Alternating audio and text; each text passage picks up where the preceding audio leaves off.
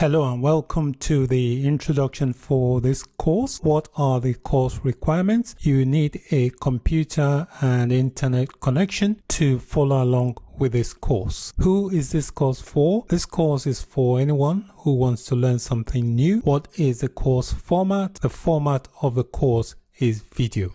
Hello and welcome to this video. I'll be showing you how to try out a Microsoft software product. Microsoft lets you try out a lot of their software products for a limited period of time, for example, 30 days or more. However, before you can try out some of the products, you will need to have either a work-related email address or a school-related email address. If you are not in school, or if you're not working, or if you don't want to use your work or your school email address, I will show you how to get around that in this video. In this video, I'm going to show you how to sign up to try a Microsoft software product. The product is called Office 365, and we're going to be trying the Business Premium Edition. The link to the sign up page is displayed on the screen. So this is the sign up page to try out Office 365 Business Premium. Now there are some steps you need to go through, 4 steps for you to be able to sign up to use the software. So we'll start from step number 1. So we have to set up an account. So you enter your email address. You can see here is asking for your work or school email address. So don't worry about that. We just enter any email address you currently have. Just enter it in this space. So I have entered some details. I've added a first name, a last name. I've added a phone number. I've added a company name. You can add any name. If you don't have a company name, just add your name. That should be fine. Or just add any imaginary company name. And then you need to select your company size. So in this drop down here, you can just select anything. If it's one person, just select one person. I'm just going to select one person. And then obviously make sure your country region is selected.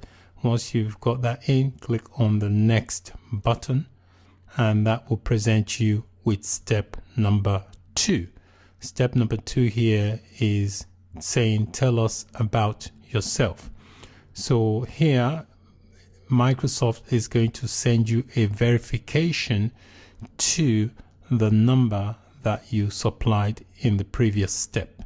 So if you click send verification code, it will send it to the number you provided. So I'm going to click send verification, and I will wait for it to arrive. So you should receive a 6-digit verification code. So enter that in here. And once you've done that, click on verify, and it will move on to the next step, which is create your business identity. So what's going to happen in this step is that it's going to create a business email address for you that you can use to interact with this software. And also you can use that email address is going to generate here to try out other Microsoft related products that requires a business email address. So here under your company name, I'm just going to type in, it'll be my company name .onmicrosoft.com. So I'm going to click to check the availability, just to make sure the name is free. You can see here it says the name is free, Blue Lime Learning Solutions .onmicrosoft.com. So this now becomes my business email address. I can use this email address to try out other Microsoft related products that requires a business email address. So let's move on to the final step, which is get Office. So click next, and then here is asking you to create your business identity. So now we have to create a user ID and password to sign in to the account created. So notice here it's got the business email address that was just generated in the previous step. So I'm just going to add a name. I'm going to just say it will be Rick at Blue Lime Learning Solutions on Microsoft. So I'm going to create a password and also confirm the password. So once you've added a password and confirmed it, on the bottom here, there's some marketing stuff here. You can uncheck it if you wish to. If you don't want to receive any emails, also just uncheck it. For me, I'm going to leave the email bit checked so that I can get email updates from them. Once you've done that, just click on sign up. And if your password is correct, and if they match, it should sign you up to the Office 365 Business Premium Edition. So if you look on this site here, it tells you that the trials, you have 25 licenses for a 30-day free trial. So you can share this with 25 people for 30 days. It tells you you've got 1 TB of cloud storage, online versions of Office on tablets, and so on. So basically these are all the software that you are going to get with the sign up. Now, this is very important here, this bit here. So it's telling you here to save this information that you will need later to set up your 365 Office Business Premium. So this is the link that you need to sign into the office.com portal. When you sign in there, then you can do your setup, and this is your user ID that you are going to use. This is my user ID, so your user ID will show up there. So that is it. We have now signed up to a Microsoft product. I don't want to go into the setup now. I can do that later by just going to this link that was provided to me. I'll sign in there, and then I can proceed with the setup of Office 365. The important thing here is that I now have a business email address, which is this one here, that I can use to try out other Microsoft related products. So that's it for this video. Thank you for watching. Bye for now. Hello and welcome to this video. I'm going to explain what Microsoft Power BI is. What is Power BI?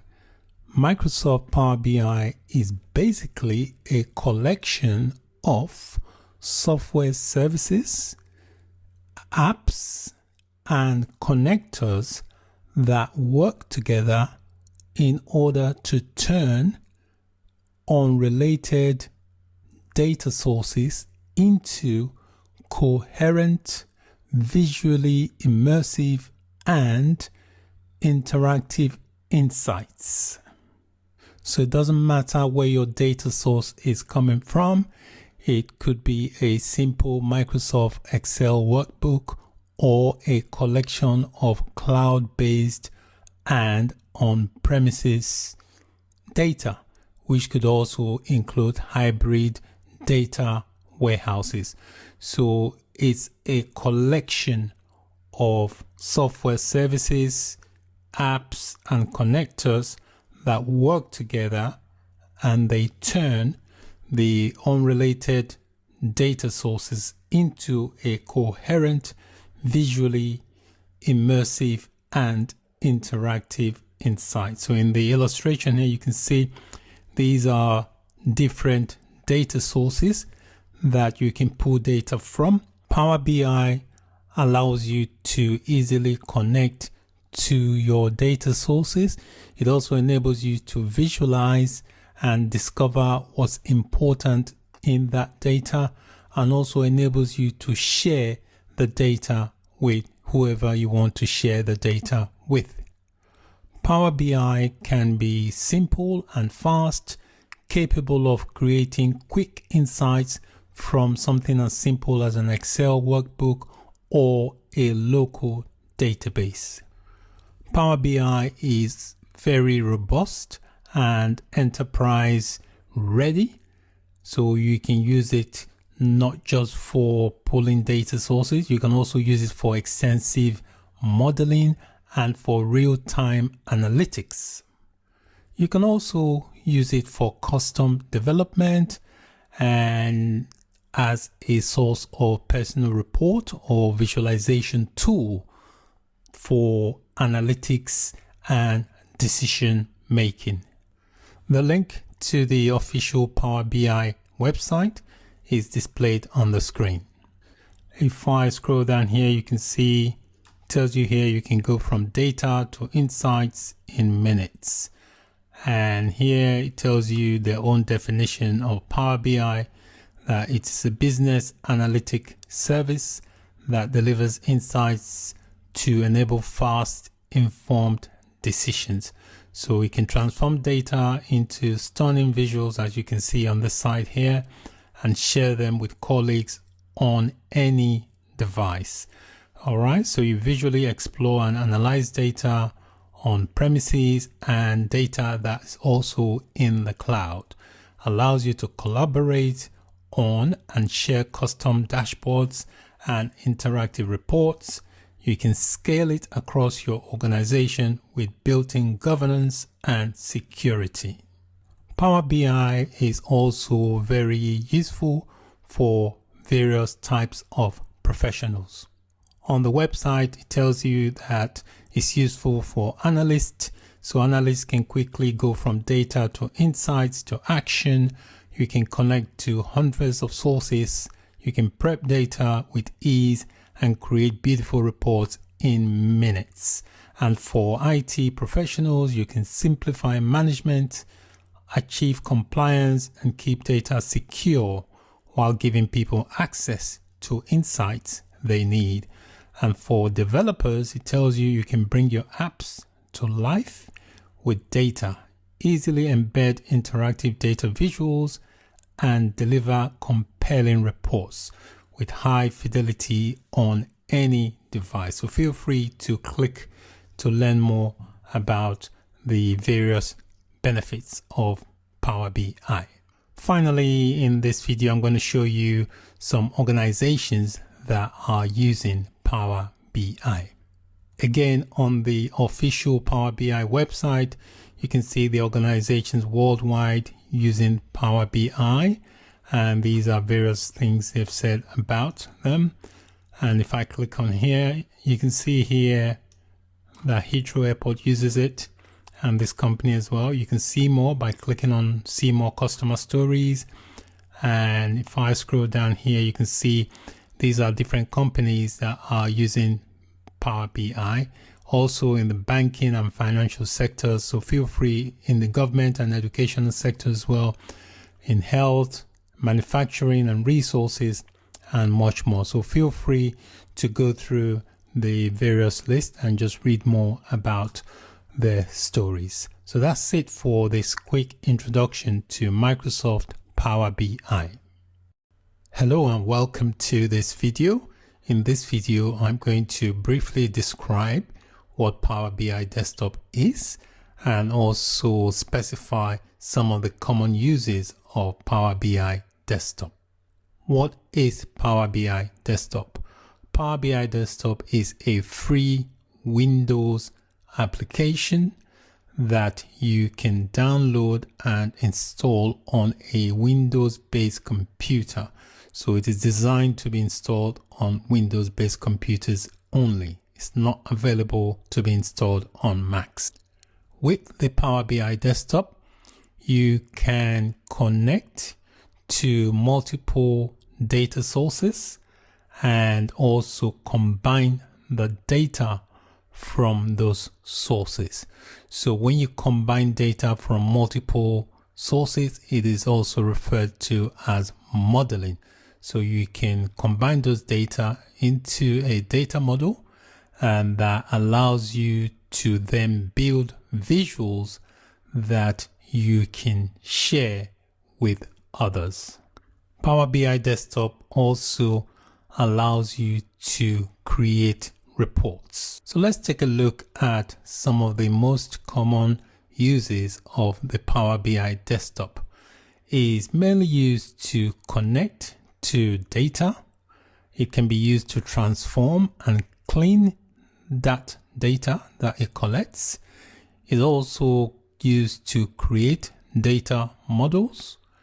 You can create visuals such as charts and graphs that basically provide visual representation of the data.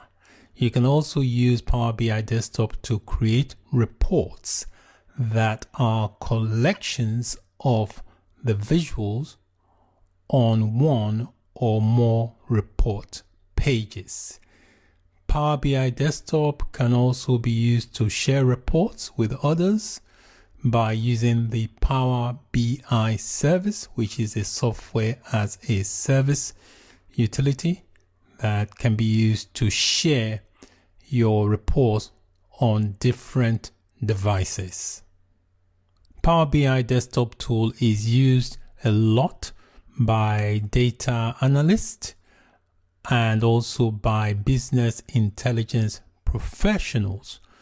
However, many people who don't consider themselves as analysts or a report creator can also use Power BI Desktop just to create compelling reports or just to pull data from various sources and then build data models from them. The data models built can then be shared with co-workers and various members of the organization. With Power BI Desktop, you can create complex and visually rich reports by using data collected from multiple sources, all in one report that you can share with others in your organization. So that's it for this video on Introduction to Power BI Desktop. Thanks for watching and bye for now. Hello and welcome to this video. In this video, I'm going to walk you through how to install Power BI Desktop on a Windows-based computer. Before installing Power BI Desktop, we need to make sure that we have the minimum requirements that will enable Power BI to run on a computer. So I'm going to start with the hardware requirements. So for hardware, you need to have a minimum RAM of 1 gigabyte. Recommended RAM is 1.5 gigabytes or higher. Okay, so if you have 1 gigabyte, it's okay. But if you want things to really work, it's recommended that you have gigabyte of 1.5 or higher. CPU is recommended that you have a CPU of 1 gigahertz or faster, which could either be an 86 or a 64-bit processor. It is recommended for the display to have the resolution set to 1440 by 900 or 1600 by 900. So this is the recommended resolution. If you have a lower resolution set such as 1024 and 1280 by 800, these are not recommended resolution. So if you don't have the recommended resolution, what will happen is that certain controls, such as when you close the startup screen and also displaying some information on the screen, will be missed out. So it's important you have the right resolution set. The display settings for the text should be set to 100% or less. I'm just going to quickly show you the settings on my computer. So I'm going to right click on my desktop and you can see here I've got display settings.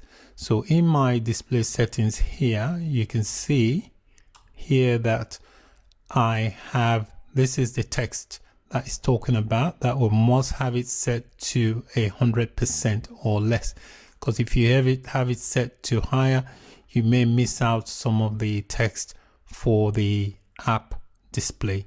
And also here I've got my resolution set. So to use Power BI Desktop, I'll need to change my resolution to either this 1440 by 900 or the 1600 by 900, okay, in order to get Power BI Desktop to display properly.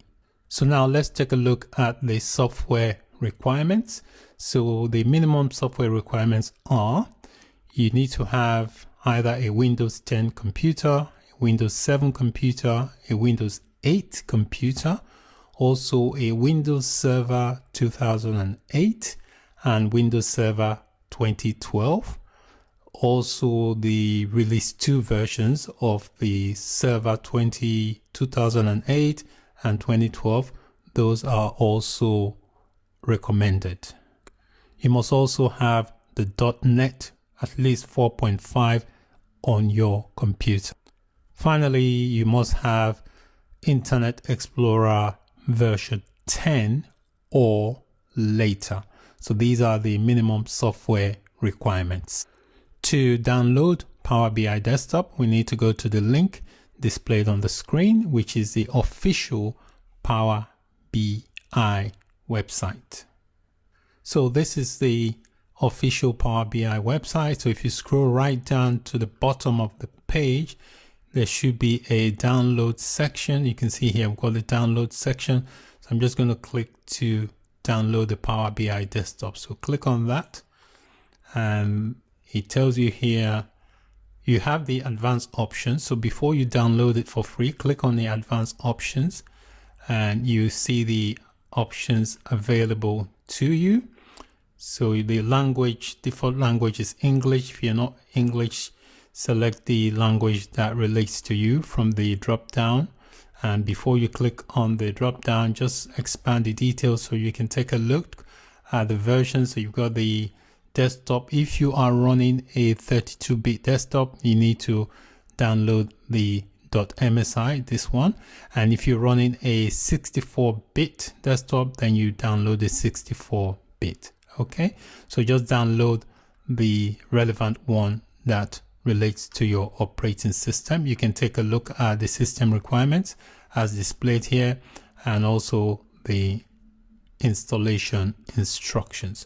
So I am just going to head back up and hit the download button to begin the downloads. I click download and you can see here it gives you the screen here. I'm going to check this because I have got a 64-bit. If you've got a 32-bit, check the 32-bit one, which is this one above. It tells you the file size. So I'm just going to click next to begin the process. You can see here the download has started on the bottom left hand corner. I'm just going to give it a few minutes to complete the download. The download of the Power BI Desktop has completed. So I'm just going to double click on it on the bottom left hand corner of my screen to run the installation files. So it saves you there. So just click on next and click to accept the license terms. Click next and it prompts you for a location. So it gives you a default location where it's going to install it. If you're not happy with that, you can change the location. So I'm going to accept the default location. I'm going to click next and it's giving you an option here that is going to create a desktop shortcut. If you don't want that, you can uncheck that. But I'm going to leave that checked because I want an icon on my desktop. And then I'm going to click on the install tab here to begin the installation. The time it takes to install obviously depends on the type of computer you have and the resources on it. Some may be faster than others. The installation of the Power BI Desktop has completed. So you can see here is put a shortcut icon on my desktop and I've got this option here to launch Power BI Desktop. I'm going to uncheck it because I don't want to launch it at this moment, and then I'll click finish. So that concludes the installation of Power BI Desktop. Thank you for watching. Bye for now. Hello and welcome to this video. In this video, I'm going to give you a brief tour of the Power BI desktop. The first time you load the Power BI desktop tool, this is the screen that you see. It's kind of like a getting started splash screen. It shows you different links on the right here. There is a link that says what's new, so you can take a look to see what has improved within the tool. And then there is a link to a forum. Power BI has an active, vibrant community that you can visit in case you have issues with Power BI desktop, and you may be able to get some help from the community. The Power BI also has a blog to keep up to date with the latest news and resources and updates of both the Power BI desktop and the Power BI service. The team keeps the blog up to date with information about new releases and also to let you know if there are any updates. They normally have a update for the desktop tool every month, and for the Power BI service there's usually some kind of update every week. So I would recommend that you regularly check back and see if there's any updates. Sometimes when you launch the Power BI desktop, you will get a pop-up on your screen to tell you there's been a new update or a new version, and you'll be prompted to download. There's also a link to a tutorial. So if you want to know more about the Power BI tool, you can click on the tutorial link. There are various resources, various videos here as well for you to watch. If you want to view all the videos, just click on this view all, and you can see all the videos and resources available for you to learn more about the Power BI desktop. If you don't want this splash screen to show up each time you launch the Power BI desktop, you can uncheck it just by removing the check from this box that says show this screen on startup. On this side of the screen here, we've got the Power BI desktop and we have different links. This get data is basically if you want to connect to a data source in order to interact with some data. So any data sources that you've used recently will be listed here. You can see here I've got all these files listed here. These are all the data sources I have interacted with recently. And then if you want to open other reports, you can click on it by using this link. So let's click on this get data link and see what it looks like. Click on that and it will open up a page here, this window here. Now you can connect to different data sources. So you can connect to a file, you can connect to a database, you can connect to Power BI, you can connect to Azure, online services, and also other data sources. So you've got Excel here, you've got CSV and so on. So there is a whole range of data sources you can connect to using the Power BI desktop. So once you find a data source you want to connect to, for example, if I wanted to connect to an Excel file, and make sure I have that selected, and you click on this connect button and that will take you to that file. So I'm going to cancel this to escape this scene. And then this is the main interface. So if you see here, it says untitled, which means this Power BI desktop file has not been saved. So when you are working with Power BI files, it's always good to save your file to something relevant to what you are doing. And this area here is just the ribbon area. It contains different tools and icons that you can work with. And on the left here, we've got different views. The default view is the report view. After the report view, you've got the data view, and then you've got the model view. This area here is obviously the canvas. This is where you create visualization of the data that you have imported into your Power BI desktop. So we've got different visualization here that you can use to create visualizations from the data you have imported. So we've got things like stacked bar chart, stacked column chart, and so on. So depending on what type of visuals you want to create, these are the tools that you can use. Okay, you can also filter information here, and you can drill through the data that you have in order to create different types of visualization. On the startup splash screen, there is a link I showed you earlier where you can click to get data. You can also get data from within the Power BI desktop interface from here. So if you click on this option here, there are different data sources you can connect to. You can click more, and that will launch this interface where you can select the type of data source you want to connect to. So that is it for this video. This was just a quick introduction to the Power BI desktop interface. Thank you for watching. Bye for now.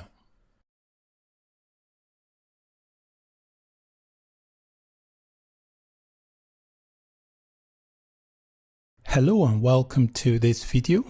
In this video, I'm going to give you a quick overview across the whole of the Power BI service. So I'm going to connect to some data.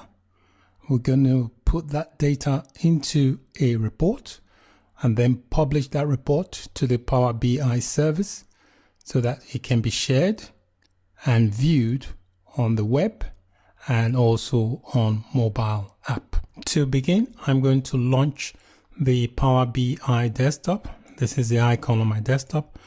If it's the first time you're launching it, it can take a while to open up, so please be patient. So just double click to launch it. When the Power BI desktop launches, you are presented with this screen. You have this screen here that says welcome to Power BI desktop.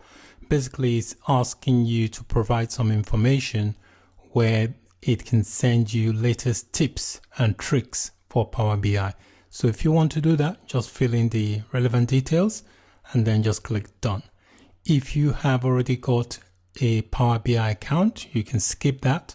I've already got a Power BI account, so I'm going to click on this option here, this link that says already have a Power BI account, sign in. So I'll click on that link and that will present me with this sign in option. So I'm just going to add my username there for Power BI. I'll click on sign in. It will prompt me for my Power BI password. So I'm just going to enter my details. Now that I've entered my password, I just click sign in. Once you sign in to the Power BI desktop, this is the screen you'll see. This interface here, you can uncheck this box if you don't want it to show this screen each time you start up, but I'm going to leave the checkbox on. So the first thing we want to do is get some data. So click on this link here that says get data, click on that, and it's going to give you this get data option. You can pull data from different sources in Power BI. So if you want to work with different types of data, databases and so on, you can connect. But to make things simple, I'm just going to connect to a simple Excel data that I have already prepared. This will be available for you to download. So I'm going to click on, I've got that selected. I'm then going to click on connect. Okay. And then it's going to give me where to pick the data from. So I've now browsed to my desktop. This is the file here. I'll click on that and click open. What happens? The Power BI desktop connects to the Excel spreadsheet and then shows the data that is within the spreadsheet.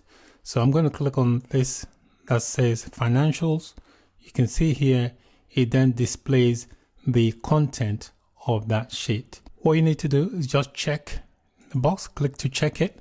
And then on the bottom here, there is an option to load the data. So click on load and that will load the data into the Power BI desktop. So we'll give it a few minutes to load the data. The Power BI desktop, after connecting to the Excel data, then reads all the rows of data in the spreadsheet. So if we look on this right hand side here where it's got fields, if I expand this here, we should be able to see these are all the columns that were brought in from the Excel spreadsheet I loaded. I'm going to end this part of the video here. In part 2, we are going to build some visualizations and some charts based on this data we have connected to. Thanks for watching. Bye for now. In this part of the video, we are going to build some visualization and charts based on the data that we have connected to. To build the visualization, I just need to drag the columns or fields that I want to use into this canvas area. So I'm going to drag this product here and drop it in this canvas area. And this basically is a text-based information. Now, if I want to add some numerical data to that, I can add this sales column. I just drag that and drag that on top. And you can see here the sales field is numerical, while the product field is a text-based field. As you can see, we have automatically aggregated all of the data from the Excel table based on each of the different products. If I want to build some charts instead, I can do that. For example, I can drag this numerical field here and drop that there. All right. And what I can also do with this field, if I want to control the type of chart, I've got the space to do that. You can see on that visualization, we've got different types here. So I can just select, for example, I'll select this bar chart. All right. But you've got different types of charts that you can work with. Now, if I also want to view this by segments, I can drag the segment field here and just drop that in there. And you can see here it's been able to visually display how the sales are represented based on the segment. So you can tell here the government here has got most of the sales. Most of the sales was made to the government, and then we've got sales to the small business, and then enterprise, and then we've got the mid-market, and then we've got this. So just visually looking at this, you can tell where most of the sales took place. The next thing I'm going to do is drag another field here. So here I've got the country field. I'm going to drag that and drop that on the canvas here. I'm just going to drag to extend that. And you can see here with this country field that I dragged over, because we have some geographical data here, the Power BI understands that and decides to plot it on the map for us. You can see we've already got data added inside this canvas. Based on that, Power BI has plotted it on the map here for us. This is a really simple report, so I'm happy with it. So the next thing to do is to save this report. So I'm going to go File and do Save As. You can save it anywhere you want. So I was saving it on my desktop, and I'm just going to give it a simple name. I'm going to call it My First Report. And you can see it has to be saved under the Power BI file extension. It automatically does that for you anyway. So just click on Save, and that will save the report wherever you have specified. So you can see now it displays the name of the report, My First Report - Power BI Desktop. I'm going to end this part of the video here. In the part 3, we are going to publish the report to the Power BI service. Thanks for watching. Bye for now. In this part of the video, we are going to publish our report to the Power BI service. So if we take a look at the menu here, there is an option to publish. So if you click on that, to publish the report to the Power BI service, just select where it's got destination, just select the default and click select. And what that would do, it will publish the report to the Power BI service. It's telling you success. It has published it to the Power BI service. So this is the name of the report. So if you click on it, it will open up the report in the Power BI service. It will open up exactly the same report that you have on your Power BI desktop. So you'll be presented with this interface again, prompting you to log in. If you've not already signed in, just click on sign in, and that should bring up another interface. Just enter your username and then password. Once you've entered your password, just click on sign in to sign in to the Power BI service. You may get a prompt, just say no.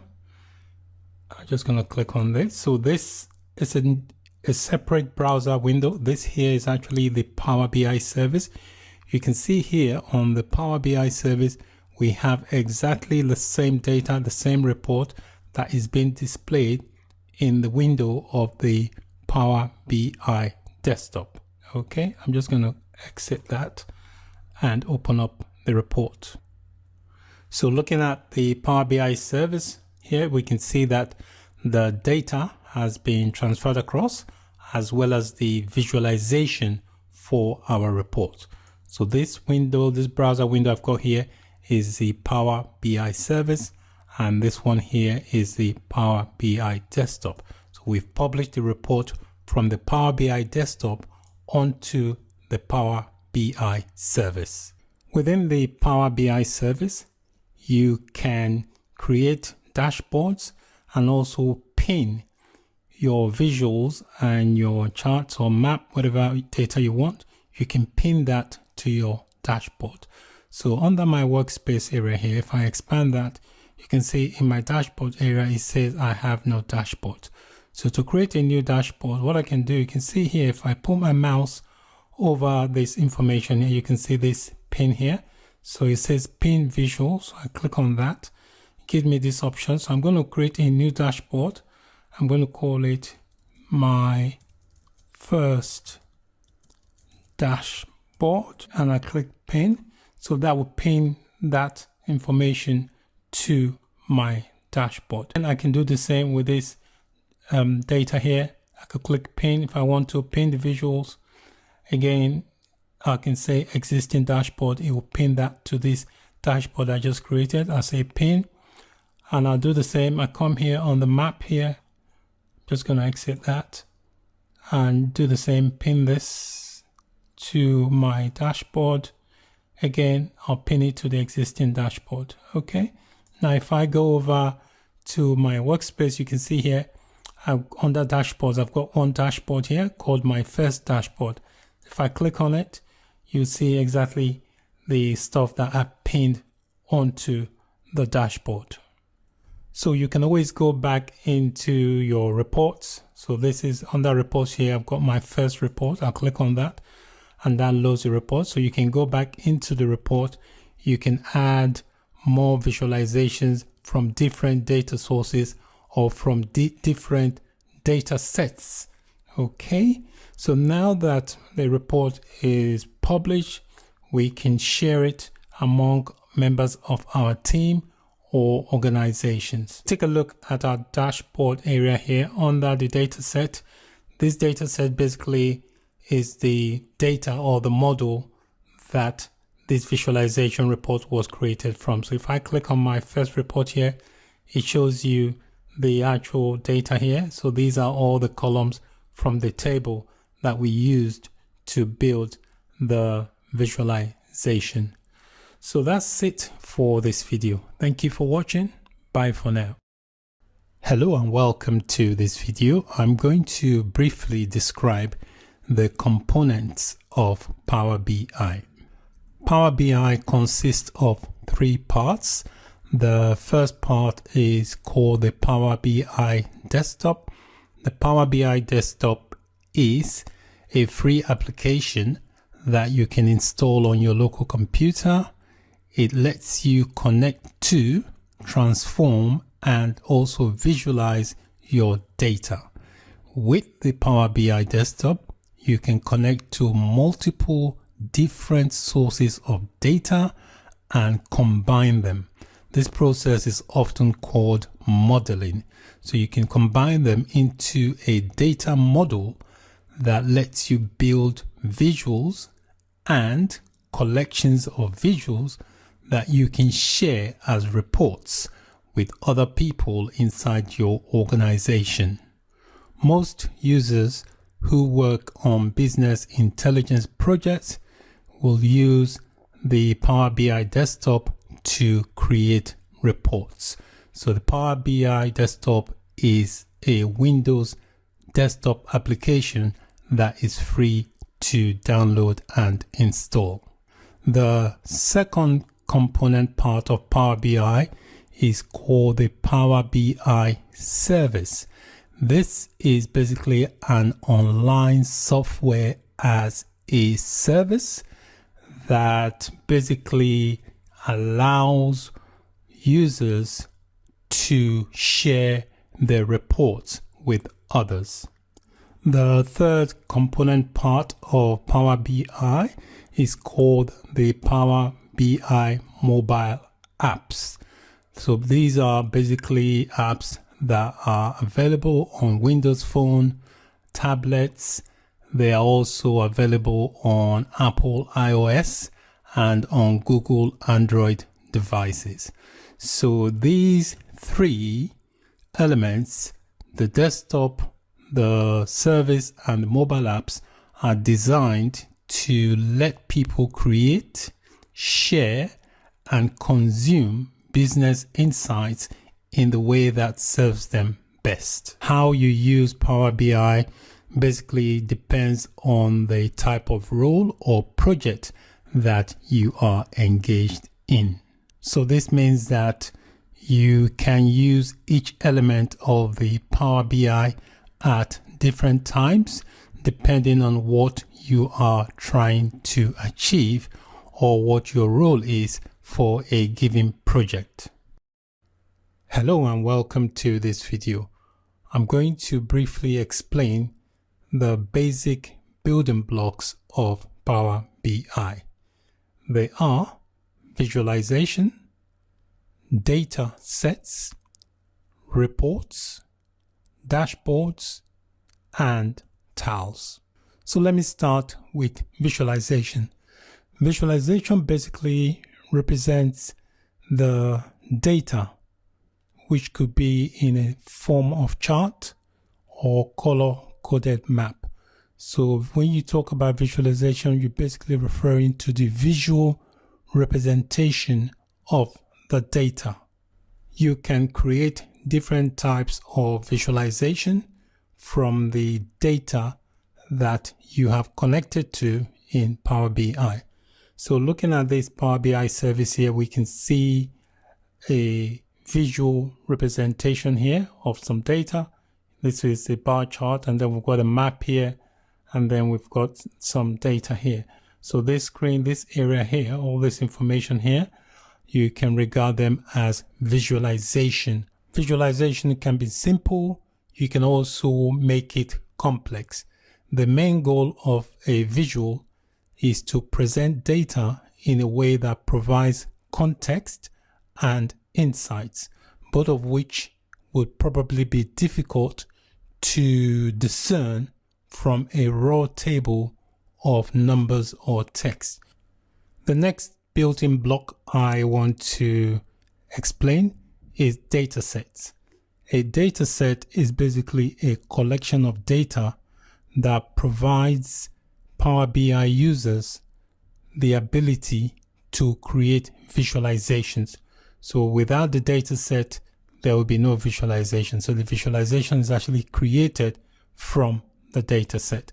So if we take a look inside this Power BI service here, you can see here under data set, if I click on this data set, which says my first report, we can see the data set. So this is my data set that contains all these fields.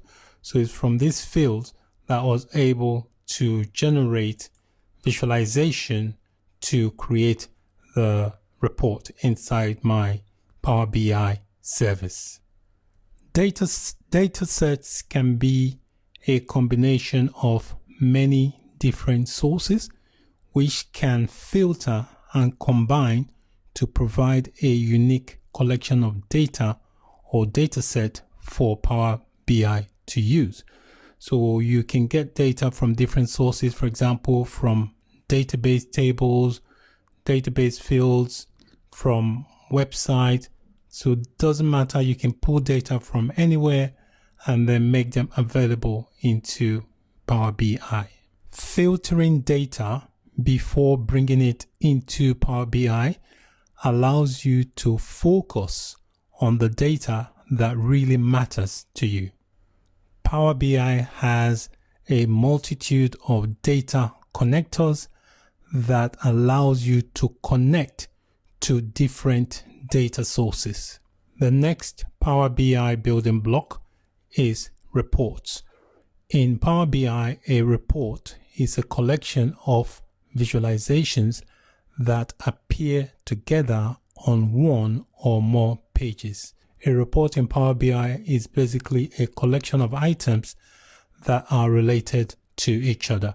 So looking on the screen here, this is a report that was created from visualization of the data set.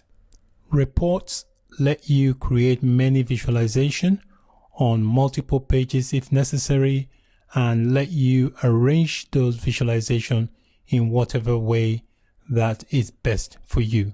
So you can either create it on one page or you can spread it across multiple pages. The next Power BI building block are dashboards. When you're ready to share a single page from a report or a collection of visualization, you create a dashboard.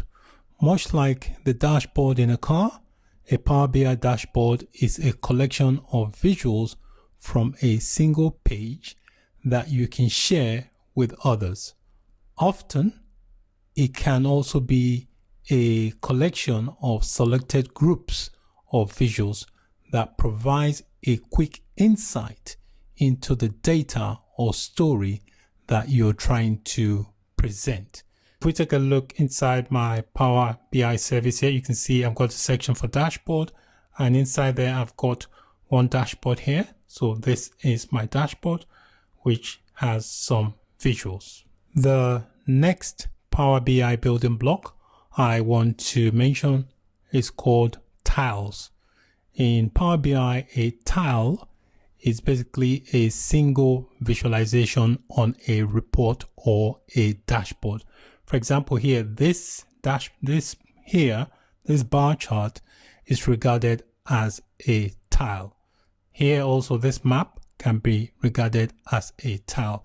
When you are creating a report or a dashboard in Power BI, you can move or arrange the tiles the way you want. So these tiles you see here, they're all movable, and you can also resize them and move them around. In this video, I explained some of the basic building blocks of Power BI. Thank you for watching. Bye for now.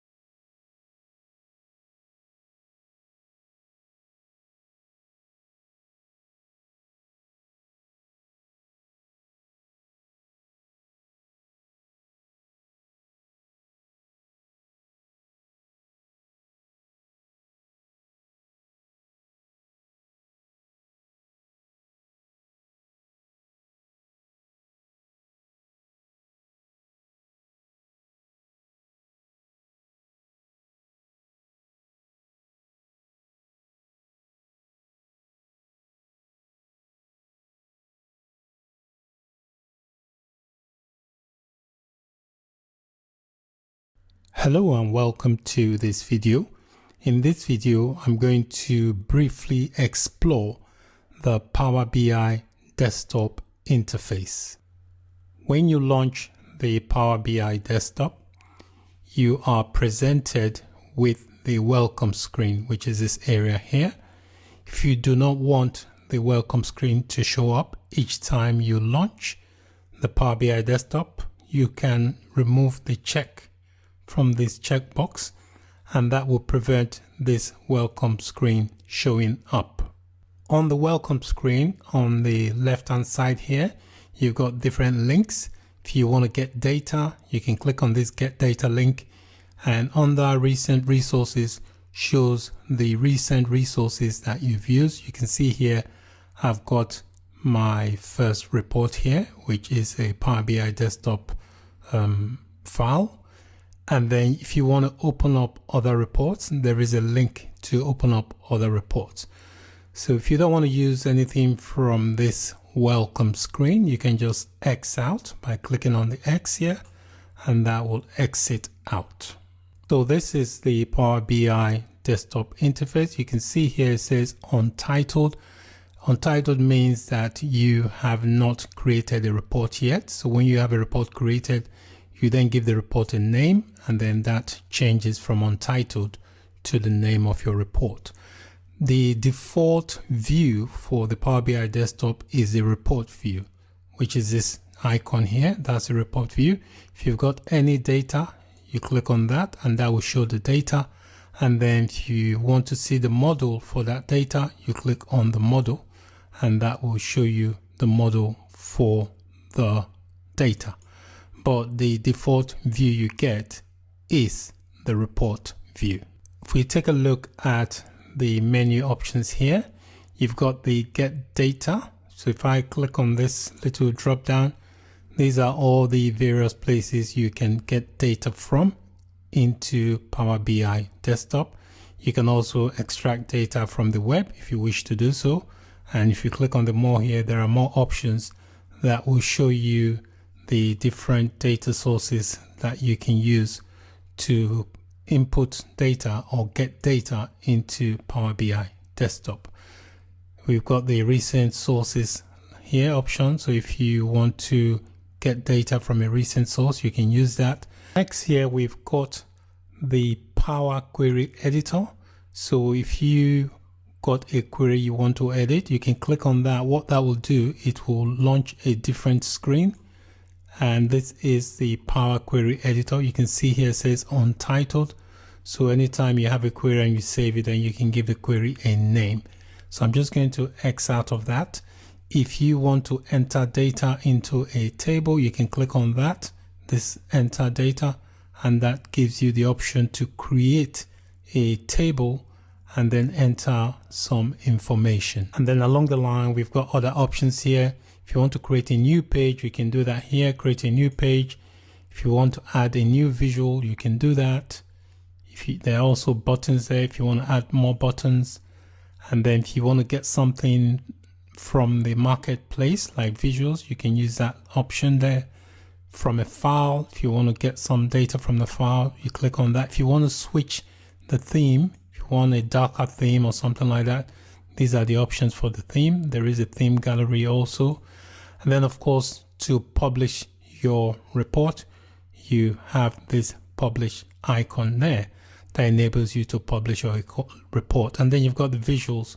So if you want to create different types of visuals, bar chart, and so on, these are all the visuals you can use to create the relative visuals based on the data that you're interacting with. And we've got the file menu here.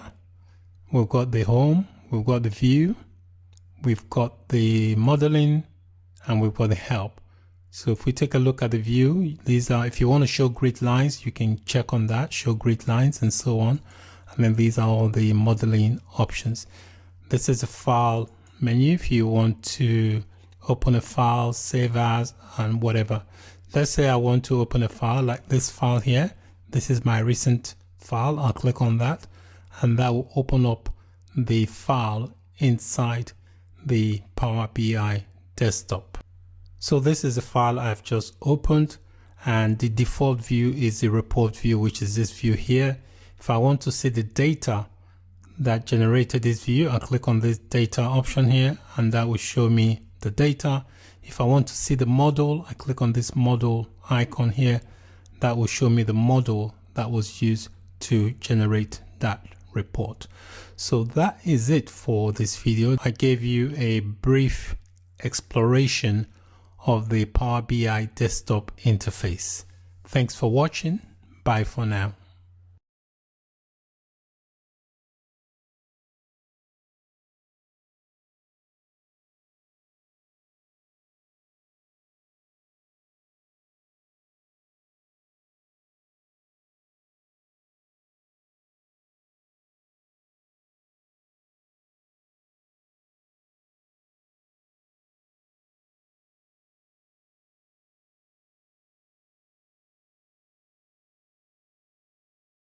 Hello and welcome to this video. In this video, I'm going to briefly explore some of the elements of the Power BI service. Once you have signed in to the Power BI service, you'll see the welcome screen here that just greets you. And this screen here, if you can't see this screen here, you need to click on the Power BI homepage. This is the Power BI homepage that will give you this interface. So depending on the data that you've already added to the Power BI service, it will reflect in this screen here, this home screen. So on the left here, we have got the navigation pane, and this here is known as the Office 365 app launcher. This enables you to launch an app that you can interact with inside the Power BI service. So if I click on this here, it will launch the Office 365 apps. So if there's any apps you want to work with inside the Power BI service, you can access it from there. Next, if we take a look at here, we have some icons here, including the settings icon. So if you just move your mouse over these icons, it will tell you what the icons, what they represent.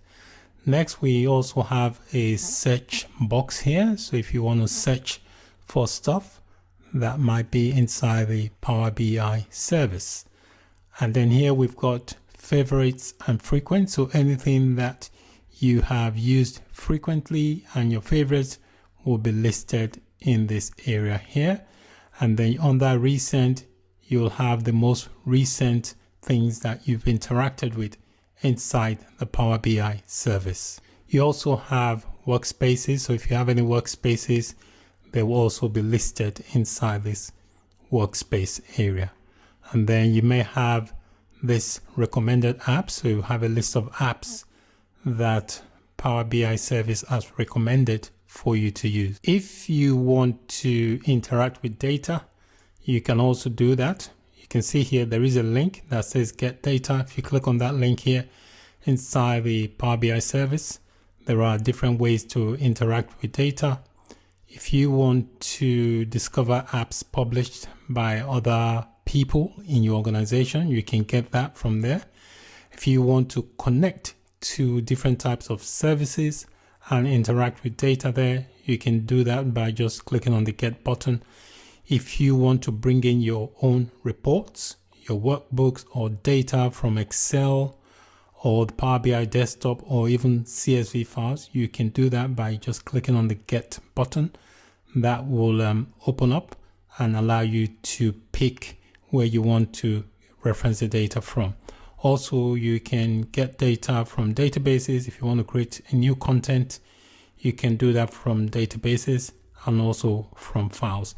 But if you want to discover existing content, you can do that using this My Organization and then the services. Your end users for your reports and dashboards will have the same view as you have because you are viewing all this inside the web browser. So they will have the same access to what you can see.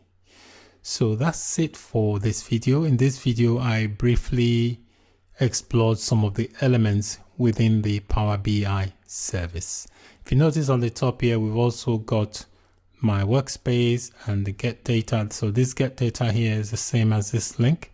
So you can also access it from there. If you want to return back to the Power BI homepage, you just click on this icon here that says Power BI, and that will take you back to the home screen. So that's it for this video. Thank you for watching. Bye for now. Hello and welcome to this video. In this video, I'm going to introduce you to what apps are in Power BI. What is a Power BI app? A Power BI app is basically a collection of reports and dashboards that are located in one place. An app is a Power BI content type, which basically combines related dashboards and reports all in one location. An app can have one or more reports and dashboards all bundled together. An app is usually created by a Power BI designer who distributes and shares the app with consumers. Before you can use the app's feature inside your Power BI service, you require a Power BI professional license. So without the pro license, you will not be able to use these features of the apps. Although Power BI allows you to try the pro version for a limited period of time. Once you have signed in to your Power BI service, you can access your apps. If you've got any apps installed, they will be located under this icon here that says apps. So as you can see here, I've got no app listed. It says I don't have any. If you want to get an app or search for an app, you can search for it here under the search bar, or you can click on this get apps option, click on that, and that will open up the location. It tells me here I don't have any content from my organization. You can also search for apps there is a link here that says find more apps and consulting services at App Source. So click on that. That would take you to where you can get more apps. So depending on what it is you want an app for, you've got different options to select from, and you can also do a search as well inside the Microsoft App Source. And if you scroll down, you can see some featured apps that have been featured here. So if there's any here that you like, there are some that will be on a free trial, and some you can just click on the get it now, and that will take you to where you can get the app. So apps are quite useful. They are easy to find and install in the Power BI service. After you install an app, you really don't have to remember the names of a lot of the different dashboards because they are all bundled together in one app inside your web browser or your mobile device. Whenever the app author releases updates for your app, you automatically see the changes. The author also controls how often the data is scheduled to refresh. That way you don't need to worry about keeping it up to date. So that's it for this video. In this video, I gave you a brief introduction to what apps are in Power BI. Thank you for watching. Bye for now. Hello and welcome to this video. In this video, I'll be showing you how to connect to a data source from the web. Imagine that you are trying to retire and you are looking for places to live, and you have some criteria that you want to check to make sure that the places you want to live meets those criteria. For example, you might want a place that has a lot of sunshine, low crime rates, good healthcare. Or perhaps you are a data analyst or a data scientist that is looking for information to help your customers. There's a website we can go to. It's called Best Places to Retire, and it basically ranks each of the states according to the places to retire. So the link displayed on the screen is the website we're going to go to. So this is where we are going to connect and interact with some data. So this is the website that I have just connected to, and this is a link in case you haven't got it. If I scroll down here, you see some information. You can see here it says ranking of best and worst states for retirement. So these are some useful information that you can connect to and interact with inside your Power BI desktop. I have just launched my Power BI desktop. When you launch the Power BI desktop, if you have this option checked that says show this screen on startup, you get this screen. So to connect to a data source, you can either click on this get data link, or you can access the same link from within the Power BI desktop interface. So I'm going to X out of this startup screen, and I'm going to click on this get data option.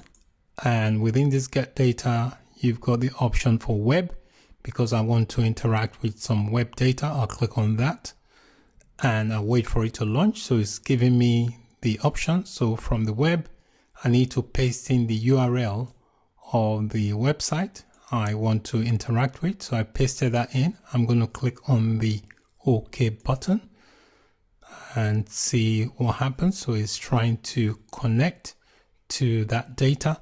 So what's happening here is that the query functionality of the Power BI desktop contacts the web resource and shows inside this navigator window what it has found. So you can see here it's found the document which relates to the site, and it also contains a table. Now what we're interested in here is this table. So I'm just going to click to check it, and you can see here it previews the data inside this table. So we've got three options here: one to load the data, one to edit the data, and one to cancel. Before you load data inside the Power BI desktop, you can decide to clean and transform the data with the Power Query Editor. And in order to access the Power Query Editor, you just click on this edit button. So let's assume we want to adjust some of the data to make it meet our needs. Now, the process of adjusting data that you are connected to is called shaping. So I'm going to click on this edit button here, and that will bring up the Power Query Editor. So you can see here it's brought up the Power Query Editor, and we can see the preview of the data. So now that we've got this, we can make some modifications, that is shape the data before we actually load it inside the Power BI desktop. So I'm going to end this video here, and in the next video we will look at shaping the data that we've just connected to. Thank you for watching. Bye for now. Hello and welcome to this video. In the previous video, we were able to connect to a data source from the web using Microsoft Power BI Desktop. What I want to do in this video is to focus on cleaning that data, transforming it using the Power Query editor. So any modifications you make with the original data source can be regarded as transforming the data or shaping the data. In the previous video, we connected to a data source from the web, and we did not actually load the data. What we did was we clicked on the edit button in order to try and make some changes to that data. So when you click on the edit button, it gives you the Power Query editor.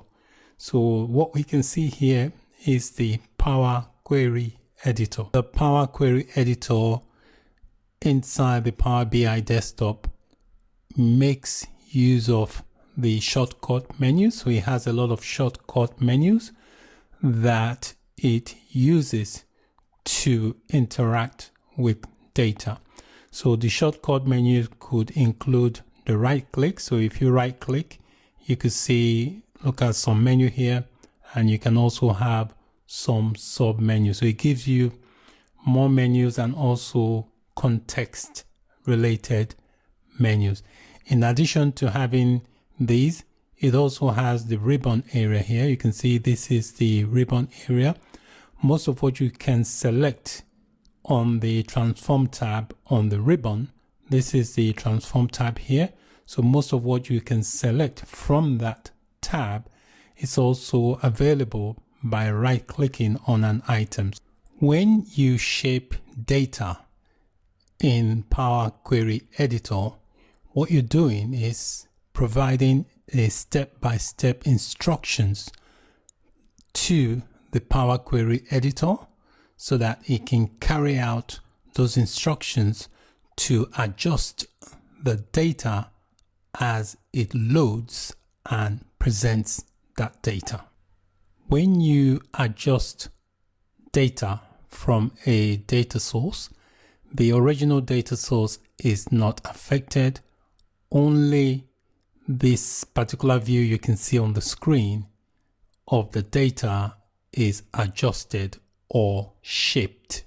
The steps that you specify to adjust the data, for example, if you want to rename a table, transform a data type, or delete columns, any step you specify is recorded by the Power Query editor. Once it does that, those steps are then carried out each time the query connects to that data source, so that the data is always shaped the way you have specified. This process occurs whenever you use the query in the Power BI desktop, or whenever anyone else uses your shared query, for example, inside the Power BI service. The steps specified are captured in a sequential manner under the applied steps in the Power Query settings pane. You can see here on the right, this is the query settings pane. So any steps that you have specified will be captured in this pane. When you connect to data using the Power BI desktop, before you bring that data inside the Power BI desktop, the data types in some of the columns may vary, or you may have different or mixed data type. So as part of the transformation, you can manually change the data types. Let's assume that we have this column here that has mixed data type, and we want to change the data type before we actually load that data into Power BI desktop. So what you can do, you can manually right click here, and inside that menu here you can do change, and where it says change type, you can specify whatever data type you want to convert it to. However, you don't necessarily have to do that because the Power Query editor is quite clever. The Power Query will detect if a column of text should be numbers or vice versa, and it will automatically change that data types when it brings that table into the Power Query editor. So this is a Power Query editor. So before that table was brought into the Power Query editor, the Power Query would have automatically changed the data type. And anytime the Power Query editor does something, it records it under the applied steps. So if we look at the query settings here, under the applied steps, it just tells you the steps that have been taken so far. You can see here the first time we connected to the data source, and then we displayed the information from that data source inside the navigation pane, and Power Query has automatically changed the data type. You can see here it says change type. So these are the steps that the Power Query editor has performed so far. If you want to remove any of these steps, you just click on the X, and that will remove the steps from the applied steps. I'm going to end this video here. In the next video, we are going to connect to another web data source that we want to use in building our report. Thanks for watching. Bye for now.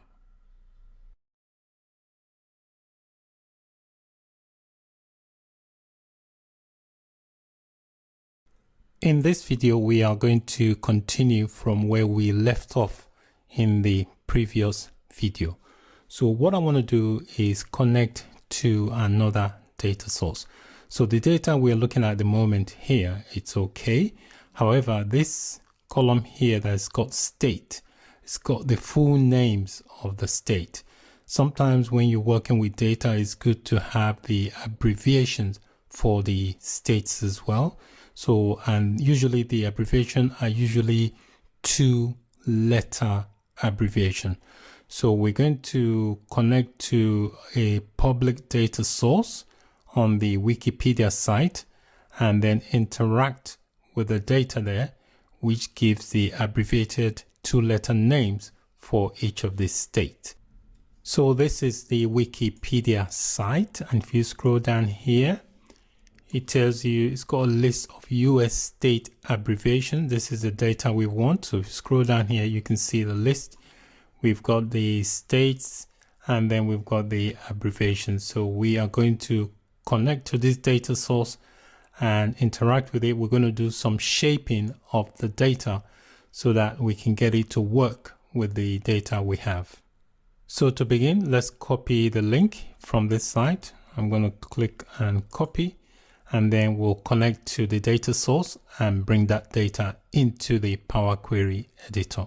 So we've got the Power Query editor here. So under new source inside the ribbon area, just click on the drop down and select web.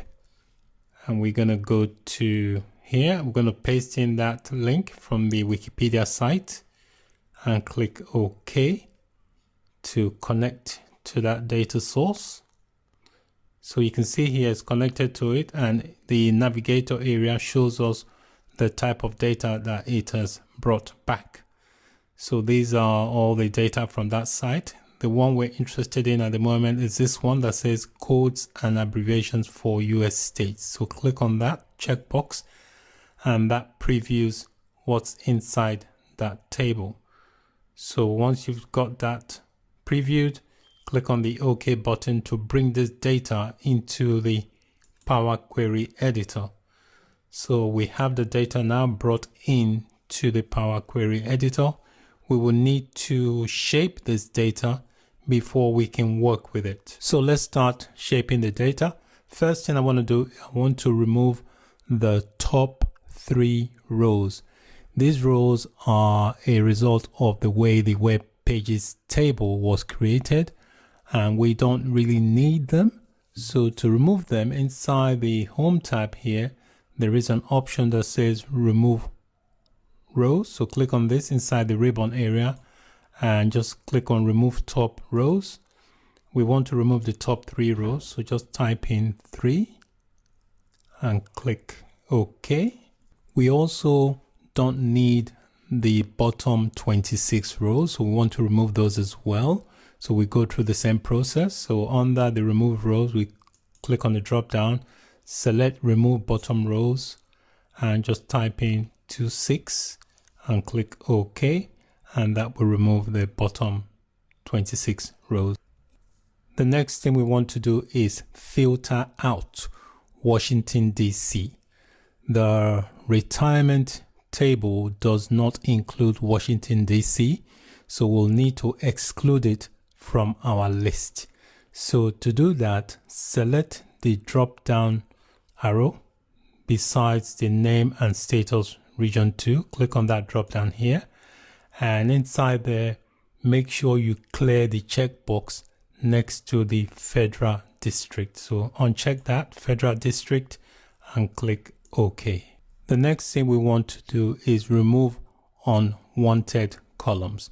The only columns we're interested in here basically is the column for the states and then the abbreviated name. So we want to be able to map each state to its official 2-letter abbreviation, and that information can be found in the 2nd and 5th column. So this is the first column, that's the second. We want this second column, and then we want the 5th. So this is 3rd, 4th, 5th. So what we want to do, we want to select all the columns that we don't need and we'll remove them so that we are left with just 2 columns. So to select the columns we don't need, just click on the first one and then you can hold down the Control key and then select the others you do not want to keep. So I'll select this one. I'm keeping this second column. I'm not keeping that. I am keeping the 5th column. So I'm keeping column 2 and column 5. So this is 1, 2, 3, 4, and 5. So I'm clicking on the columns that I want to remove. So I'll select that, select that, select that as well. And I'll scroll, select this, select that. So make sure you've got all the columns selected that you want to remove. Once you've got that selected, click on the remove columns option, click on the drop down and click on remove columns, and that will remove all the columns. You can see I've still got this one here, so I need to make sure that is removed. All right, so now I only have 2 columns. We have the names of the states and then the corresponding 2-letter abbreviated names. The next thing we want to do, we want to use the first row as headers because we removed the top 3 rows. The current top row is the header we want. So to do that, while that is selected, we click on here. It says use first row as header. Highlight that and click that. All right, so use first row as header is selected. If you look on the right hand side here under applied steps, it is recording everything we've been doing from the time we connected to the source data to the navigation page. So every action we take is recorded in this applied steps. If you can't see these query settings show up, just go to click on the view tab and select query settings, and that will show the applied steps. The sequence of the applied steps is important in that it can affect how the data is shaped. So you can see the sequence of steps. So any steps that you're not happy with, you can always delete that step just by clicking on the X. All right. So if you remove a step from the applied step list, subsequent steps might not behave as originally intended because of the impact of the query's sequence of steps. So make sure that your steps are in the order that you want them. So let's continue with the shaping of our data. Next thing I want to do is rename the columns of the table and also the table itself. So let's rename the columns first. So I've got this highlighted. I'm going to right click and there is an option for rename. So I'm going to click rename and I'm going to call this state names. And I'm going to do the same for this column here. I have it selected, right click, and I'll click on rename. And I'm going to call this one state code. So I've now renamed my two columns. Also, what I want to do, I want to rename the table, this table here called codes and abbreviation. I'm going to right click on it and rename it to say state code. So I'm just going to call it state code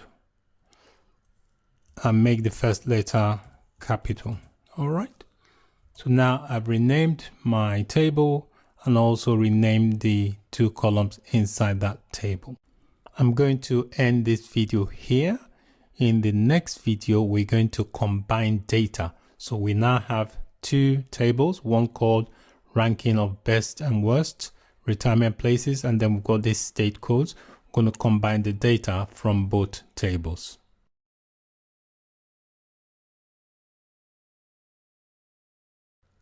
Hello and welcome to this video. In this video, we are going to combine the data from the two tables we have inside our query editor.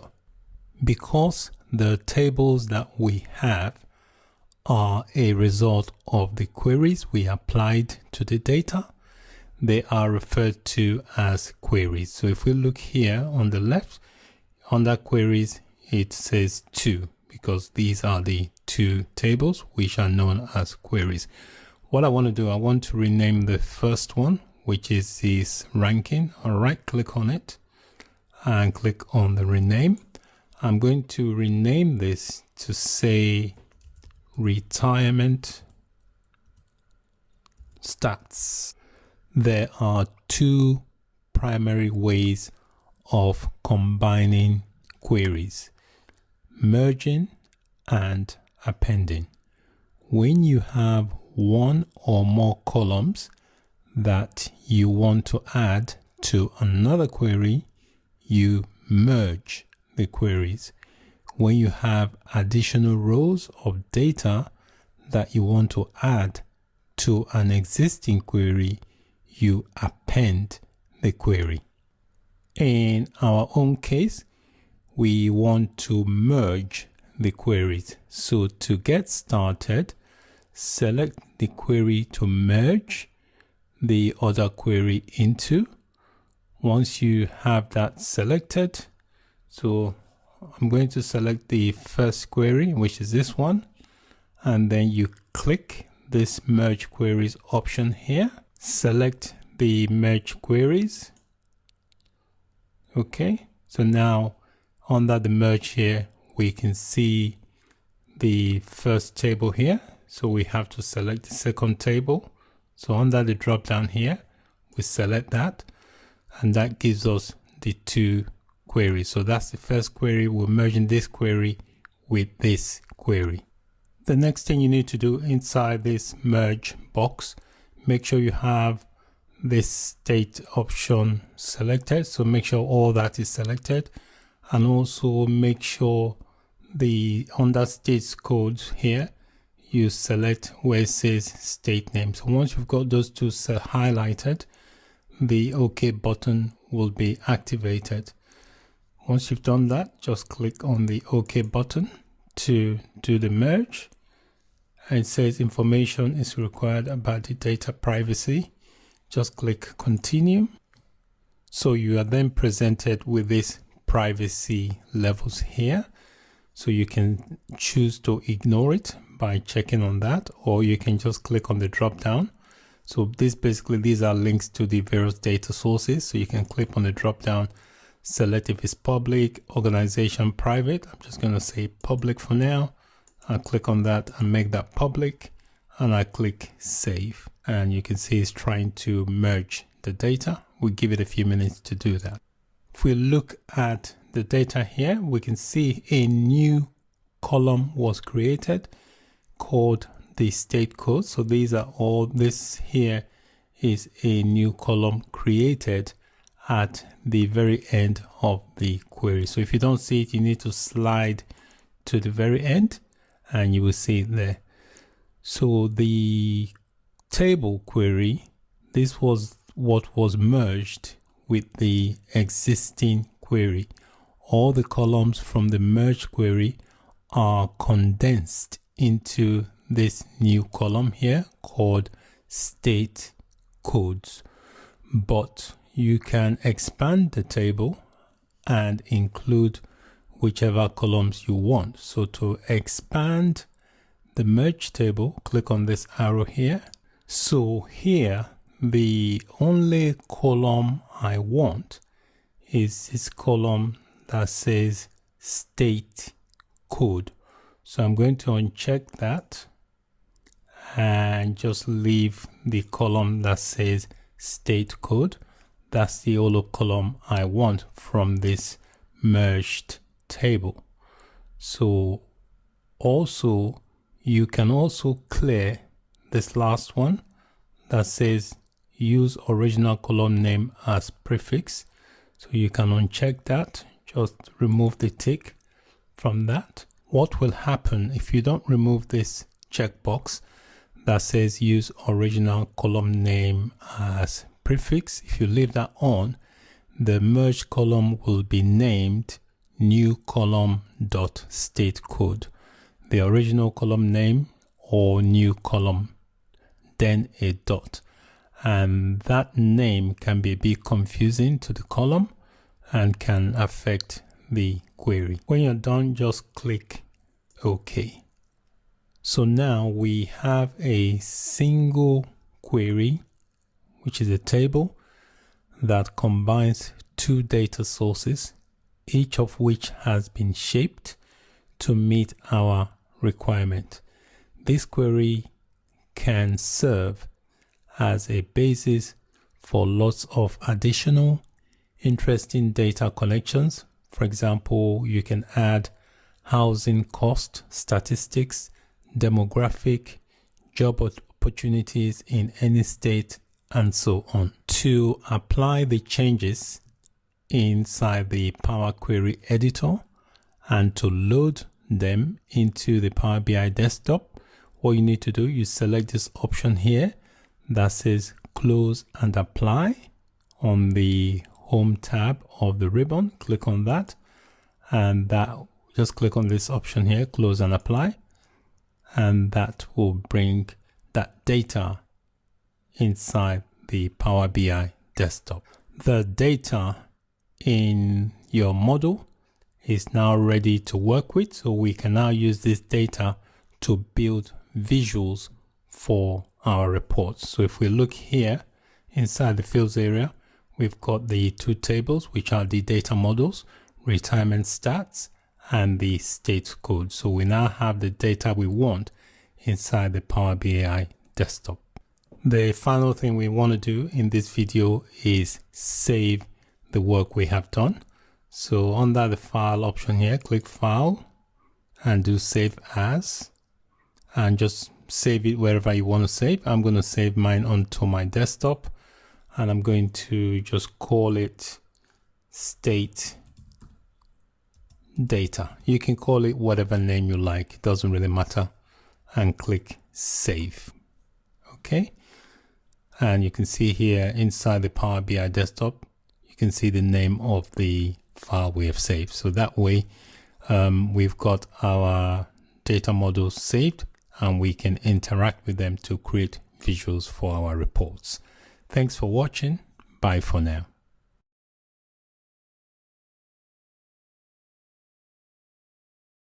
Hello and welcome to this video. In previous videos, we connected to two separate data sources.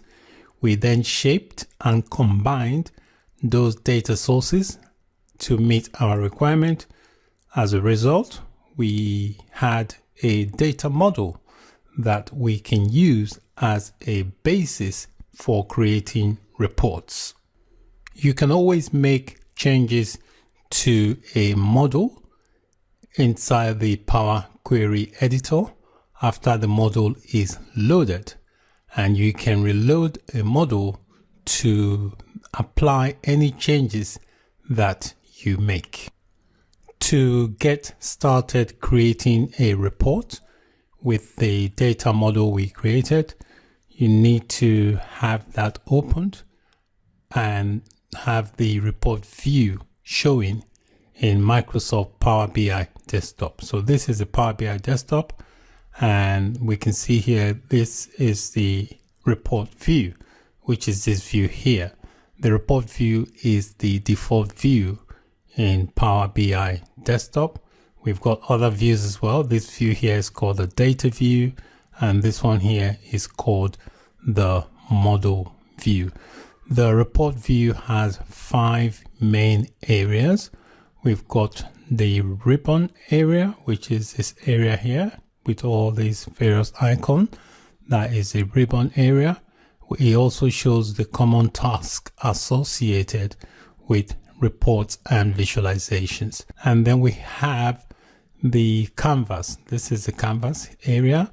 The canvas area is where the visualization are created and arranged. So you can move the visualization around once you've created them. Then we've also got the pages. The pages basically is the tab along the bottom. Okay, so this area here is, you can see here it says pages. So if you want to add a new page, just click on the plus sign, and that enables you to add a new page to the report view. And then we have the visualization pane.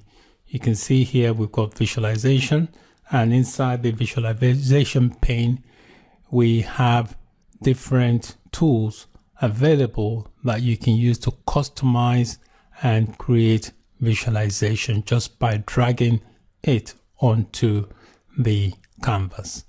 Then we have the fields pane. You can see here it's got fields, and the field pane is where you query elements, and also filters can be dragged either onto the report view or into the filters area of the visualization pane. So this is the filters area. The visualizations and the fields pane can be collapsed. You can see here just by selecting this, you can collapse that. Click on that, that collapses it. And the fields also can be collapsed, and you can bring it back up. To start creating visualization, we just need to drag a field from the fields here onto the report view. So I'm just going to click on this just to expand, and that shows you all the fields. So I'm just going to drag a field. So here, this is a state. I'm going to drag the state field and just drop it on the canvas. That is a state field from this retirement starts. And you can see here, it displays some information. So the items you drag onto the canvas are movable.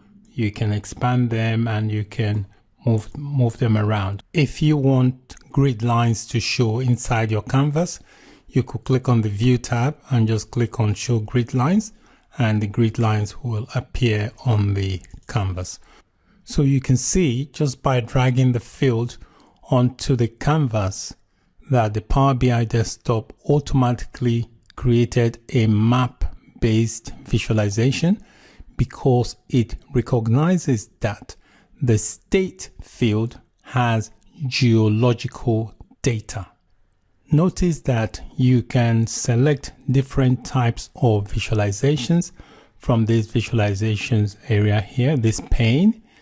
Then in the area below those icons here, you can also drag fields to different areas to apply a legend or change the visualization in other ways. You can create more than one visuals on a report page.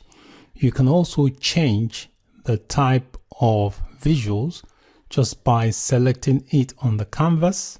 So you can see here this visual is selected on the canvas, and if we look in the visualization pane, you can see it is highlighted here, which shows that we have a map, which is the globe icon. But we can change that to another type of visualization. For example, I'm going to click on the next one here, which says field map. If I click on it, you can see here it changes the type of visualization. I'm going to end this part of the visualization here, and we will continue in part 2. Thank you for watching. Bye for now. Hello and welcome to the part 2 of creating visuals in Power BI. In the part 1, we created a single visual representing data from one field in our data model. You can format your visuals. For example, if I wanted to change the color on the visuals, I can do that. In this area here under the visualization, click on this icon that looks like a paint roller. Okay, that's the formatting options, and it gives you different options that you can use to format your visuals. For example, here I've got the data colors. If I want to change that from this default color, I'll click on this to expand it, and I'll click on the drop down. I can select a random color. So let's say I select that one. You can see the color has changed on the map. If I don't like that color, if I want to revert to the original default color, I just click on revert to default. But feel free to experiment with different formatting options. So every visualization option has different types of formatting that you can apply to them. You can have multiple visuals on a single page in your report view. So this here is just page 1, just one page. So if I want to add more visuals, I can do that. So I can come here and just drag another field into this area here. So I can come and drag this state field. And if I want to add another field inside this same visual, for example, state code, I can drag that in. So you can have multiple fields inside one visual. So the visual you have can represent data from multiple fields. This one here represents data from just one field, and this one here represents data from two fields, the state and the state code.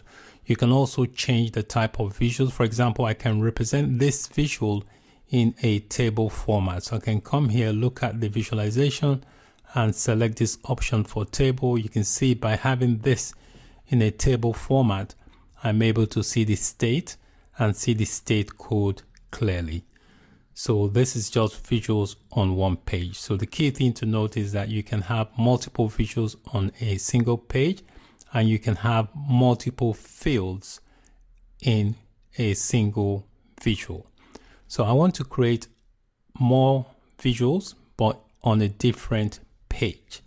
So there are two ways you can add a page to your visual. You can click on this option that says new page, or you can come here on the bottom and click on the plus sign, and that plus sign will add a new page. You can see now it's now showing page 2. So let's say I want to find out the overall crime rate per state. So what I can do, I can come here and just drag this crime field there, and I'll drag the state into it as well, and then I'll drag the overall rank into that. So you can see as I drag each field, it checks the options. So you can see here I've got 3 fields checked, which means I've got 3 fields represented in this visual. So I can expand this. You can drag it and just move it around if you want on the canvas, in case if you want to add more fields to it. It allows you to do that. So you can see here I've got crime and overall rank by state. So this color here code shows the crime, and the overall rank here is in this darker color. So you can see here that the state obviously with the highest crime rate, overall crime rate, is Maryland according to this data here. All right, so feel free to play around with the different fields and experiment with the different visualization options. So you can add more pages to your reports and add different types of visualization. A lot depends on the type of data that you try to represent. If you want to spread the data across different pages, it's up to you. Please feel free to experiment. You can create more report pages and create more visualization on those pages just from the data model. Just select the fields you want and just play around and experiment. That's the best way to get the hang of things. So that is it for this video on creating visuals with Power BI. Thank you for watching. Bye for now. Hello and welcome to this video. In this video, we are going to publish and share our Power BI desktop report to the Power BI service. So this is my Power BI desktop report. To publish it to the Power BI service, you click on this publish icon and that will bring up a dialog box. So basically it's asking you to select where you want to publish it to. If you're working within an organization, you may have a specific workspace listed. In that case, you need to select that workspace and then publish it there. In this example here, I've just got the default workspace, which is called my workspace. So I'm going to select that to publish the report to. If you've already published the report, you get a prompt telling you that that data set has already been published. So you'll be asked whether you want to replace it. So I'm going to click select and I'll wait for it. So it's telling me now that I already have that data set. So do I want to replace it? I'm just going to click replace, but you should not get this unless you've already got that data set in the Power BI service. So I'm going to click replace and I'll wait for it to publish. So it tells me what it is publishing. That's the name of my report. You can see it up here as well. It's telling me success. So in order to open the report, which is called this, so I click on the link and that will take me to my web browser. It opens up another web browser window and giving me the prompt to sign into the Power BI service. So the Power BI service, it will have your username there and then just click on your username. This is my username. I'll click on that and then I'll just enter my password and click sign in. And it's telling me it's signed in, so I just click on that. So now that should have signed me into the Power BI service. Now, if I look inside this browser here, it's my Power BI service. As you can see, the report from my Power BI desktop is now being displayed in the Power BI service.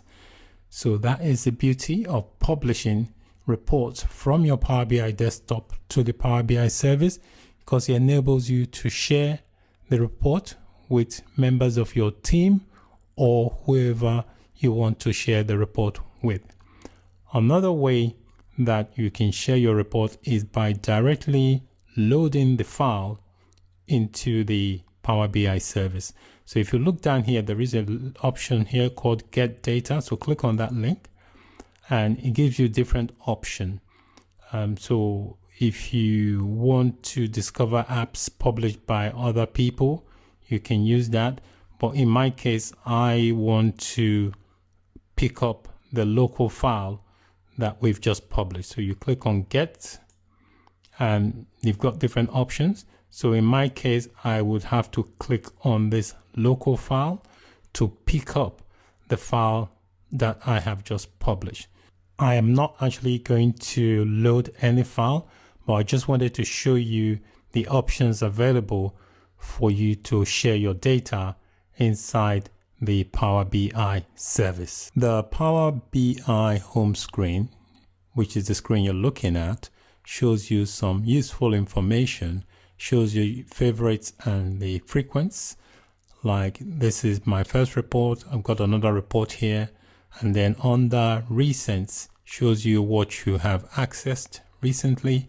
If you don't see this information, just click on this Power BI icon here, and that will show you this welcome screen. Now that you know how to create and share reports, you can use your imagination to tell stories using data and share them within your entire organization. That's it for this video. Thank you so much for watching. Bye for now. Hello and welcome to this video. In this video, we are going to import and transform data from a Microsoft Access database. Before we import the data into the Power BI desktop, we will need to change the locale regional settings to United States. This is because the data we are working with is based on a US format. Also, we'll need to create a new directory on the C drive of our computer. So if you've got a C drive on your computer, create a new directory. I've called mine .207x and I've created it in my C drive. You don't have to create it in your C drive and you don't need to name it that way, but if you want to be on the same page as I am, then probably best you just do what I do so that we are on the same page.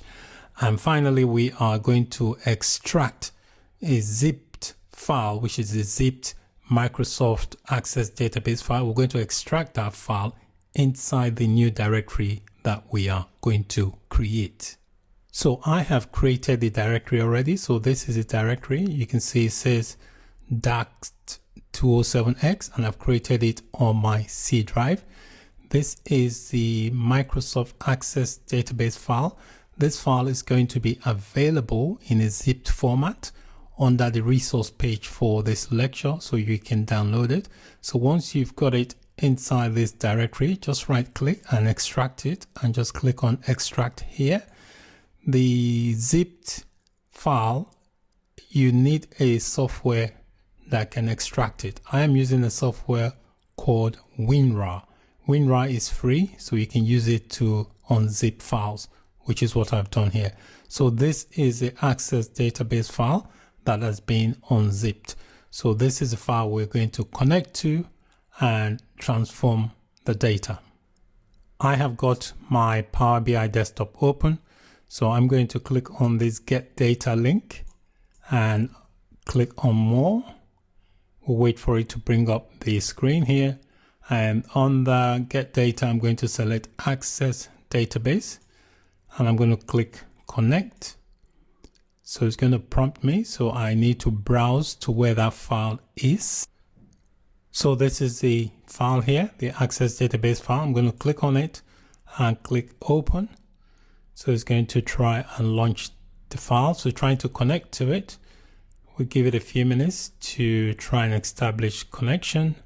If it's the first time that you are connecting to an Access database, you may experience an error. If you do get an error, just follow the screen instructions. You may need to download some patch or something. It will tell you anyway on the screen. Just follow that screen instructions. So now we can see in the navigator window that we've been able to connect to our Access database file. And you can see here I've got 6 tables listed here for that database. So if I want to view them, I can just click on the check box next to it. You can see it shows me a preview of what's inside that table. So I'm going to do the rest as well. And that one, and that, and that. I'm going to leave the last one. So these are all the tables that I've viewed, and you can see I've checked on them. So the way the data is at the moment, I can load it directly into my Power BI desktop without transforming it or shaping it in any way. But I want to make some changes. So what I'm going to do, I'm going to click on Edit. So if I click on Edit, it will open up a new query window, which is going to be the Power Query window that will enable me to shape and modify the data to my taste. So I'm going to click Edit, and that will open up the query editor. You can see here it says Power Query Editor on title because I've not given it a name. So you can see these are all the tables that have been brought into the Power Query Editor. So I can now start making changes or shape the data. Before we start shaping the data and transforming it, we need to make sure we change the local settings. So under File, click Options and Settings, click Options, and then we'll go to the Options page. On that current file, click on Regional Settings and change the settings to show United States. So make sure you have the US selected. So I got English United States selected and click OK. By doing it that way, that means it will be in line with the data that we are trying to work with. So let's start transforming some of this data. So under the queries here, we've got 5 queries. Inside the Power Query Editor, the tables are regarded as queries. And if you look in the query settings on the right here, it tells you the applied steps. The applied steps basically indicates the steps, each step that you have taken so far in transforming or interacting with the data. So you can see that I've got one step here, which is the source, when I connected to the source, and then I navigated the data source. So now I'm going to start making some transformation. So let's start with the queries. So I'm going to start with each query at a time. So the first query I am going to start with here is this query called sales underscore fact. So make sure you've got that selected, sales underscore fact. While that is selected, select the date column from that query. So that is the date column. Make sure you have that selected. And while that date column is selected, inside the ribbon area, make sure the transform tab is selected. And then within the transform type, there is a data type. So click on the data type. At the moment, the data type is showing as text. Click on the drop down and select date. Okay, you can see it changes to date. So as you can see, as we begin to make changes under the applied steps, it also reflects. It tells you here, I've changed something. So anytime you want to go back, if you're not happy with the steps, you can always delete the applied steps and then start again if you wish to do so.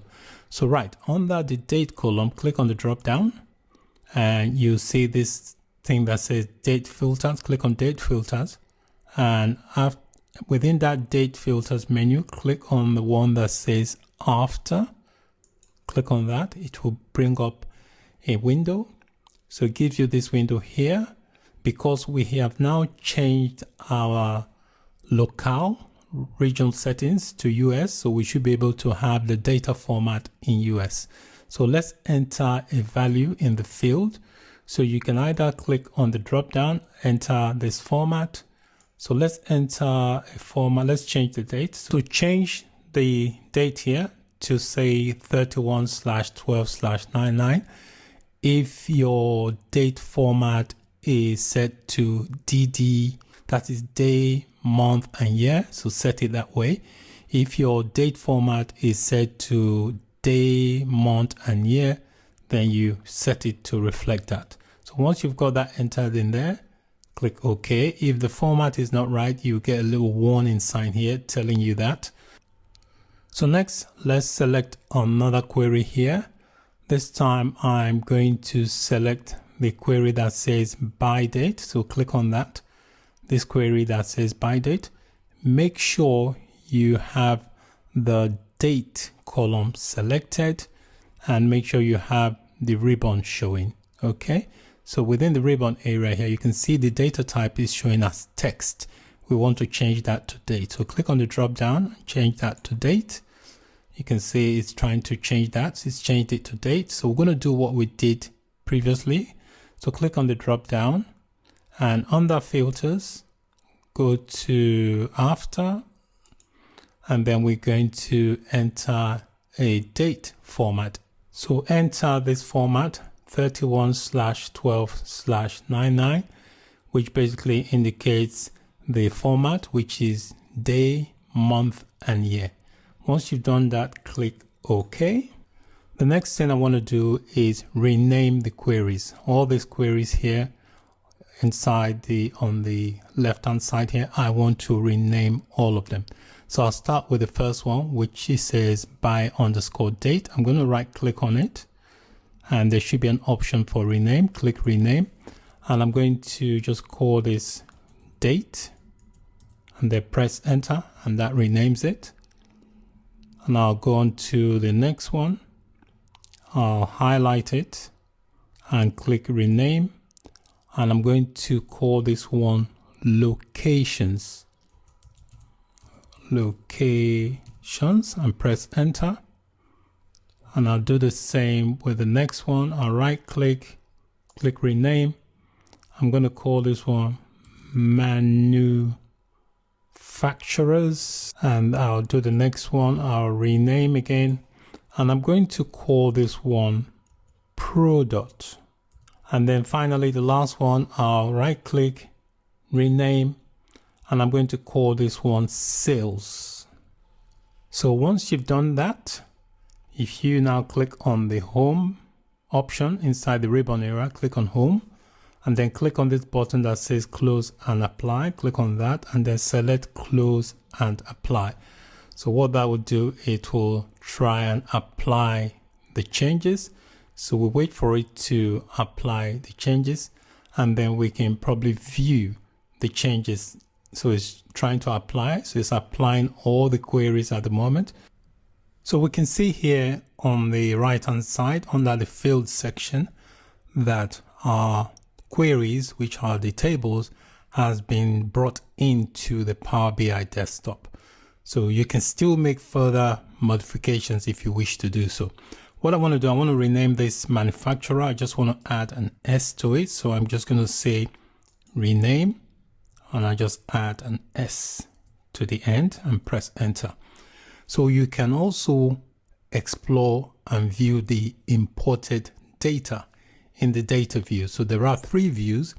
The default view is the report view, and then we've got this view here, which is the data view. So if I click on that, this is the data view. So you can play around and explore the data that you have imported into the Power BI desktop. So that's the data view. You can see this is the model view, and this here is the report.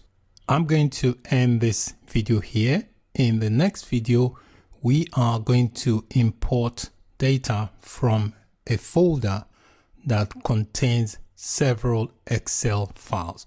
So we're going to incorporate that data into the data that we've already imported. Thank you for watching. Bye for now.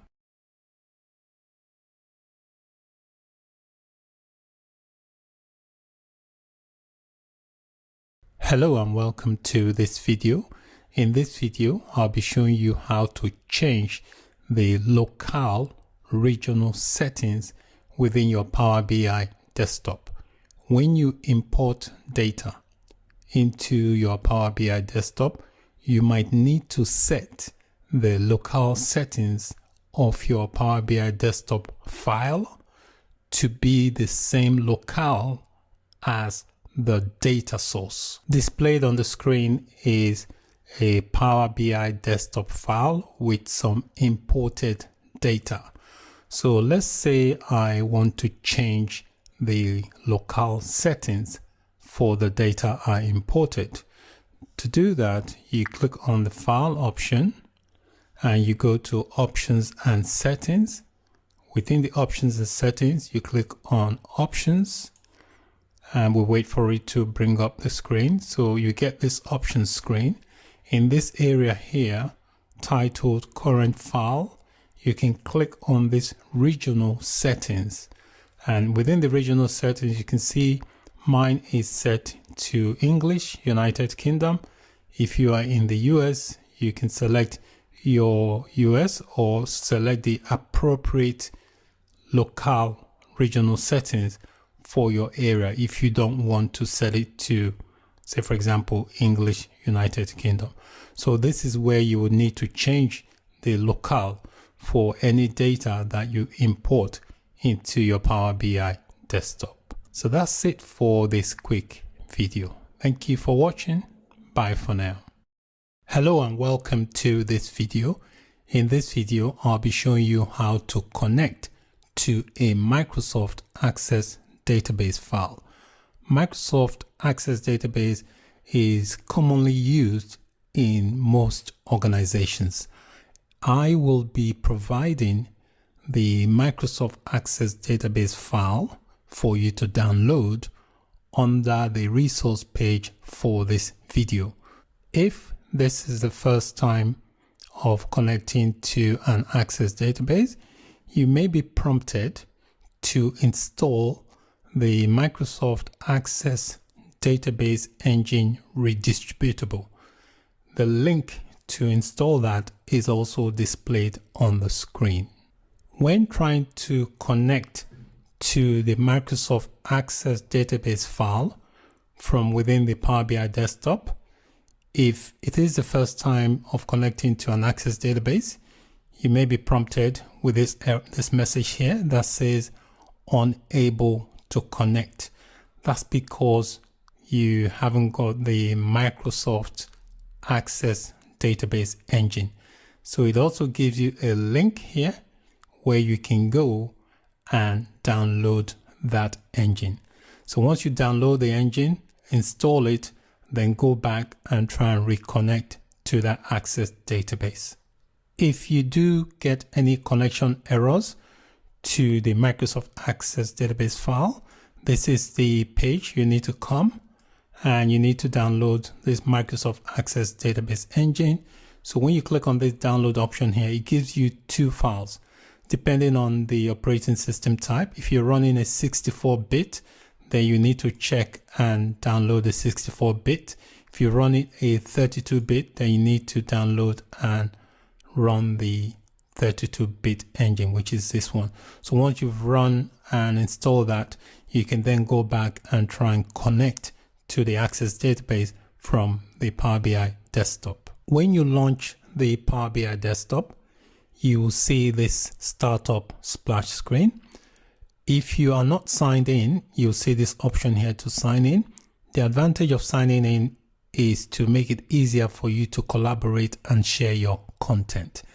The sign-in credentials is the same as the credentials you use to sign in to the Power BI service. So to connect to a data source, you have two options. Within this startup area, you can click on the Get Data link, or inside the Power BI desktop, there is an option here that says Get Data. They both do the same thing. So let's click on this link here, Get Data, and that will launch the Get Data screen. So within the Get Data dialog box, there are a variety of data sources you can connect to. You can see it's all listed here. We are going to connect to Access database. So I click on Access and then click on the Connect. It will then give you an option where you can browse to the file you want to access. So the Access database file is going to be in a zipped format. So you need a software extraction tool. For example, WinRAR. WinRAR is free. You can download it for free, which is what I'm using to extract the content. So I'm just going to right click and click extract here, and that will just extract the content of that zipped file, which is my Access file. So I'm just going to click on it, and on here, I'm just going to click on the drop down and click on Access Database so that it only shows Access Database files. I'll select that and click Open, and it will open the content in the Navigator window of the Power BI desktop. The Power BI Navigator shows you the data it has connected to from your data source. So to view the content of each of these tables, you can just click on it and it will display what's inside this window area. So you can click on each of this table and see what data is inside. Before you can bring the data into the Power BI desktop, you must check on the box next to each of the table. And then you have these three options, either to load the data the way it is. You can edit it. If you click on edit, it will bring up a Power Query window that will enable you to make whatever transformation or modifications to the data before you load it. The other option is to cancel the operation completely. So I'm going to click on the checkbox next to all of these tables, and then we can load the table inside the Power BI desktop. So now I've got all the tables checked, 6 of them. I just click load, and that will load the data inside the Power BI desktop. This can take a bit of a while because the data set will contain a lot of rows, so it may take time to, you can see here, it tells you all the rows from each of the tables that it is bringing across into the Power BI desktop. So you can see here on the right under the fields here, all the tables from that Access database have now been brought in to the Power BI desktop, so I can interact with them from within the Power BI desktop. So once you've done, you can save your file. You can see my file is saying untitled at the moment. So you can always save your file by going to the file option and then do a save as. I'm saving my Power BI desktop file with a name. I'm just giving it connecting to Access database file, and I'll click save. So by saving the file, I can reuse this file again if I want to, or I can make a copy of this file and just make some other transformation with that file. In case I don't want to mess around with the original file, I can take a copy of it. So that is it for this video on connecting to a Microsoft Access database file from the Power BI desktop.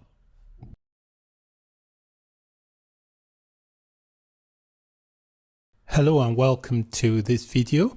I'll be giving you a quick introduction to the Power Query editor and also explain what queries are inside the Power Query editor. The Power Query editor can be used to connect to one or many data sources. It also allows you to shape and transform the data to meet your requirements before you load the data model into the Power BI desktop. So you can activate the Power Query editor in two ways. The first is when you are actually connected to a data source before you load the data into the Power BI desktop.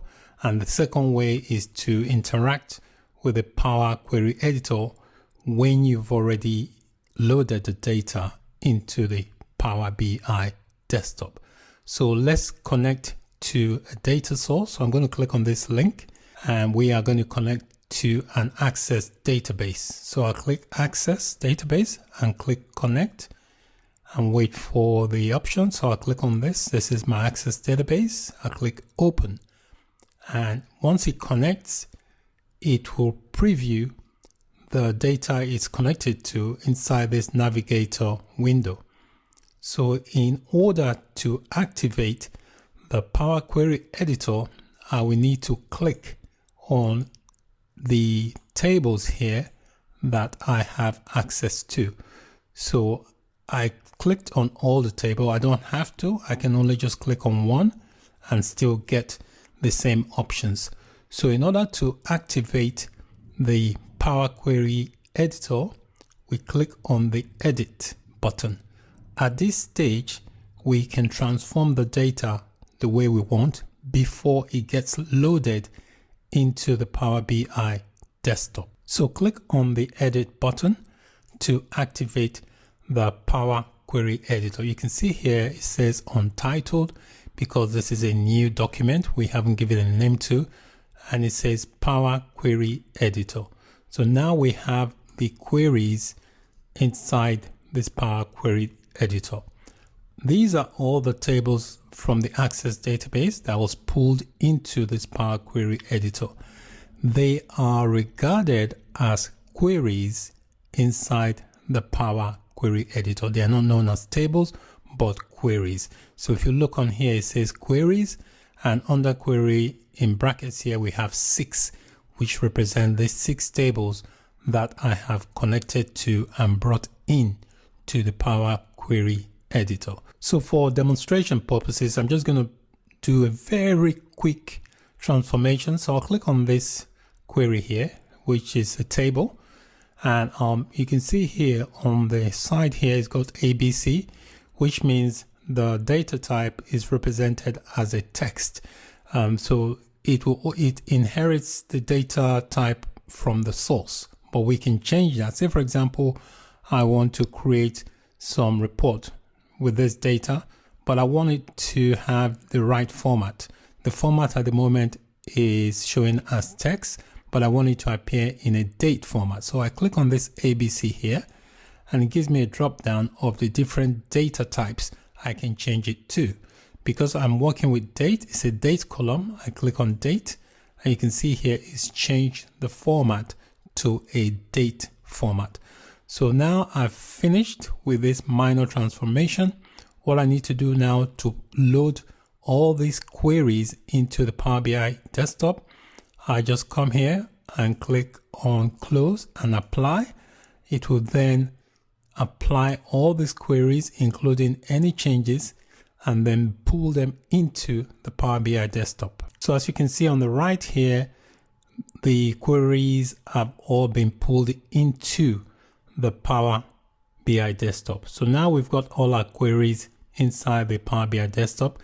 We can access the Power Query editor again if we want to make more transformation to our queries, or if we want to make some changes. So the way to do that, you can come here in this ribbon area, click on Edit Queries, and that will launch the Power Query editor. So this is launching the Power Query editor after the data has been loaded. So you can then make further modifications of the data if you wish to do so, or if you want to connect to a new data source, you click on this option here that says New Source. Click on that, and that will give you the option to connect to another data source. So you can always connect to more data sources and interact with that data inside the Power Query editor. So the Power Query editor is very useful, allows you to connect to one or many data sources. It allows you to shape and transform the data to meet your requirements, and also allows you to load that data model into the Power BI desktop. So you can make transformation before you bring the data into the Power BI desktop using the Power Query editor, or you can make further transformation once the data is already inside the Power BI desktop using the Power Query editor. So that's it for this video on Power Query editor and queries. Thank you for watching. Bye for now.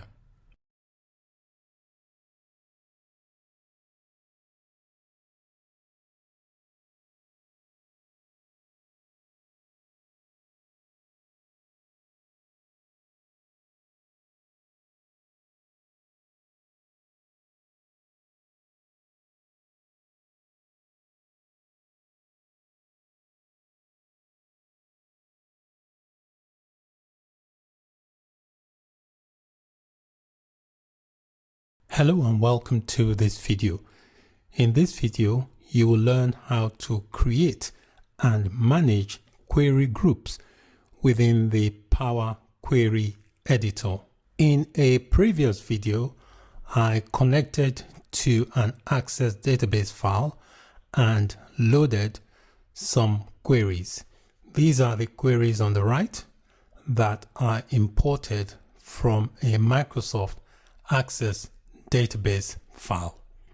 To open up the queries inside the Power Query Editor, I click on this Edit Queries option here, and that will launch the query inside the Power Query Editor. So this is the Power Query Editor, and you can see my queries listed here on the left hand side. So I've got 6 queries in total. Now you can create query groups to help you manage your queries. If you, for example, are working with a large data set, this area here might become a bit cluttered and make it difficult to manage your queries. Now you can help improve your queries by creating groups and then putting relevant queries inside each query group. That way it makes it easier for you to manage the queries. To create a new group within the Power Query Editor on this side where all the queries are listed, just right click and select New Group, and then you get this pop-up window to give the group a name. So I'm going to call this Dimension, and that's because a lot of the tables I have here are dimension tables. You can also give it a description if you want to. So I'll click OK. And then it creates another folder called Other Queries. I can just drag and drop. I drag and drop. You see it's saying it's got 2. I'll just drag and drop. I will drag and drop. And I will also drag and drop that. And I'll leave this one here inside this other group called Other. So you can collapse it. You can see it makes this area a lot more neater and tidy. So that way anytime you're working with queries, all you need to do is expand the folder and then work with whichever queries you want.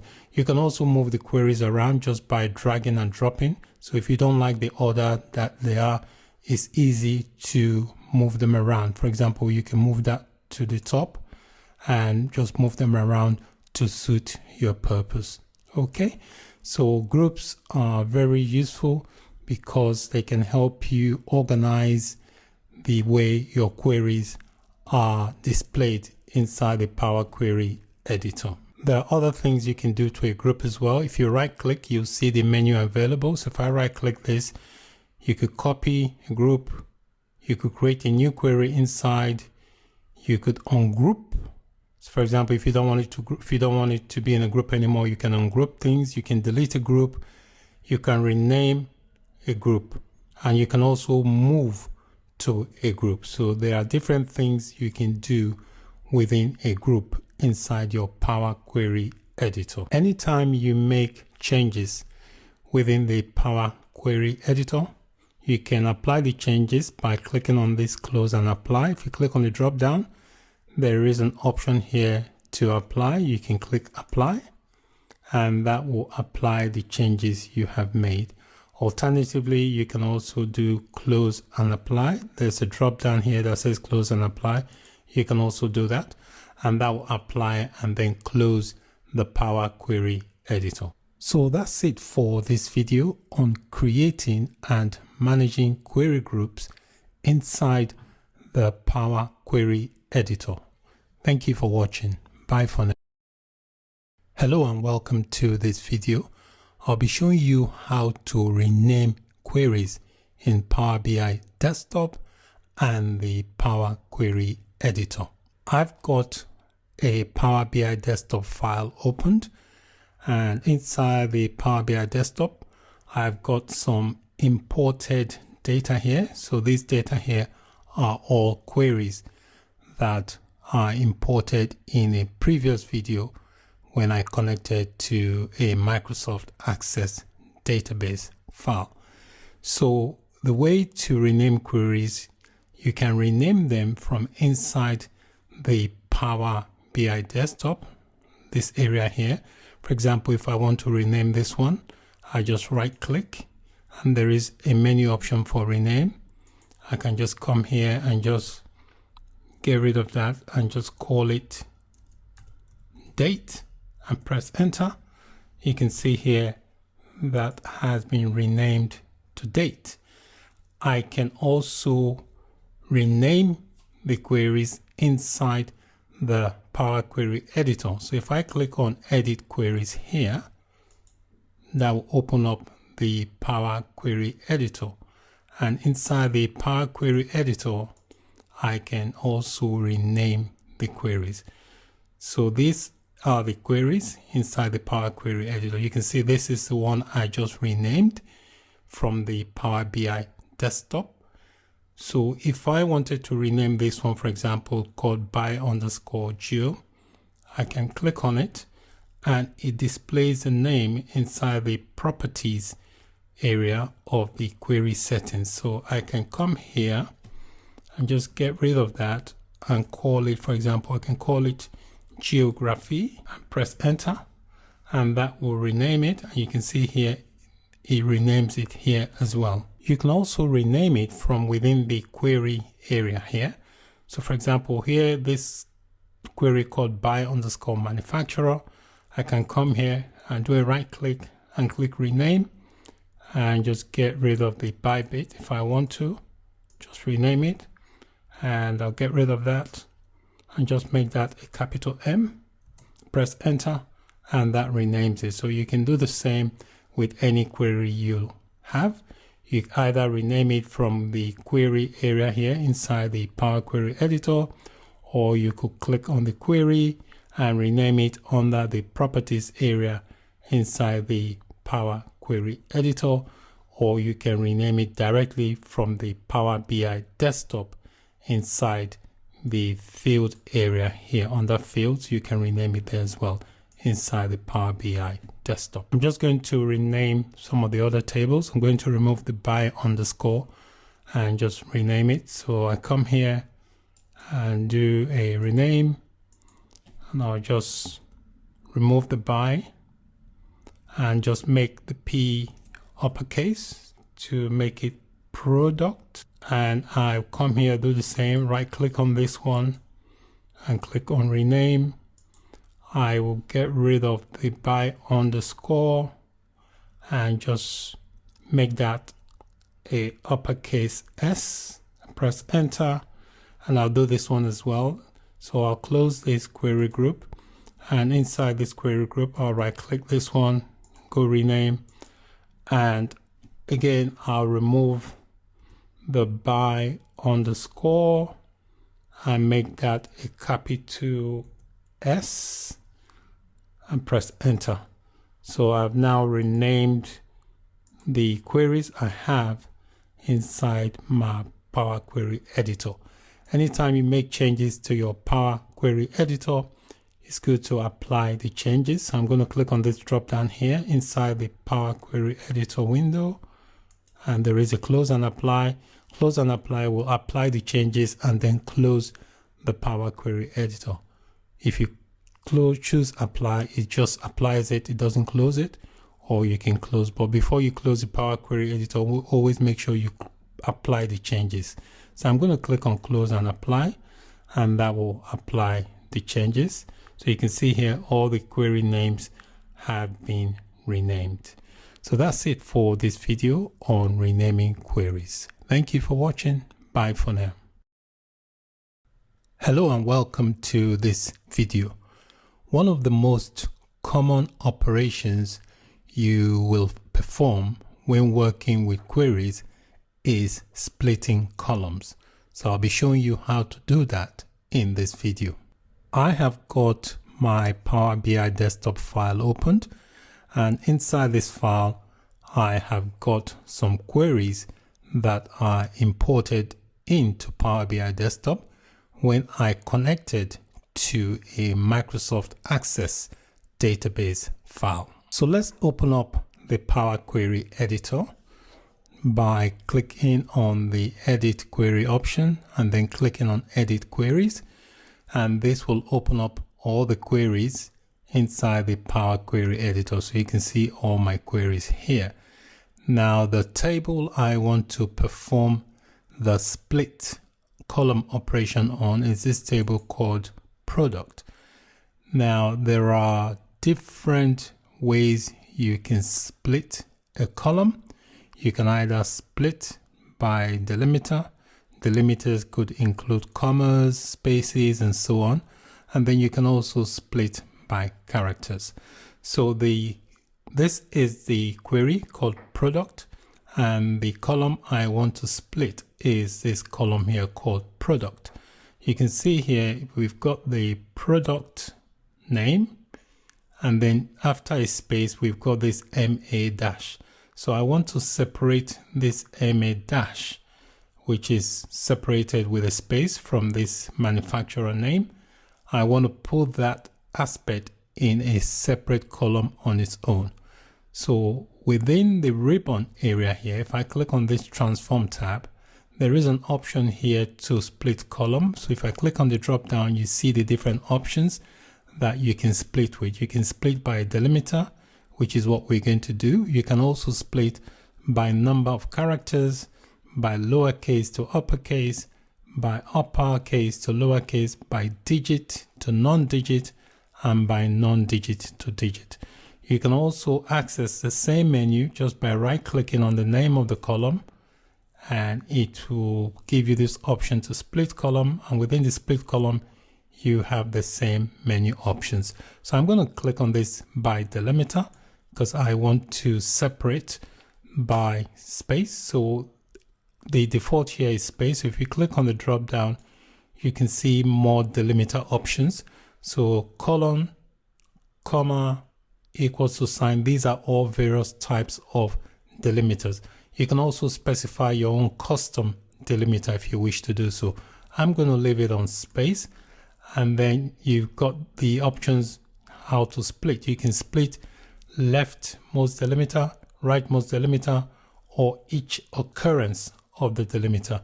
If we look at the advanced option here, it gives you some options. The default here, we're splitting by column, and then if we click on the drop down, you can see what's there. So I'm going to leave the default, which is we're going to split by leftmost delimiter, and we're going to split it into columns. Okay, so I've got all the options I want selected, and I'm going to click OK. And what that will do, you can see here, is split the column into two. This is the original column, product 1, and then we've got product 2. You can see now it's separated the product code, stripped it from this column and put it in a column of its own. So that's basically how you can split columns. So this is just a very basic example, but you can encounter more complex issues. For example, if you're working with XML files, or if you're working with JSON related files, or even CSV files, you might need to split by several more columns. If we look on the right of the query settings, the operations we just performed has been recorded under the applied steps. You can see it says split column by delimiter. Anytime you want to rewind or play back an operation, you can just delete it from the applied steps, and that will revert back to how the query was before you made the change. So anytime you make changes, you feel you're not comfortable with these steps, you can always roll back just by deleting the applied steps. Anytime you make changes inside the Power Query editor, always good to apply the changes. So if you click on the Home tab here, just click on the drop down where it says Close and Apply. Click on Close and Apply, so it will apply the changes and then close the Power Query editor. So you can see here it's applying the query changes, and once it's done that, it will close the Power Query editor. So you can see it's closed it. So that is it for this video. In this video, I showed you how to split columns in a query. Thank you for watching. Bye for now.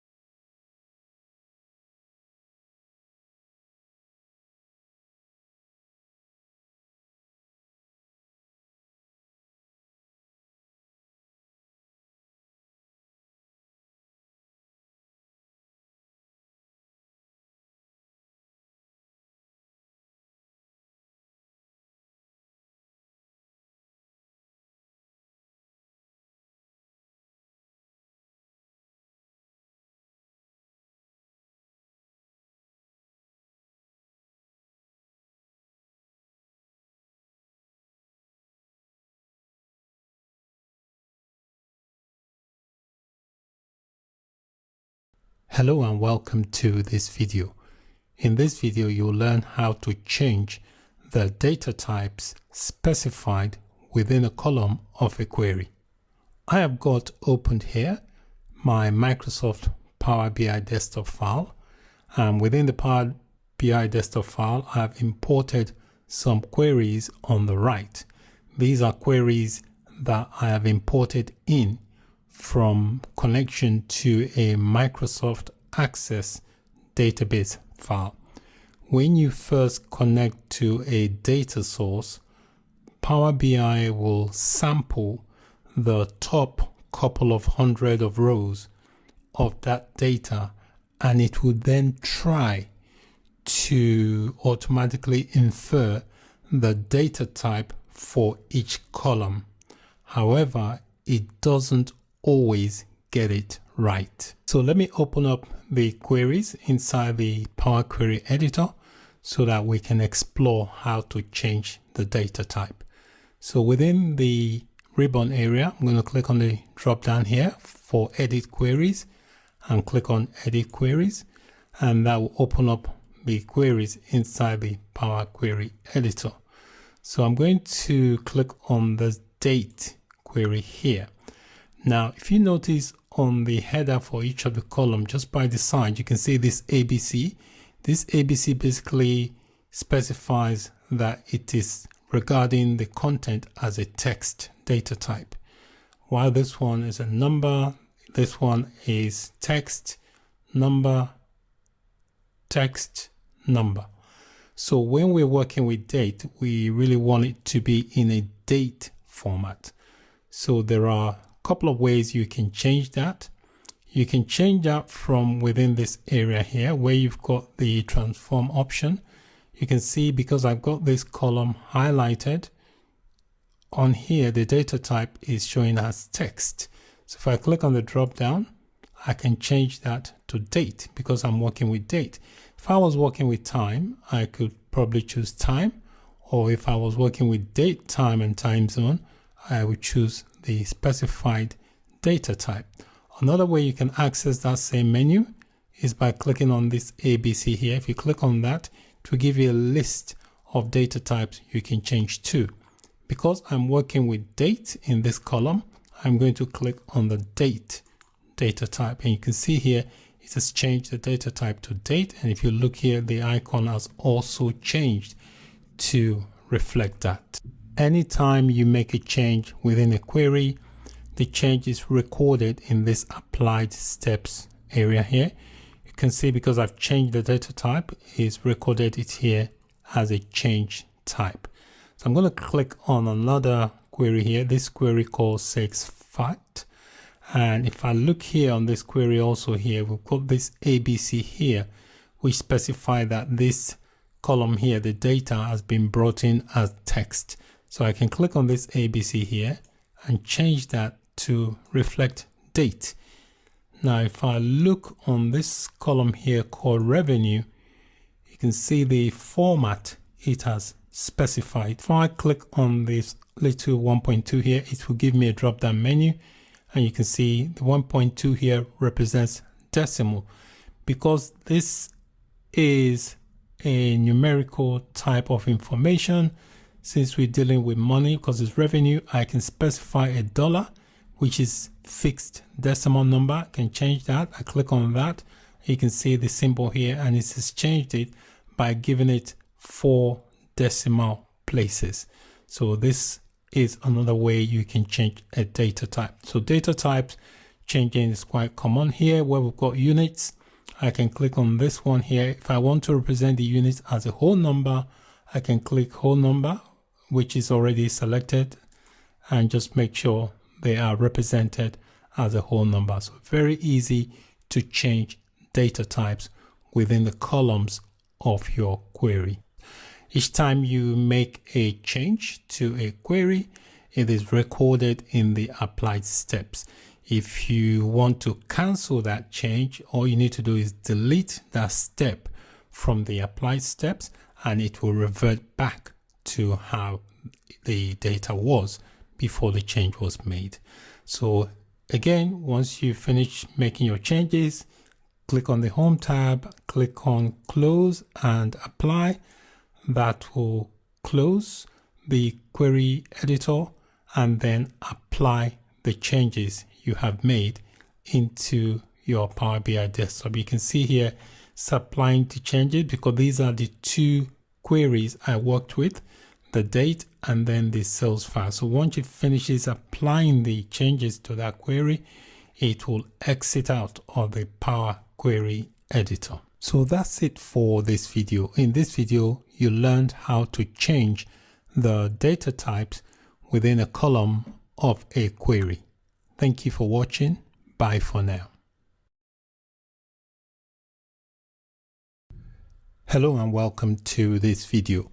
In this video, you'll learn how to remove and reorder columns in a query. Inside my Power BI desktop file, I've got some queries on the right that I imported from a previous video where I connected to a Microsoft Access database file. So to edit this query, I need to click on the Edit Queries tab and click on Edit Queries. So we're going to see how we can remove columns and also reorder the columns. I'm going to click on this Date Query tab here. So we've got all these columns here. If you look in the Applied Steps, I've only got 3 actions here. So any action I perform will be recorded in this Applied Steps. And if I want to revert the action or delete the action, all I need to do is delete the X. So the X here basically undoes whatever action you perform. To remove a column is fairly straightforward. You can just come here, so click on the name of the column, right click and click remove. That removes it. You can see it records the action, remove column. I can come here, right click on this and remove column, and it records that. So sometimes when you're analyzing data, you may want to analyze the data in a certain way, and that may involve you removing columns or reordering columns in a way that will make it easier for you to analyze the data. So I've removed some columns. So if I want to reorder the columns the way it is, all I need to do is drag it. So you can see here, I've got the name of the month. So if I wanted to bring this month here, I just drag. So the month becomes there. And then the name of the month is by that. And if I want, I can drag the year to come before the quarter.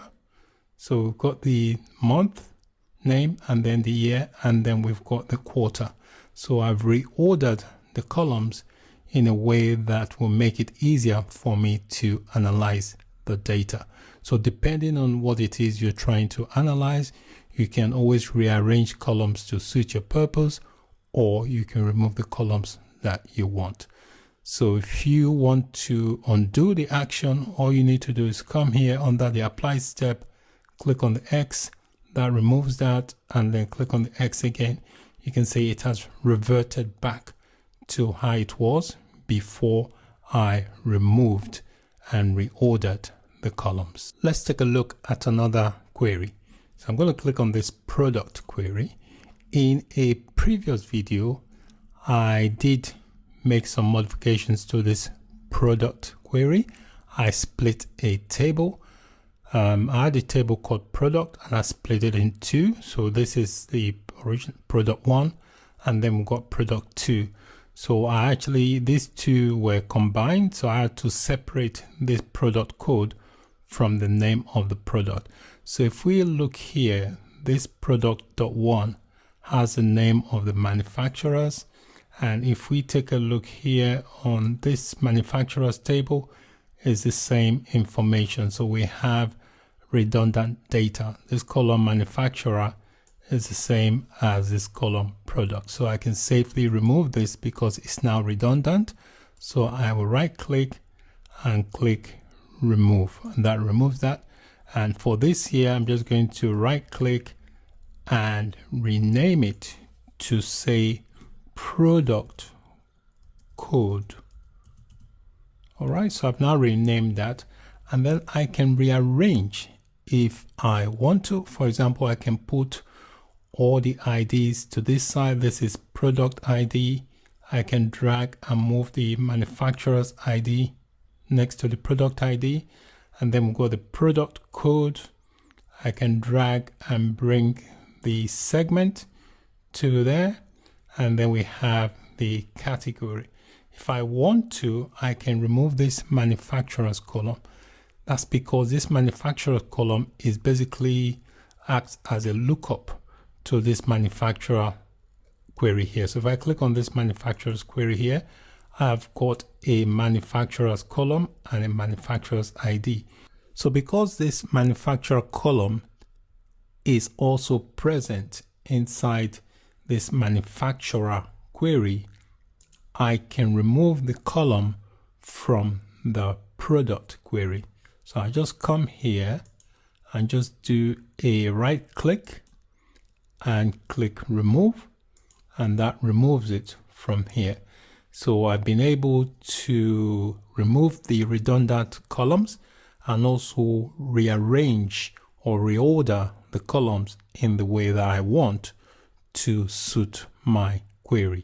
If you look at the applied steps, it indicates all the actions I have specified. If I want to undo all the actions I've performed, all I need to do is come here where it's got remove columns. I just click on that and click.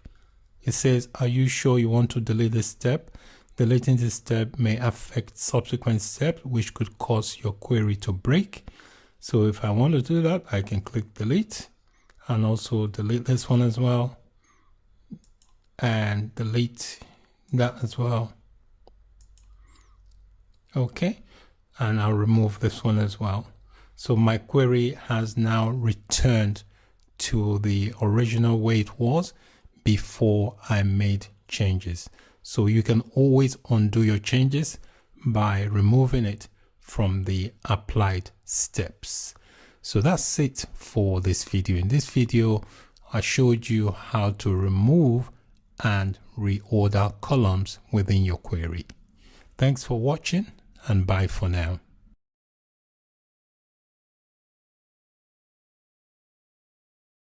Hello and welcome to this video. In this video, you will learn how to duplicate and add a new column to a query. In a previous video, I imported some query here from a Microsoft Access database file. So I'm going to open up the queries inside the Power Query editor. So I'll click on Edit Queries and click that to open up my queries. So in this example of showing you how to duplicate columns and also how to add columns, I'm going to use the date query to illustrate. So the first thing I want to do is remove all the columns apart from the date. So while I've got the date highlighted, I will right click and say remove other columns, and that will remove all the other columns and just leave me with this. So you can see here under the applied steps, I've got removed other columns. So when you are working with columns, sometimes you may want to duplicate the column just in case you want to revert back or if there's any issues. So here I'm going to right click and say duplicate column. So you can see it's duplicated it, giving it the same name, but giving it a copy. So that's basically how you duplicate columns. Now, if I wanted to add an extra column to this or create different types of columns from this data, I can do that. So while this is selected, the column is selected, I come here inside my transform area and click on this add column. So by clicking on this add column, I've got this date thing activated. So I can click on the drop down and select different options. If I say year, what that will do, it will create a new column with year on it. You can see here it's created a new column. So if I come back here again and click on the drop down, and if I wanted to create quarter, it will create the quarter for me. And if I come here, let's do one more. If I wanted to create the week of the year, I can do that also, and you can see it adds that. So these are various ways that you can add extra column. So duplicating and adding columns can be a useful operation when you're working with queries in analyzing your data. So if you want to revert back or undo any of your actions, all you need to do is come into the applied steps and just remove the steps. For example, if I click to remove, that will just undo all the actions that I performed, and it will revert the data back to how it was. So in this video, I showed you an illustration of how to duplicate a column within a query and also how to add extra columns to a query. Thank you for watching. Bye for now. Hello and welcome to this video. In this video, you will learn how to create conditional columns. Conditional columns are columns that are created based on the values in another column. I have got my Power BI desktop file opened, and on the right here, I've got a bunch of queries that are imported from a Microsoft Access database file. So I'm going to open up these queries inside my Power Query Editor. So here I click on Edit Queries and click on Edit Queries, and that will open up my queries inside the Power Query Editor. Now I want to create a new column based on certain conditions that I'm going to specify. So you can specify one or many conditions inside an if-else type of statement. So I've got this column selected inside this query called geography. So I click on this add column tab, and underneath I've got conditional column. So I click on that, and that will open up the conditional column option. So here it's asking for a name. So you give it a name. So I'm just going to call this customer locations for short. And then the if statement, just like you use normal if statement in programming, you can also use that here in Power BI. So you specify the condition using if statement. So here I'm going to say if the column name, which is the zip code. So I'm going by the zip code because that's the column I've got highlighted. So if the zip code begins with, so you can specify whatever parameters. I'm going to say begins with. Let's assume the zip code is 908. So I'm going to say if the zip code begins with 908, I want that to be specified as local in that column. All right. You can see here, if you've got several conditions, you can use these three dots here to delete, move up or move down. So the order in which you specify the condition, that is the order in which the query will be executed. So you can add another rule. So I'll click add to add another rule. I will say else if, this is the second condition, if the zip code, I'll say begins with, let's just say 98 this time, I'll say this will be, I'll specify that as regional. And then here under else, which means if it doesn't fall within these two, I'll make it other. So these are the conditions. We are checking for condition based on the zip code. So it's going to create a new additional column based on these conditions I've specified. So it will look through the zip code column. If the column matches, if the zip code matches 908, it will specify it as local in that column. If it matches 98, it will specify it as regional. Otherwise, it specifies it as other. So you can add as many rules as you want to indicate the conditions you want in that column. So I'm going to keep it simple. I'm just going to click OK. And what it does, you can see here, is added this new column called customer locations, and you can see what is specified. So you click on the drop down here, you can see here it tells you that it's only got two options. It's just telling you here that it's not complete. You can load more. So I'm going to click on load more to load more data. You can see it's loaded all. So I've got local, other, and regional. So I can leave that for now. You can see if I wanted to remove the other, I just come here and on the filter, I'll click load. I will remove other so that I'm just left with local and regional.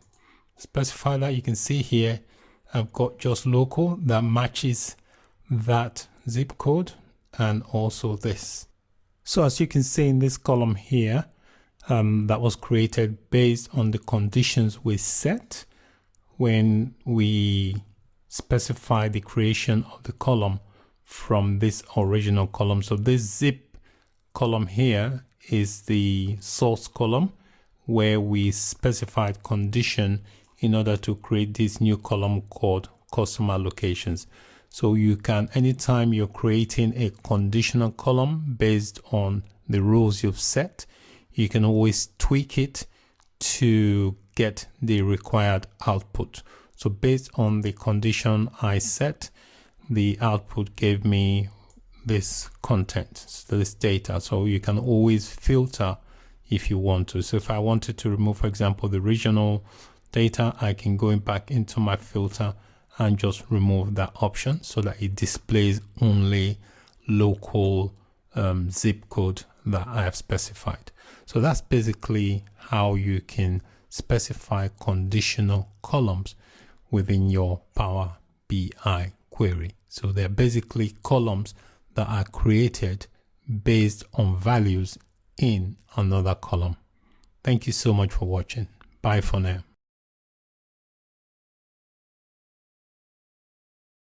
Hello and welcome to this video.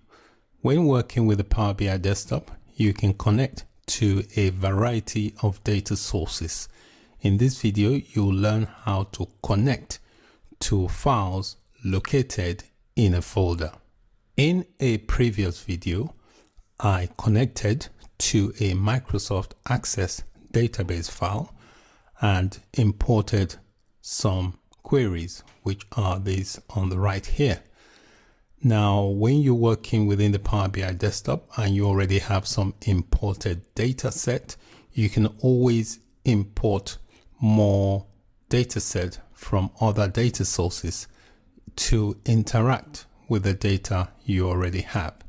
The data I have imported has data related to sales based in the US for this company that we are working with.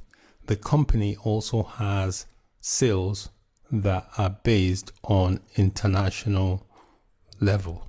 So what we're going to do, we're going to connect to the data set that relates to international sales. And the files are CSV files. They are all placed inside a folder, and we're going to connect to that folder and interact with the CSV files. The folder will be in a zipped format and will be available for you to download under the resource page for this video. Before we can connect to the folder, we need to extract it. This is the folder here. It's called International. So I'm just going to right click and specify to extract here in the same directory. So it has now extracted the file, which is this international here. So if I click on it, you see a bunch of files, and these represent sales for different countries. So we're going to connect to the folder, and Power BI will interact with the content of that folder. Okay, so let's go ahead and do that. Open up my Power BI desktop.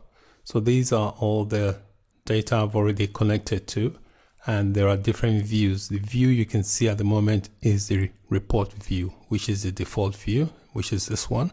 It also has the data view, which you can use to view the data that's actually inside. So if I click on any of this here, you can see the data displayed. If you want to see the number of rows that are present, you can just scroll down and it will tell you the number of rows. You can see on the bottom here, it specifies the number of rows. This view here is a relationship view, which basically the lines basically represent the relationship between each of the tables. So let's go ahead and import the data from the international sales. The data is going to be placed in a folder. So in the ribbon area, click on this edit queries and then click on edit queries, and that will open up the queries inside the Power Query editor. So within the Power Query editor, we can now connect to another data source, which is in a folder. So I'm going to click on this option that says new source and click on more. And when we have more, we get this get data. Notice there is an option to connect to a folder. We make sure that is highlighted. I'm going to click connect. And when we click connect, it's going to give us the location where we can browse to pick up that folder. So click on the browse button, and that will give you an option to browse to where the folder is. So this is the folder that contains the folder I want. So I'm going to expand that. And this is the folder I want. It's called International. I'll select that and click OK. That's the full path for the folder I want to connect to. I'll click OK. And it will connect to that folder. You can see here it's showing me the content of the folder. So the folder contains 4 CSV files, which represent international sales for different countries. So we've got Canada, we've got Denmark, we've got France, and we've got Mexico. So there are different things you can do to it. You can combine and edit. You can edit, and you can also cancel. So what I'm going to do, I'm going to edit the content of this folder before I bring it into the Power BI desktop. So you can see it has different columns here. I'm only going to keep this first column that says content, and I'll get rid of the others. So I'm going to click on this edit tab so that it previews the content in the edit format. So while I've got the column I want selected, I'll right click and say remove other columns, and that will remove the other columns. So you can notice this little arrows here. These 2 arrows allows you to combine files. So if I click on them, it will combine the files and preview another window. So you can see here is preview the window, you can see we've got less columns now. So it's combined the files and giving me all these columns. So I'm happy with it. For now, I'm just going to click OK. You can see here all the steps that I have applied to this new data set is being recorded under the applied steps. So if there are any steps I want to undo, all I need to do is come here and just click on the X next to the applied step, and that will undo the action. As with any transformation you do with data, you always have to apply it before it is brought into the Power BI desktop. So here in the Home tab under the Close and Apply, I'm going to click on the drop down. I'm going to click on Close and Apply, so it will apply the changes before it brings them in to the Power BI desktop. You can see it's only showing international. International is the data source I connected to, which is a bunch of CSV files located in a folder. You can see it's done that, and it has brought that model in to the Power BI desktop. So all this data set here inside the Power BI desktop, they are known as models. So these are the models, and the international is the model we've just brought in. So that's it for this video. Thank you so much for watching. Bye for now.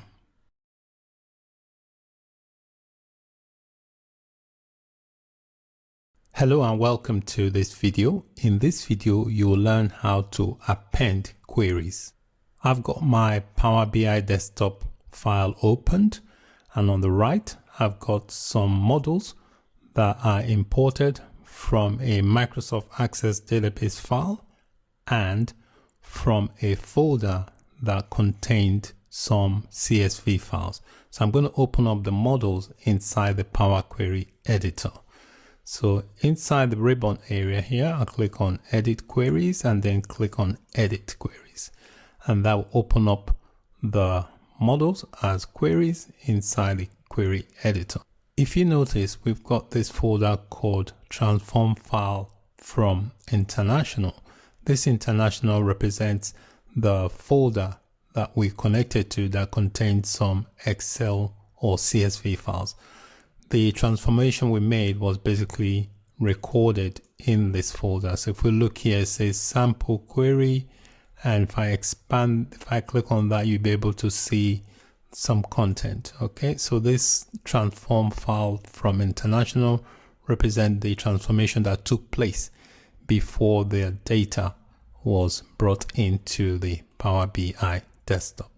When you're working with Power BI desktop and you're analyzing data, you may have queries that have similar columns, and you may want to append the queries to make it easier to analyze the data. So here we've got international query, which represent sales from international countries. If I click on that, it's got all these columns here, and it's also got a column called country. If I click on this sales query, which represents local US sales, it's got identical column, but has not got a column called country. So what I want to do, I want to append the queries. So I'm going to append this sales query with the international query because they've got identical columns. The only difference is that this international has got a country column. So when I append that, in that column that is extra in the international query will now become available in the sales fact query once it's been appended. So while I've got the sales fact selected, on the ribbon area, there is an append queries option. I'll click on the drop down and click append queries, and that will bring up a dialog box. So it specifies that I'm appending 2 tables. That is the default.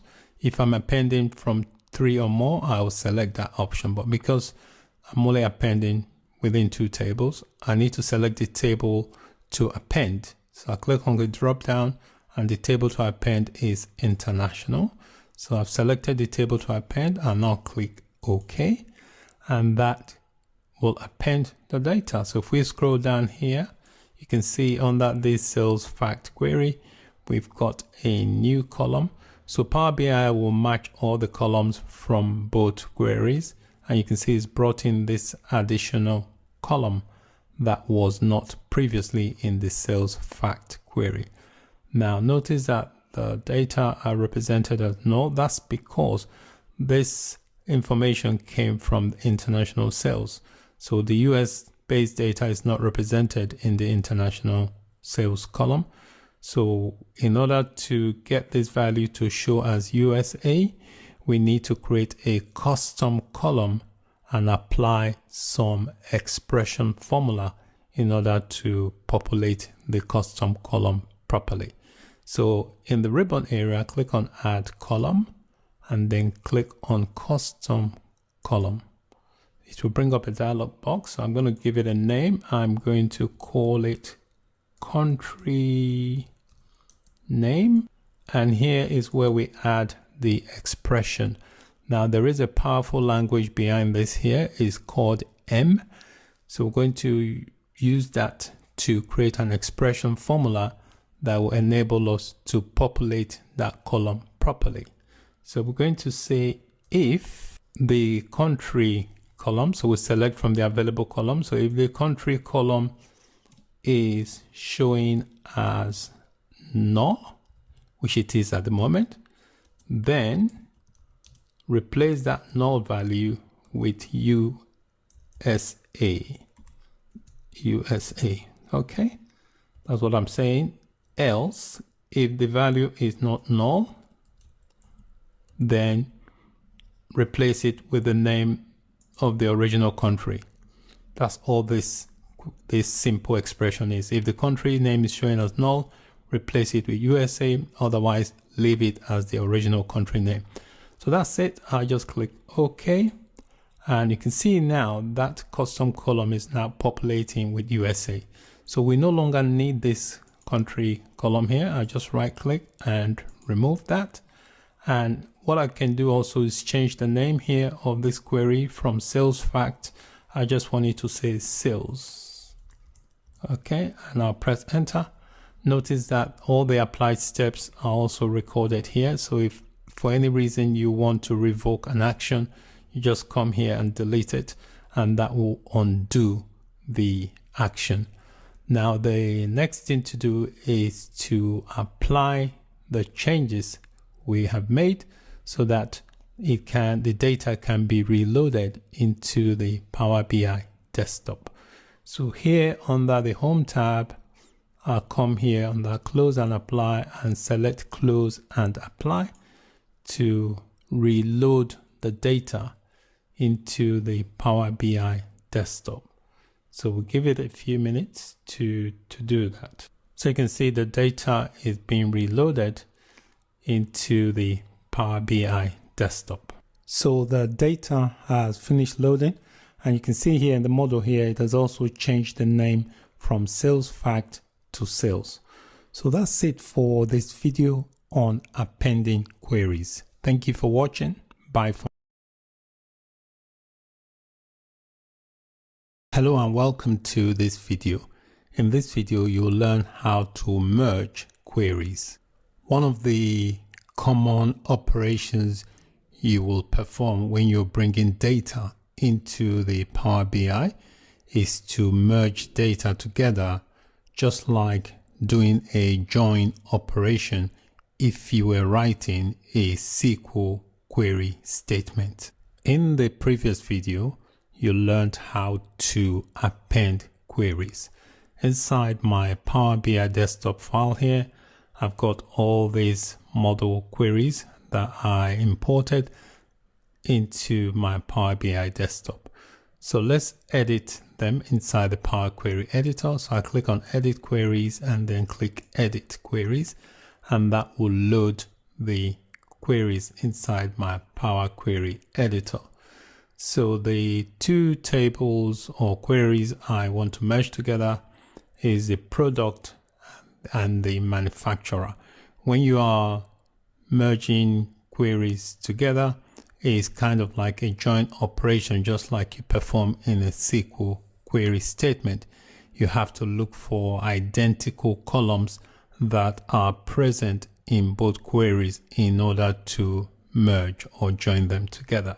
So let's click on this product query, and we can see these are all the columns of the product query.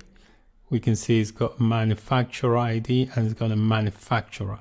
If I click on the manufacturer query, it's got both the manufacturer ID and the manufacturer. So we've got these two columns that are also present in the product query. So they are identical columns. So we can perform the merge or the join operation based on identical columns. So I've got my product query selected. In the menu options here, I can click on merge queries, click merge, and that will give me a dialog box. So this is the host query. So I need to select the other query I want to merge with. So on the drop down, I select manufacturer.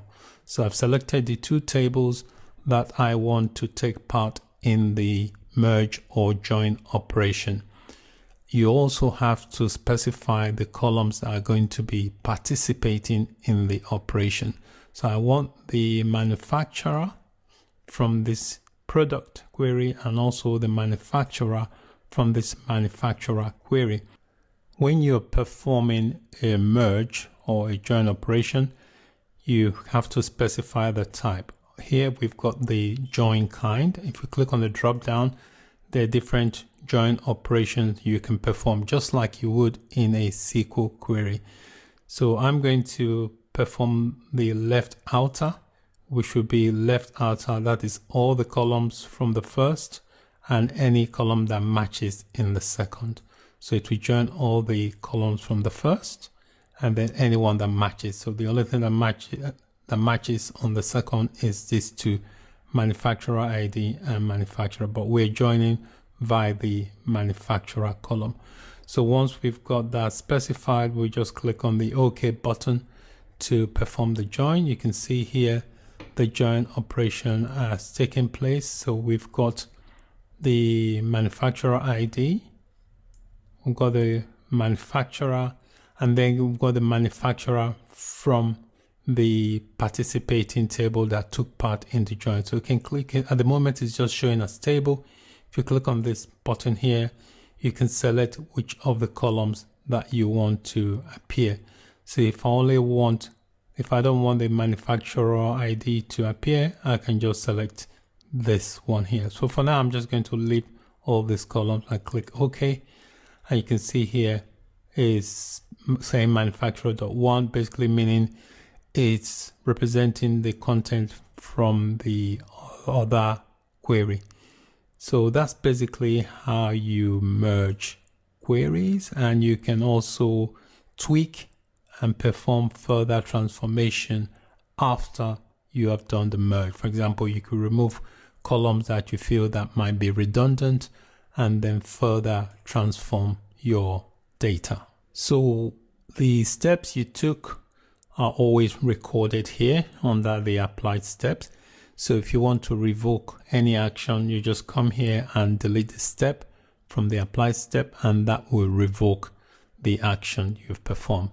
As always, anytime you make changes or transformation to your data, you need to come to this close and apply, and then apply the relevant changes if you want to apply them back into the Power BI desktop. In this video, you learned how to merge queries. Thank you for watching. Bye for now. Hello and welcome to this video.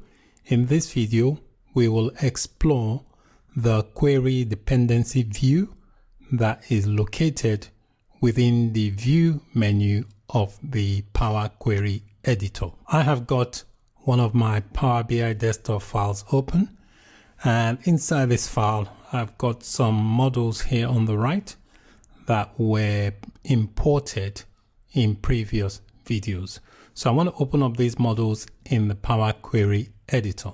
So here in the ribbon area, I'll click on the drop down next to the edit queries and then click edit queries, and that will open up the queries in the Power Query Editor. As you build more and more queries within your Power BI desktop files, you'll notice that here, this left-hand side where you have the queries listed, this list continues to grow. And one of the ways to manage this area here is by creating query groups. You can see here I've got a query group called Dimensions, and then we've got one here called Other, and then we've also got this directory here. So query groups are one way of controlling the growth of this list area where it displays all your queries. One thing you can do, you can view the query dependencies that you have from this view option. So if I click on this view tab, and you can see here there's an option for query dependencies. This will bring up the dependencies. You can zoom in just by clicking on this slider here.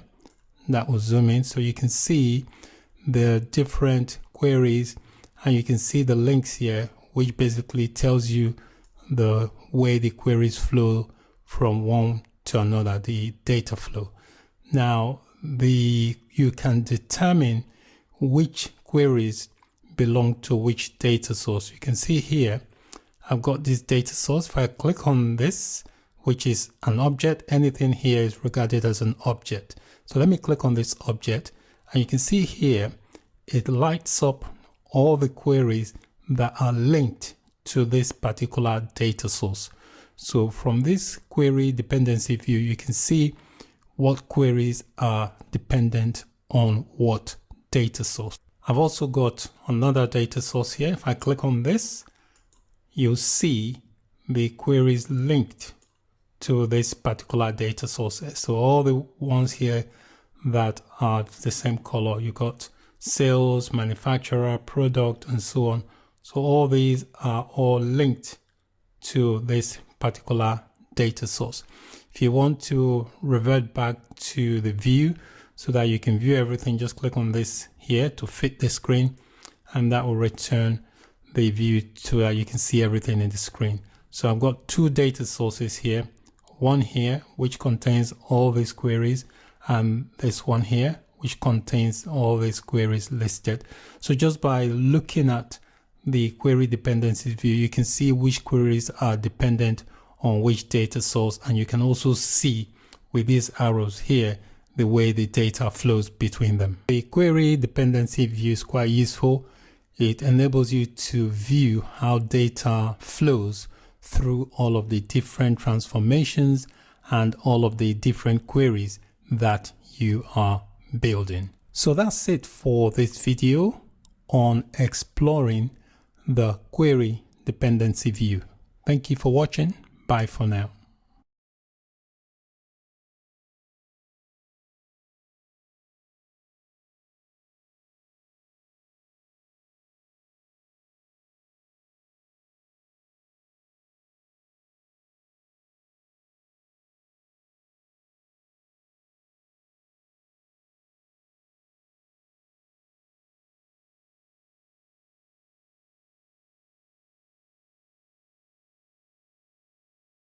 Hello and welcome to this video.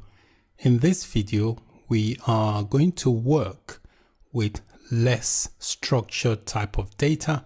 We're going to make some transformation to that data. One of the good things about working with a Power BI is that it allows you to work with any format of data. This is the data we're going to work with. The way the data is at the moment, it looks kind of like a matrix type of setup. So we've got on the top here, we've got like the cities like Seattle, Portland, Vancouver, and then we've got the different product categories also listed. And then underneath them, we've got the actual values, which represent the sales that were made. The objective of the transformation we're going to do, we're going to try and format this data so we have it represented in a year column, and then we've got the category column, we'll have the city column, and then we'll have the actual values which represent the sales. This is because Power BI Desktop works best in data that is column based. So let's go ahead and connect to this data and start making the transformation. So I've got my Power BI Desktop open. So let's connect to the actual Excel sheet. So I'll click on the Get Data option and we'll wait for it to pop up. Make sure you've got Excel selected, and then we'll click Connect, and that will browse to my data source. So this is my data source, which is the Excel spreadsheet. So I'll click on it and I'll click Open, and that will connect and open the actual data in the sheet. So I'm going to click on this checkbox here so that we can see the data in the actual Excel spreadsheet. So this is what the data look like. So we're going to obviously transform it. So I'm going to click on Edit, and we'll wait for it to launch the Power Query Editor. So this is what the data looks like inside the Power Query Editor. If we take a look on the right here under Applied Step, you can see these promoted headers and this change type. So this was not actually done by me, it was automatically done. But I want to delete these two steps. So I'm going to click Change Type to delete and delete the promoted headers. The next thing we need to do is flip this table around so that the columns will appear as rows and the rows will appear as columns. To do that, click on this Transform tab, and then there's an option to transpose. So click on Transpose, and you can see now here on the side now we now have like cities, and then we have what used to be columns now rows, and what used to be rows is now represented as columns. The next thing I want to do is just change the names of the columns. So I want to use the first rows as the names for the columns. So under here, you click on the drop down. There's an option here to use first row as headers. You can either do it from here or you can do it from this area here. So I'm going to click Use First Row as Headers. Click on that. And you can see here is representing each year as a column name. So 2005, 6, 7, and so on. And then we've got these two columns, column 1 and then column 2. What we're going to do, we're going to rename column 1 as City. So I'm going to right click and click on Rename, and we'll call that City. I'll click on column 2, right click, rename. I will call that the product category. If we take a look at the city column, we have some null values. One of the things we can do with them is we can fill in any null values with the value just above it. And to do that, there's an option here in the ribbon area. If you notice, there's this option called Fill. So if we click on the drop down, we can either fill down or up. In this case, we're going to do down. And you can see here, it has replaced the null values. The next thing I want to do is with these columns that I've got the years, what I want to do, I want a column to represent the value. And then I want another column which has the repeated data for each year. And to do that, we have to unpivot the columns. So there's an option here to unpivot the columns. So I'm going to select all the columns with the year on it. So I'll click the first one and then click the Control on my keyboard and then select all the columns with the years on it. So there is more here. I just click on that. I think there's one more to 2013. So once I've got all that selected, on the ribbon area here, there's an option to unpivot columns. Click on the drop down and then click on pivot, and then you'll see what happens. So you can see what happens here. It has separated each of the years. So you can see now we've got the year. What I'm going to do, I'm going to change the name of this column from attribute to years. So let's change that to year. All right, and then we've got the value. So you can see by unpivoting the column, we're able to have the year for each of the categories. So 2005, we can see the values for the bikes from Seattle and so on. So the way I've structured this now, it makes it easier for the Power BI to work with and create visualization from that. This column here, cardinal, don't need that. I'm just going to remove that. Right click and remove. So now we have city, we have category, got year, and got the value. So these are the columns I want, and Power BI will be able to work with them better because they are all column based data. In this column here, I'm going to change the value to whole number. So I right click and I select whole number. So I'm happy with the transformation. Next thing to do is to apply it so that it is brought into the Power BI desktop. So click on the Home tab and click on this Close and Apply, and then click on Close and Apply, and we'll wait for the query to be applied and the data will be brought in. So you can see here the data has been brought into the Power BI desktop. So we have the category column, city column, value, and year, and we can create visualization from this transform data model. So let's try and do that. So I'm just going to create some visualization here. So I'll drag that there, the year, and I will drag the category into it, and I will drag the city into it. So by doing that, we see we've got some visualization. So we can tell from these are the keys. So we can tell which city had the most sales for each of the categories. You can also change the visualization type. So I can come here and make it this type of chart, which is a stacked column chart. I can do it that way if I want. Just change the visualization to suit what you want, depending on the visualization that suits you. All right, so feel free to play around. So by transforming the less structured data into a column-based format, we're able to use the Power BI desktop to create meaningful visualization for that data. So that's it for this video. Thank you for watching. Bye for now.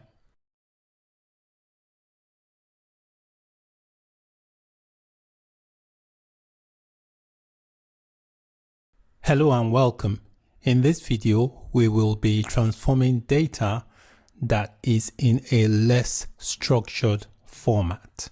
Power BI can work with most format of data.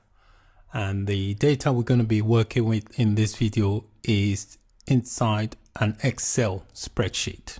This is the data we are going to be transforming. The format of the data at the moment is in a less structured format. Power BI works best with data that is in columns, which are more structured. Makes it easier to create reports and visuals. So the way this data is at the moment, we have like a stepped approach. So we've got the cities here on top. So we've got city called Seattle, Portland, and then we've got Vancouver, and then we've got different product categories. We've got bikes, accessories, and so on. And then underneath that, we've got the values, which represent the sales that were made for each of the product category in each of the city. Now, the goal of this video, we're going to format this data, transform it so that it makes it easier to generate reports and visuals using the Power BI desktop. So we're going to reformat this into 4 columns. We're going to have a column for city, a column for category, a column for values, and a column for years. That way it makes it easier for Power BI to create reports and generate visuals. So let's connect to the Excel data source. I'll click on the Get Data link here, and we wait for it to pop up. and then make sure you have Excel selected, click connect, and that will bring up the path. So this is where my spreadsheet is. So I'll click on that and click open, and that will preview the content of the sheet in this navigator. So to preview it, I just select the checkbox here, and that will preview the data.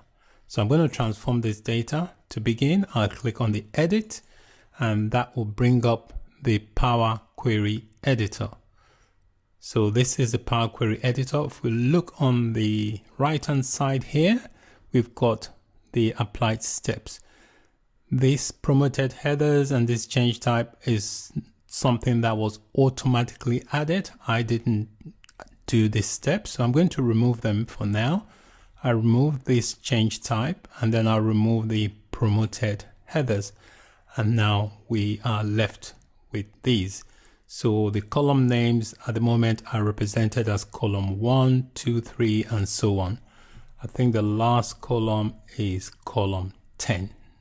The next thing we want to do here is flip this kind of like table around so that the columns will be represented as the rows, and the rows here will be represented as columns. That way we have the city will have its own column, the product category will have its own column. Okay, so to do that, we click on the transform tab, and there is an option here called transpose. So click on transpose, and you can see here we've got column 1, column 2, 3, 4, 5, 6. But if you notice here, because we've flipped it around, what used to be columns is now rows, and what used to be represented as rows is now columns. So you can see here we've got the cities represented on the side here.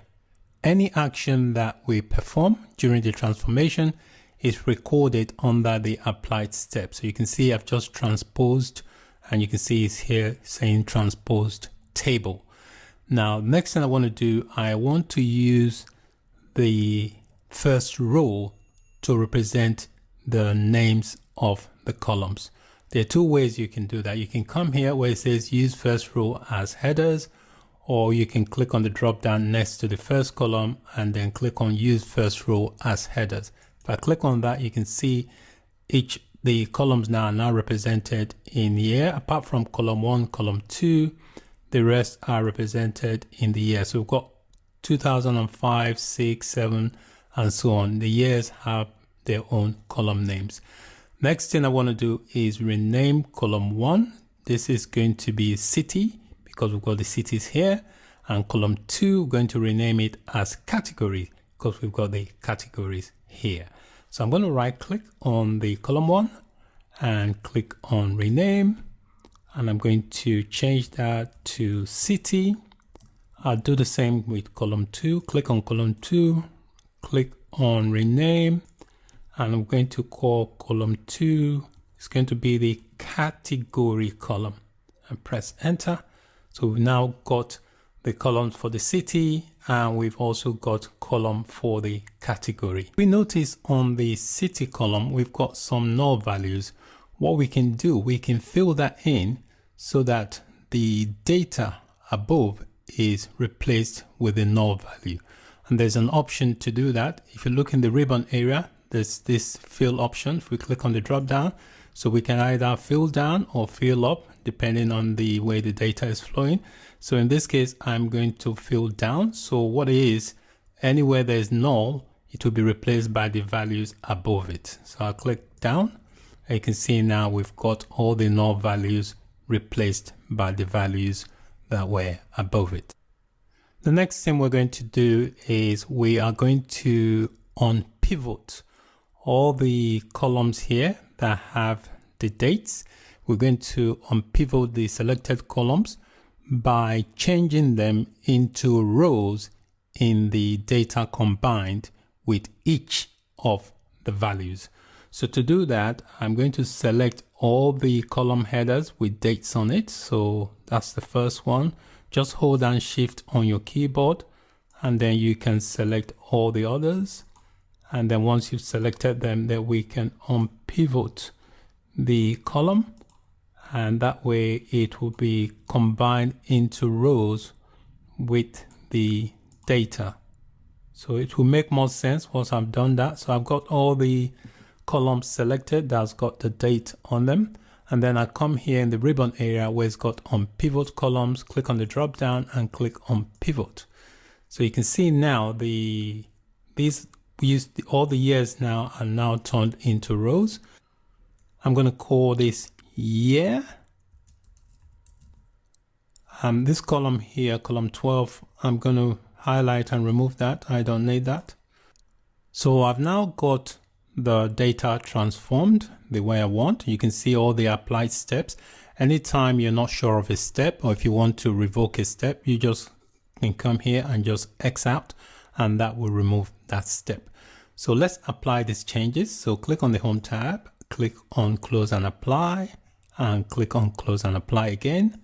That will apply the changes and then bring the model into the Power BI desktop. So these are the different columns inside this model here. So we brought it into the Power BI desktop. All right, so what we can quickly do, we can just create just a quick visualization from this data. So to begin, I can just drag this value here, drop it there, and I will drag the city into there as well. Next, I would drag the category. Okay, so I'm just going to expand this so you can see. So now we've created just a very simple visual, and we're able to see how the data is represented. So we can tell which category had the most sales for each of the city, for which city had the most sale for each category. So if we look here, you can see here that the city of Portland in the category of bikes, that's the amount they sold. And then if we come here, we can see the city of Vancouver in the category of bikes, you can see the value they sold. You can always change the types of visuals you use just by clicking on the different visual options here inside the visualization area. So that is it for this video. In this video, we were able to transform data that was in a less structured format. Thanks for watching. Bye for now.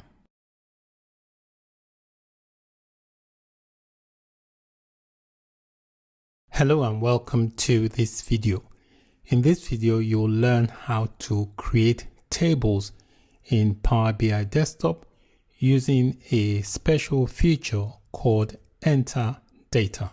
I've got my Power BI Desktop opened, and there is a feature here called Enter Data inside the ribbon area. So I'm going to click that, and this feature basically allows you to manually create table. So if I can double click on this and on the column here and just give the table a name. So I can say name.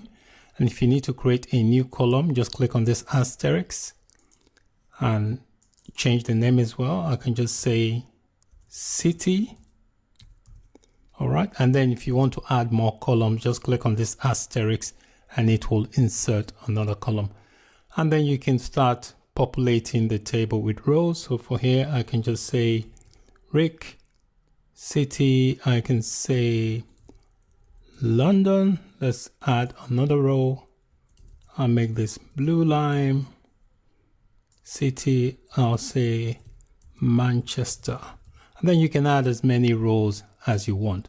And then on the bottom here, the default table name is called table 1. You could change that and give it a name. I can just say people. Okay, and that would be the name of the table. So at this stage, I can edit it if I want, but because it's a very basic table, I'm just going to load that into Power BI. So I click load, and that will load that information into the Power BI desktop. So give it a few minutes to load. You can see it's loaded it. That's the name of the table, people.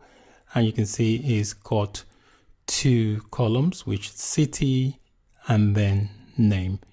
Another way of creating table is by pasting the content from an external source by using the enter data feature here. So I'm going to click enter data again, and this time we're going to paste some content. I've got a very simple Excel spreadsheet here. So I've got these fruits here and I've got this quantity. So I'm going to paste the two columns and the rows. I'm going to just highlight all of it and just go copy, and then open my Power BI desktop and just right click and paste. So you can see here, just by doing that, it's pasted the content into this, and I can just change the name of the table here from table 1. I can just call it fruits. And if I want to insert another column, I can do that. So I can come here, for example, and then insert a color. So I just give it a name. I'll say color, and then I can just add the values. I can say green. Here I can say yellow, and here I can say orange. So I just load that data into the Power BI desktop. So give it a few minutes. You can see here now I've got the model here called fruits, and it's got 3 columns: color, fruits, and quantity. In this video, I showed you a couple of ways of creating tables in Power BI desktop. Thanks for watching. Bye for now.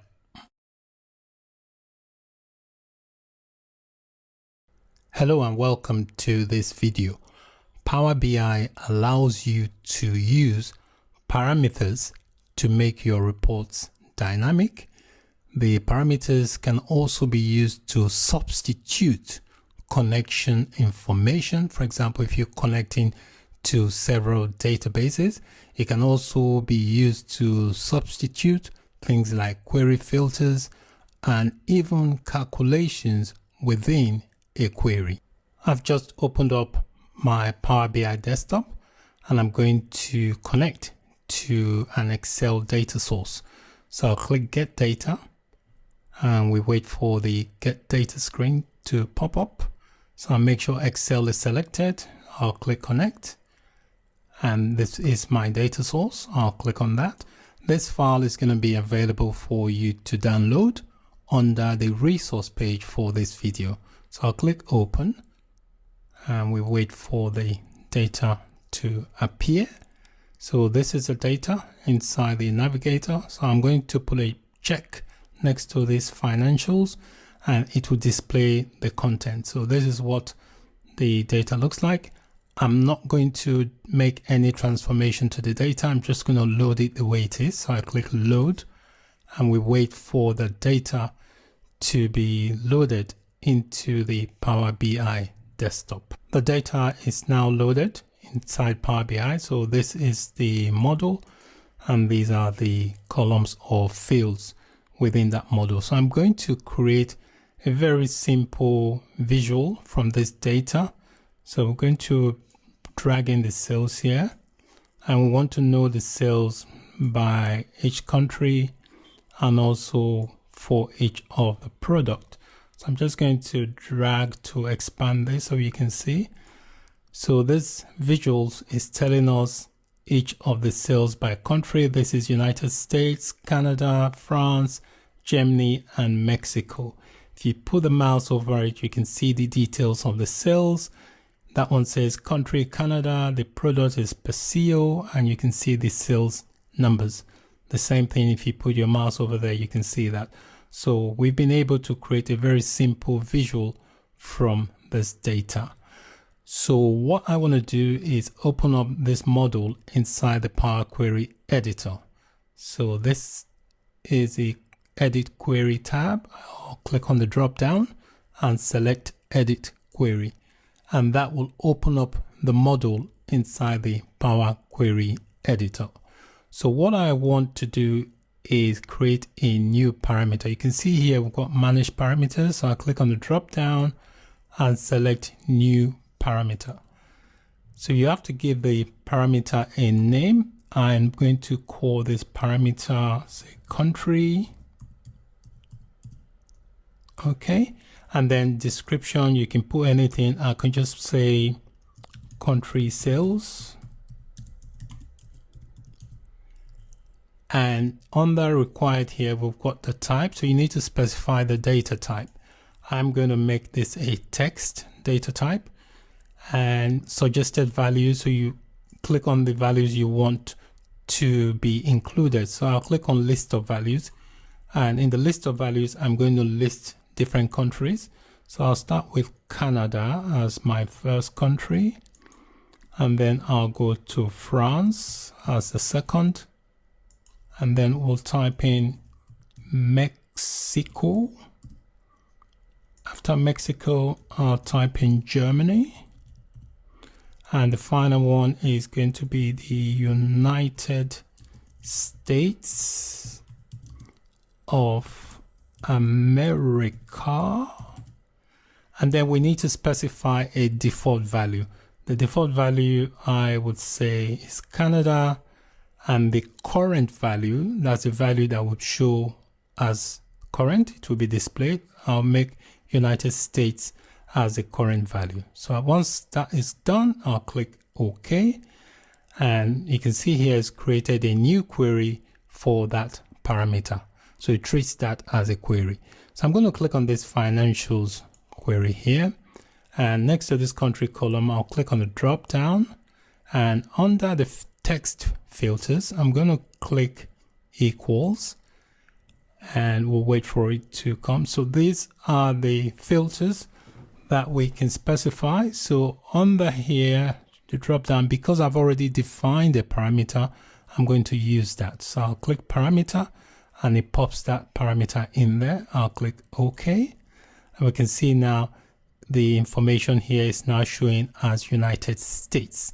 Now, if I close and apply this, if we go back to our visuals, the visuals will only be showing the data for the United States because of what we've just done.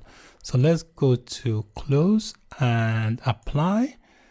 And you can see here, before it was showing for all the countries, now the visuals is now showing us just data for the United States of America. The next thing I want to do is save this file. So I'm going to do file, save as, and I'm going to call this sales by country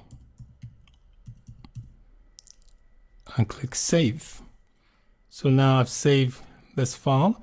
If I wanted to send this file to a colleague, all I'll need to do is save it as a template. So under the file menu, I'll click file, I'll click export, and I'll click Power BI template. And I just need to give the template a description. So I can just say sales by country. I'll click OK.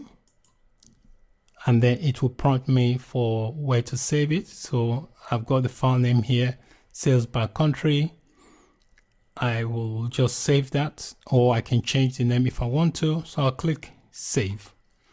All right, so now I've got that saved. I can exit my Power BI file. So I click on file and then click on the exit button to quit. So notice in my folder here, I've got two files, same name. This one with the 32 kilobyte is the one that contains the data for everything. And the one with the 11 kilobyte is a shorter version of it. So this is the BI template that I saved it as. So this is the template. This is the one I'm going to email to my colleagues. So let's assume that I have received this file by email. So I'm going to double click on it. This is the one that says 11 KB in size. I'll double click to run the file. Give it time to launch. And once it launches, we will get a prompt. I'm just going to exit out of this and exit out of this. So I will expect to get a prompt. So this is the prompt, very important. This is what we achieved by creating the new parameters. So you can see here, sales by country is the name of the parameter. And then I have a drop down of a list of countries. So if I want, for example, let's say we have sales managers for each of the country, and I look after the sales for Canada. I only want to view the data for Canada. So I make sure Canada is selected and I click load. That will load the data and show me the visuals for just Canada. Okay, give it a few minutes to load. You can see here it's loaded the data, and I'm only seeing the data represented for Canadian sales. So you can do this for other type of connections. If you connected to several databases, you can use the same technique to select the database you want to connect to. Using parameters makes it much easier for you to be able to view or filter the data that you want. So you only pull the data that you want rather than bring all the other data that you may not necessarily need. So that's it for this video on using parameters. Thank you for watching. Bye for now.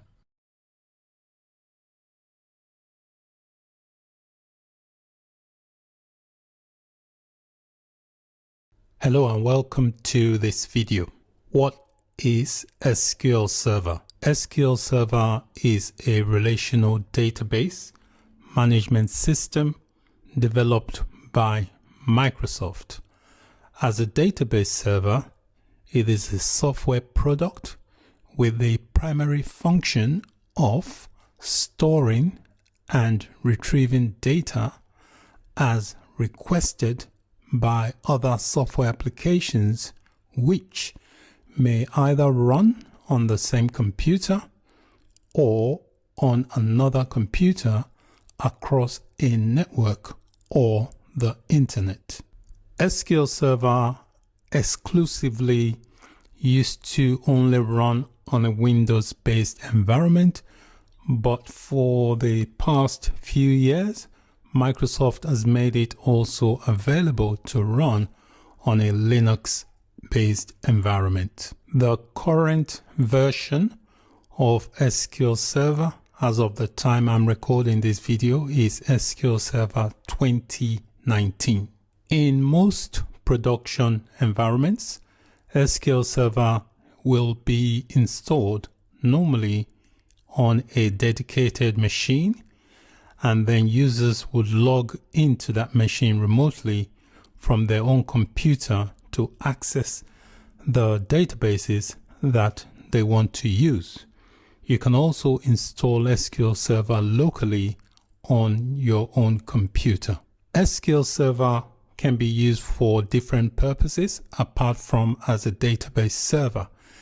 Every server installation of SQL is referred to as an instance. So a single instance is a single installation of SQL Server, which can hold many individual databases. In order to interact and communicate with the data stored in relational database management system, there is a special language called structural query language, which is used to interact with most relational database management system. Microsoft SQL Server has its own implementation of the SQL language, which is called Transact SQL, which is also referred to as T-SQL for short.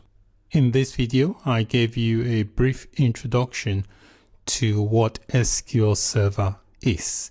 Thank you for watching. Bye for now. Hello and welcome to this video. There are 5 editions of SQL Server. The 5 editions of SQL Server are Enterprise, Standard, Web, Developer, and Express. I'll start with the Express. The Express is basically the premium edition. This is mainly used in an enterprise environment. It is comprehensive. It has a high-end data center. It also has capabilities for having very fast performance, unlimited virtualization. Also end-to-end business intelligence. It enables high service levels for mission critical workloads and end user access to data insights. This is the most complete edition of all of them. To use the Enterprise edition, you must purchase a license copy. The next edition is the Standard edition. This edition is also licensed. That means you need to purchase a license before you can use this edition.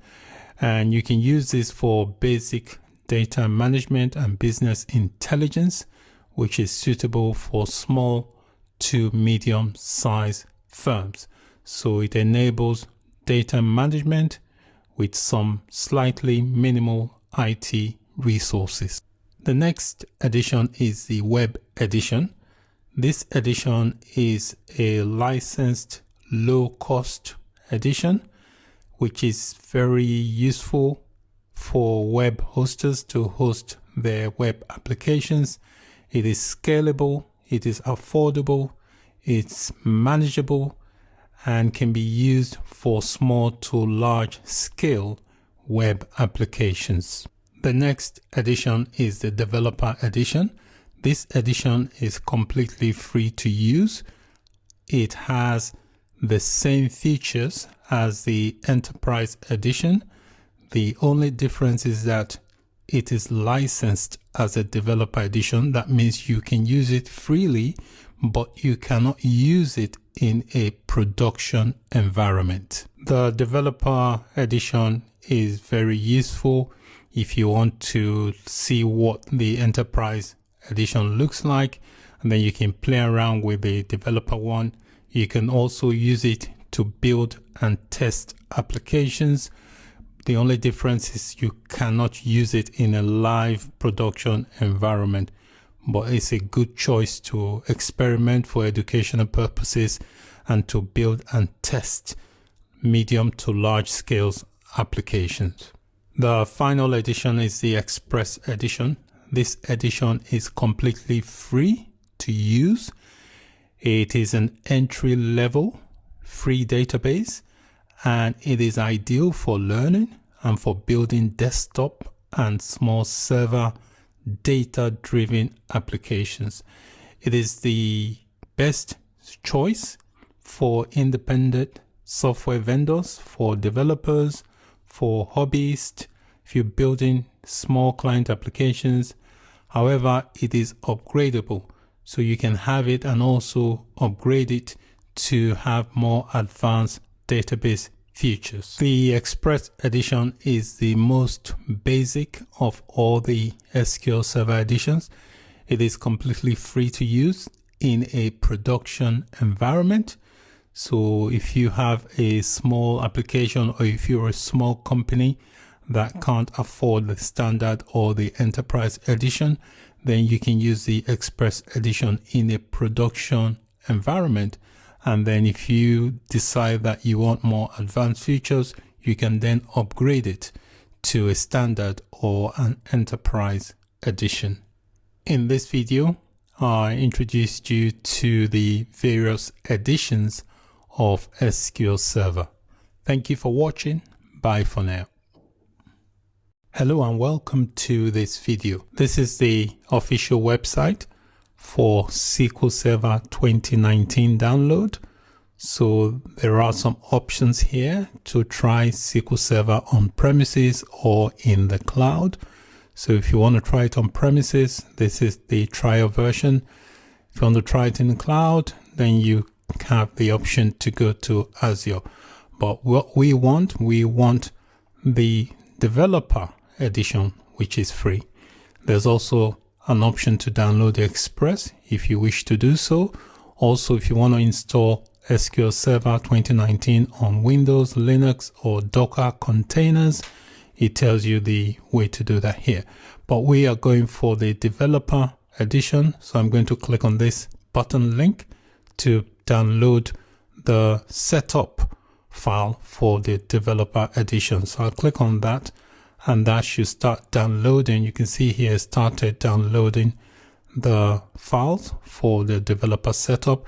This should not take too long, so I'll just give it a few minutes to complete. The download has completed. This is just a partial download. I'm just going to click on this to go to the download location. So I'll click show in folder, and this takes me to my folder where it was downloaded to. So this is what the file looks like. It says SQL 2019-SSE1-dev.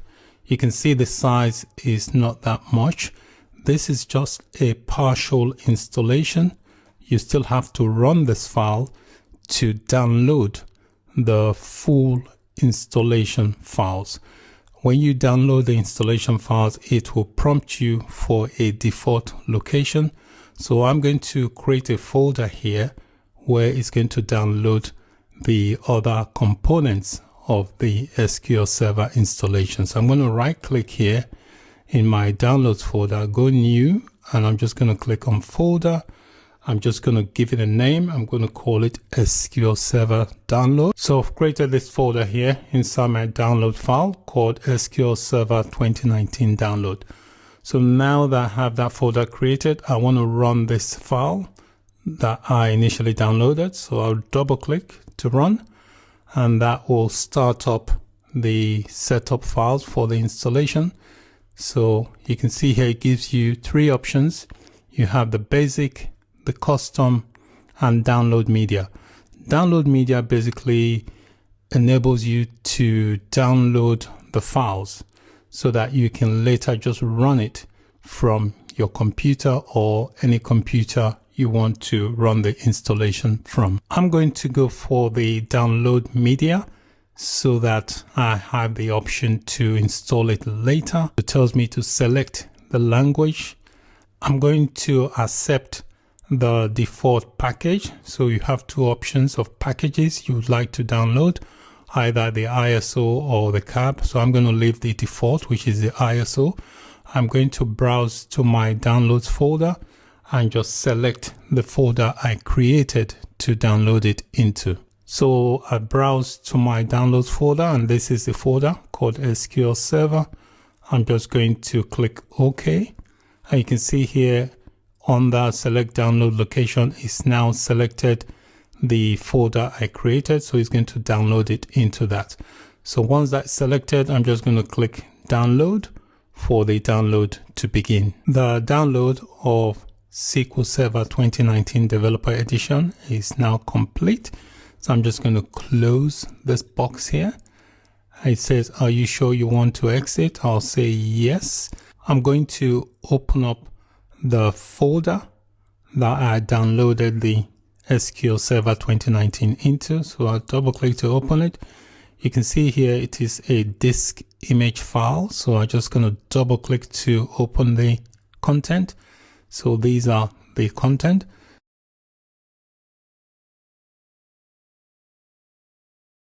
Hello and welcome to this video. In this video, we are going to install SQL Server 2019 Developer Edition. I'm going to open up the folder that I downloaded the SQL Server 2019 into. So I'll double click to open it. You can see here it is a disk image file. So I'm just going to double click to open the content. So these are the content.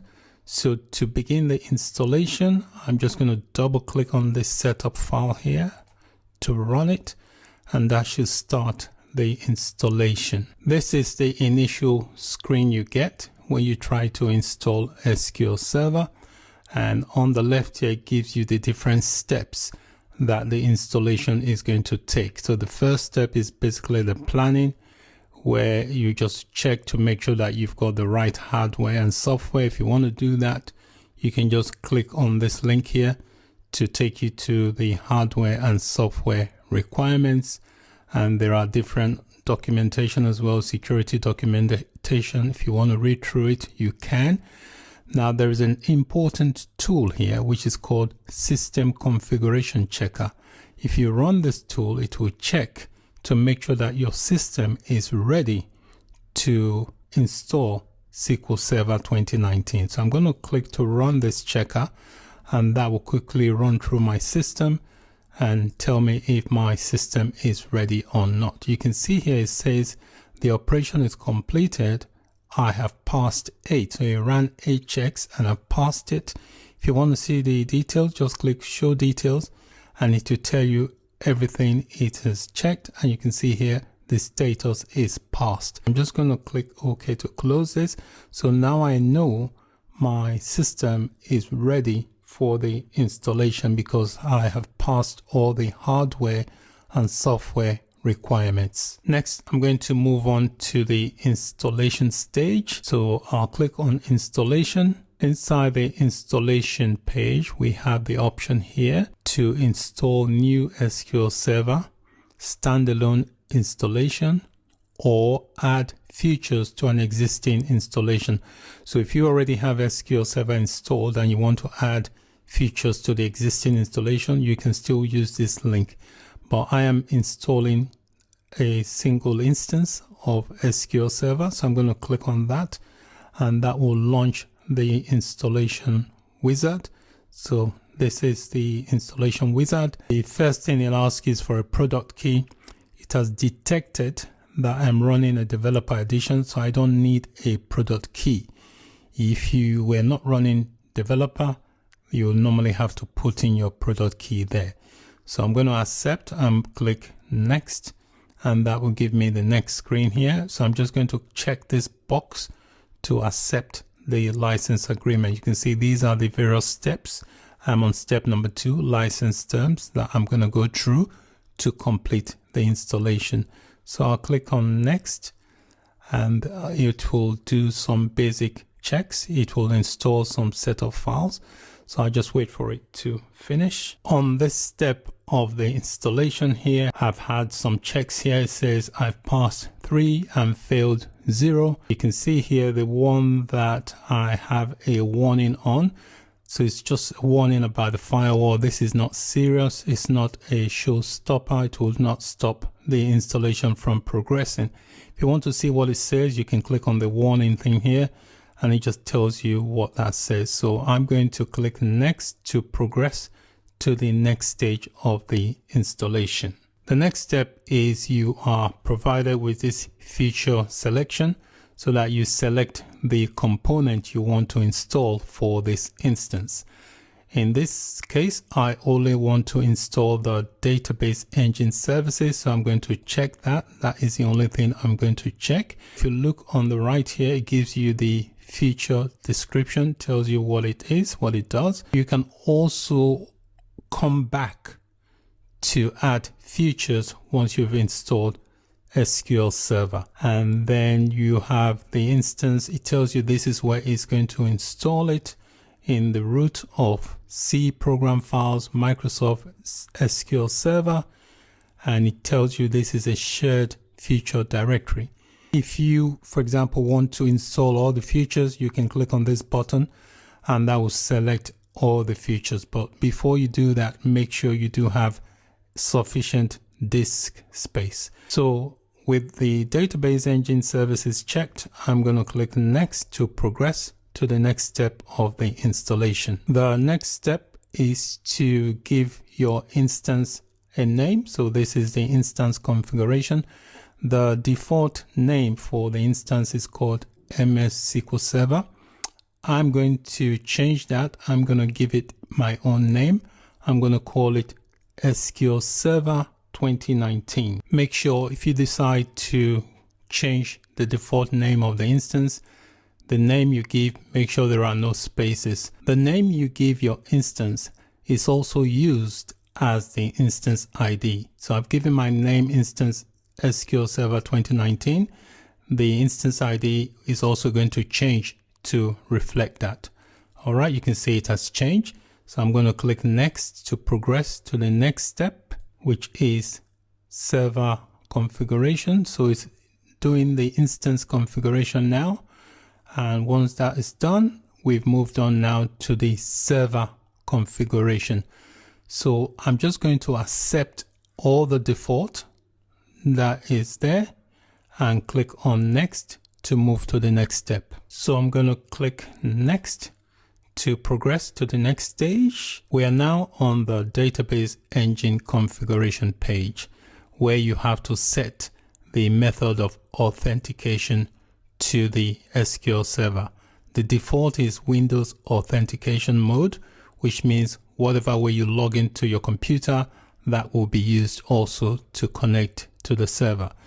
I'm going to select mixed mode, which is a mixture of the Windows authentication and a SQL Server mode, but you have to provide a password to accommodate the SQL Server mode. Once you have entered the password and confirmed the password, you also need to add a user that has administrative rights. So I'm going to click on this button that says add current user. I'll click on that. You can see that has added the username I used to log on to this computer, which is administrator.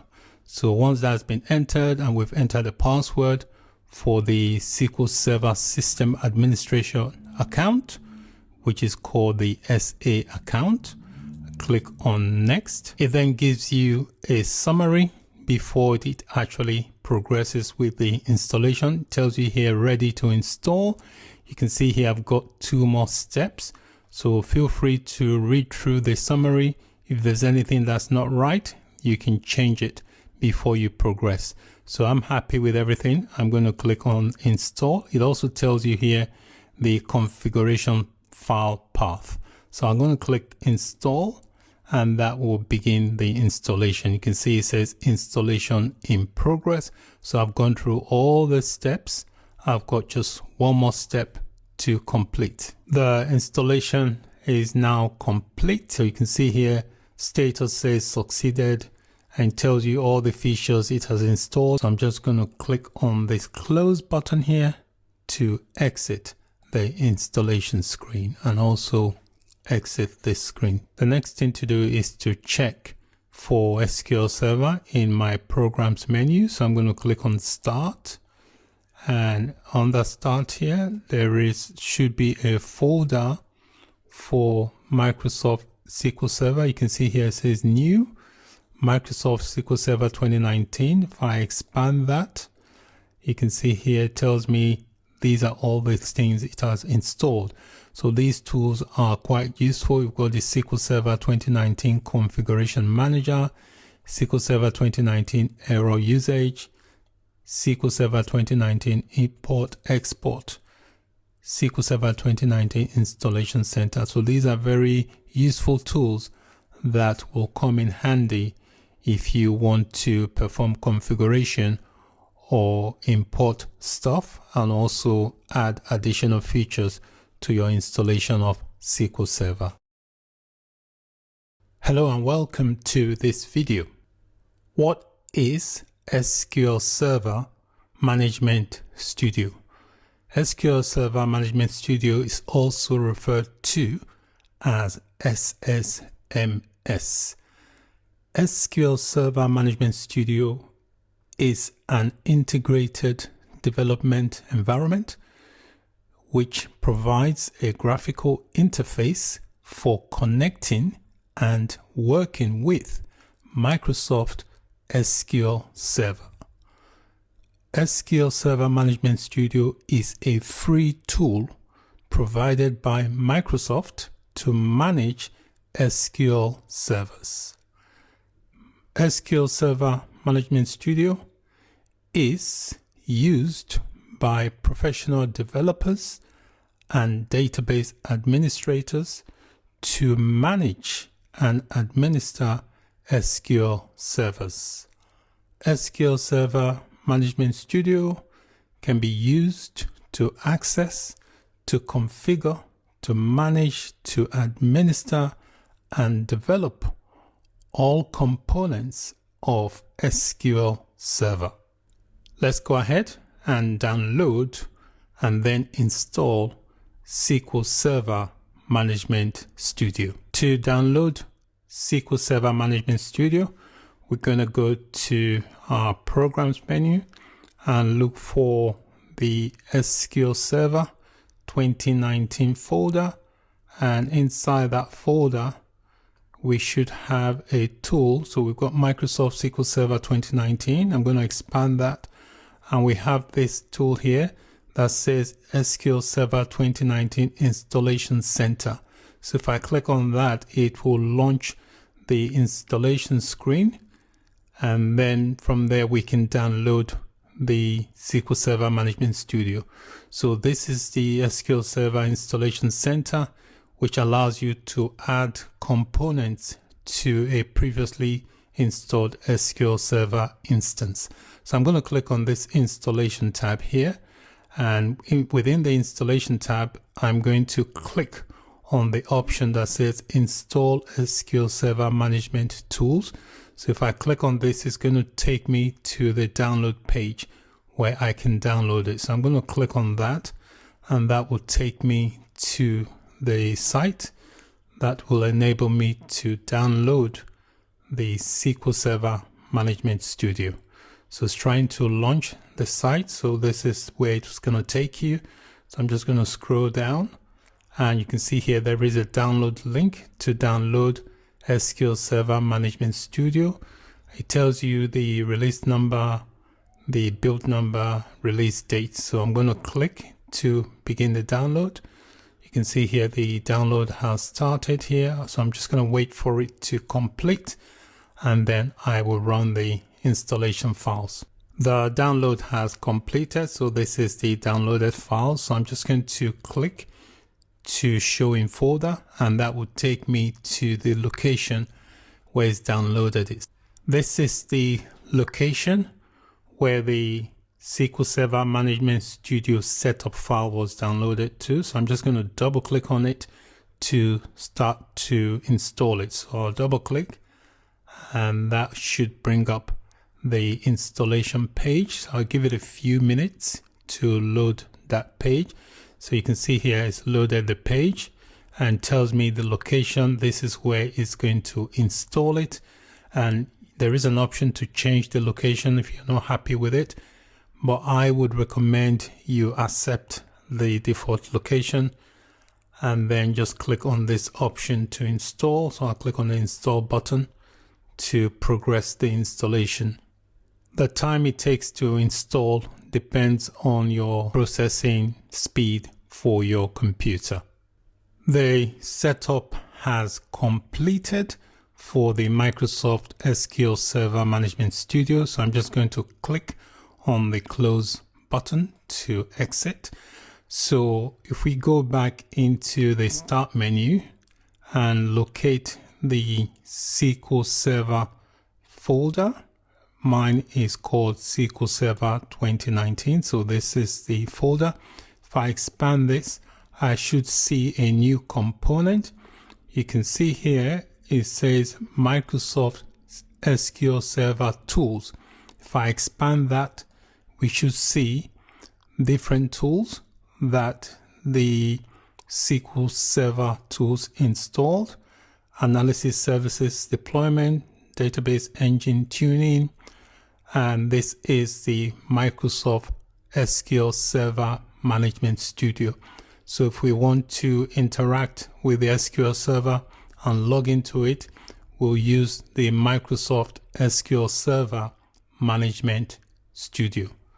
So that is it for this video. We successfully downloaded and installed Microsoft SQL Server Management Studio.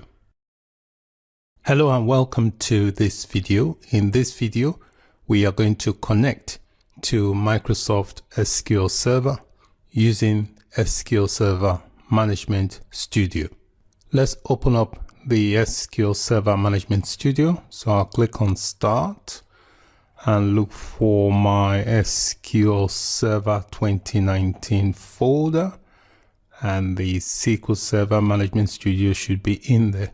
So this is my Microsoft SQL Server 2019 folder. I'm going to expand it, and inside there we've got Microsoft SQL Server Tools 18. So I'm going to expand that, and inside there we have the Microsoft SQL Server Management Studio. So I'm going to double click to launch If this is the first time you're launching the SQL Server Management Studio, it might take a while to launch. When the Microsoft SQL Server Management Studio launches, this is the screen you'll see, and it gives you the option to connect to the server. So it has different options here. The first is the server type. So in this drop down here, there are different server type depending on the component you would have installed. I installed just the database engine, so that's the server type I'm going to connect to. If you have the others installed as well, these components, analysis services, reporting services, or integration services, if you have these components installed, you can also select them as the server type to log into. Next, it's the server name. So because I've got SQL Server installed on my local computer, this is the name. So this is the name of my local computer, and this SQL Server 2019 is the name of my SQL Server instance. If for any reason your server name does not show up, there is a drop down here where you can browse for more. If you go to browse option, and if you click, there's a local server and there's a network. If you're in a network environment, then you click on network servers, but I'm in a local environment. So inside the local environment, you can see I've got database engine, which is the instance I installed. If I expand the plus sign here, you can see here, this is the full path of my server. That's my computer name. And this SQL Server 2019 is the instance name. So my computer has automatically detected the server name, so I don't need to add that. But if for any reason your server name is not populated, that is how you populate it. Next is the authentication. By default, you can use the Windows authentication to log into SQL Server. You can see here my username is grayed out and the password is grayed out. That's because I'm already logged into my computer. So SQL Server uses the same credentials to connect to the SQL Server instance. If I do not want to use the Windows authentication, there's a drop down here. If I want to choose the SQL Server authentication, then I will have to supply the login name, which is SA, and then the password, which I would have supplied during the installation of SQL Server. But I'm going to change it to Windows authentication. And then before I click on the connect button, there is an options tab here. I just want to show you. You don't really need to change anything here, but if you're in a network environment, your network administrators might change some configurations here or might want you to change it. But for the purpose of this video, and because we're in a local environment, there is no need to change anything. So if I click on this options tab again, it takes me back to the SQL Server connection button. So now I've got all my details in, the server name is in. I can now click on the connect button to connect to the SQL Server. So I give it a few minutes to connect. You can see it has connected to SQL Server. This area here is called the Object Explorer. The Object Explorer provides a user interface that is kind of like a tree view structure that you can use to manage the objects in each instance of an SQL server. You can also expand the pane, just drag it along. So you can see here, I've got some details highlighted here. We've got the name of the computer where the instance of the SQL Server is installed. And this is the name of the instance, SQL Server 2019. This is the version number, 15.0. And then we have the account that is logged in to the server, which is the administrator account for the local computer. You can connect multiple SQL Server instances and they will stack up here against each other. So if I wanted to connect to the same instance but using a different account, I can do that.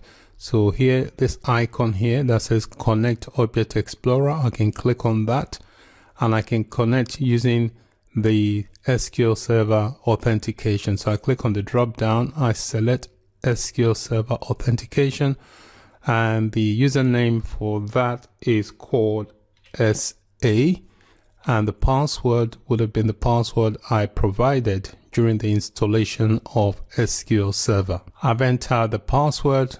I can just click connect. You can see here it's connected to another instance but with a different account. You can see here it tells me the account I've connected with, which is the SA account. It gives me the version number of SQL Server, the instance, and then the machine on which it is installed on. As you can see, it is possible to connect to multiple instances of an SQL Server. So to disconnect from a particular instance, while the instance is highlighted, there is an option here to disconnect. I just click on it and that will disconnect from the instance.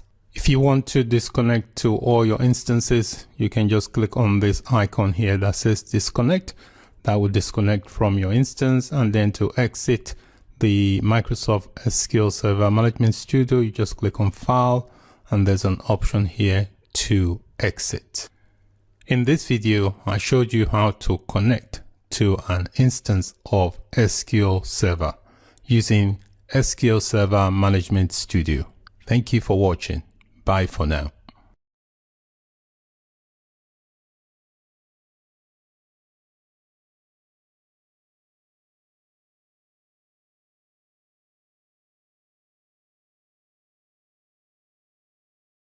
Hello and welcome to this video.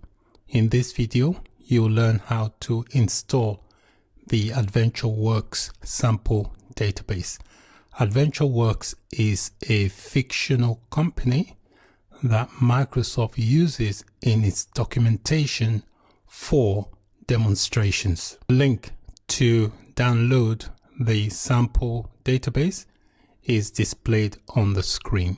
This is the GitHub repository where the AdventureWorks sample databases are stored. So I'm just going to scroll down to see the one I want. So this is AdventureWorks full database backup, and there are different types. The one I want to download is this one called AdventureWorks 2016.bak. .bak basically means it's a backup file. Also, notice in parentheses, we've got OLTP. OLTP basically stands for Online Transaction Processing. So I'm going to click on the link for the AdventureWorks 2016.bak. I'll click on that and that should download the file. You can see the file being downloaded to my download location. Sometimes Microsoft moves things around just in case when you view this video, if this link or the files are no longer in this location, I'm going to have a copy of this backup I've just downloaded for you to download just in case it's no longer available or the link has been moved. The backup has completed, so I'm going to click on it to show in folder, and that would take me to the location of the backup download. This is the file that was downloaded, and that is the size. In order to install this sample database inside my SQL Server, I will have to restore it from this backup here. SQL Server looks for backup files in a specific location. So what I'm going to do, I'm going to relocate this file from the download location into the folder that SQL Server will go to look for a backup file. So I'm going to right click and click on Cut to relocate this file. So let's go to the location where SQL Server looks for backup files. I'm going to open up my C drive, and under my C drive we've got the program files. I'll click on program files. I'll look for a Microsoft SQL folder, which is this one here. And then I'll look for the instance of my SQL Server, which is this one called SQL Server 2019. I'm going to click on that. Inside that, I'll click on this folder that says MS SQL. And inside that, there is a backup folder. So I'll click on backup, I'll right click, and I'll paste it there. So I've now relocated the file I downloaded. I have now logged into my SQL Server. So in order to install that database file I downloaded, I need to right click on my databases folder. So right click, and there is an option to restore database. So I'm going to click on that. We wait for the window to open. So here we have to specify where we're going to restore the database from. It's going to be from a device. So I click on the device option, and this button here that's got several dots, I'm going to click on this in order to go to the location where the backup file is. Under the backup media type, make sure you have the file selected. If I click on the drop down, there are other options. We've got the URL, so make sure yours is on file, and then click on the add button. When you click on the add button, SQL Server knows where to go to for any backup file. You can see it has automatically gone to the location of the SQL Server. You can see the path here. It says SQL Server 2019, which is the name of my SQL Server instance. So I'm going to select the name of the file that I want to restore from backup. So that's the name of the file. The file name is populated here, and I just need to click on the OK button. So I click OK, and then it tells me the path. This is the full path to where the backup file is. Next, I'll press the OK button, and you can see we've got this option checked to make sure we're going to restore this database from full backup. Next, click on the OK button, and you can see the backup is being restored there. So we'll give it a few minutes to complete, and we should get a message to say that the backup has completed. You can see here the message has popped up saying database AdventureWorks 2016 restored successfully. So I'll click OK. So if we take a look at my databases folder, you can see this database here I've just restored, the AdventureWorks 2016. If I expand that, you will see all the tables that database has. You see, got lots of tables. So that's it for this video. In this video, I showed you how to install the AdventureWorks 2016 database. Thank you for watching. Bye for now. Hello and welcome to this video. In this video, I'll be showing you how to connect to an SQL Server database from the Power BI desktop. So this is my SQL Server inside my Microsoft SQL Server Management Studio. So you need some information from here before you can connect to this database from the Power BI desktop. So you need to know the name of your server. In my case, my server is this one here. So I'm just going to right click and go properties. So it tells you there the name. So this, I'll need this information for the name of my server. Power BI desktop needs that, and also the password. So depending on the type of authentication you have, if you have a Windows-based authentication to connect to the SQL Server, then you use that from the Power BI desktop. So we're going to connect to this database from Power BI desktop, and then we're going to access this AdventureWorks 2014 database. Once you launch the Power BI desktop, you get the splash screen here, which is the startup splash screen. So you can connect to data either by using this link here in the splash screen, or inside the Power BI desktop interface, there is a Get Data option. So I'm going to just X out of this splash screen, and we're going to go here where it says Get Data. I'll click on that, and then I'll click on More, and that will bring up more data options. So these are the various sources you can get data from. I want to get data from a database, so I'll click Database, and I'm going to select SQL Server Database. There are different databases you can connect to. So I'll select SQL Server Database and click on the Connect option to try and connect and talk to the database. So I get a prompt to enter some details. So I need to enter the name of my server. So that's my SQL Server name. And then I need to enter the database I want to connect to. So I want to connect to a database called AdventureWorks 2014, which is a database I have inside my SQL Server. So I've now got the name of my database. I'll click on this OK button, and I'll wait for it to try and contact the database. So you can see here is now connected to the database. This is the navigator window, basically telling me that it's been able to contact the database and has connected to the requested database. And it's telling me, showing me also all the tables and schemas inside that database server. So this is everything that it can connect to from my server.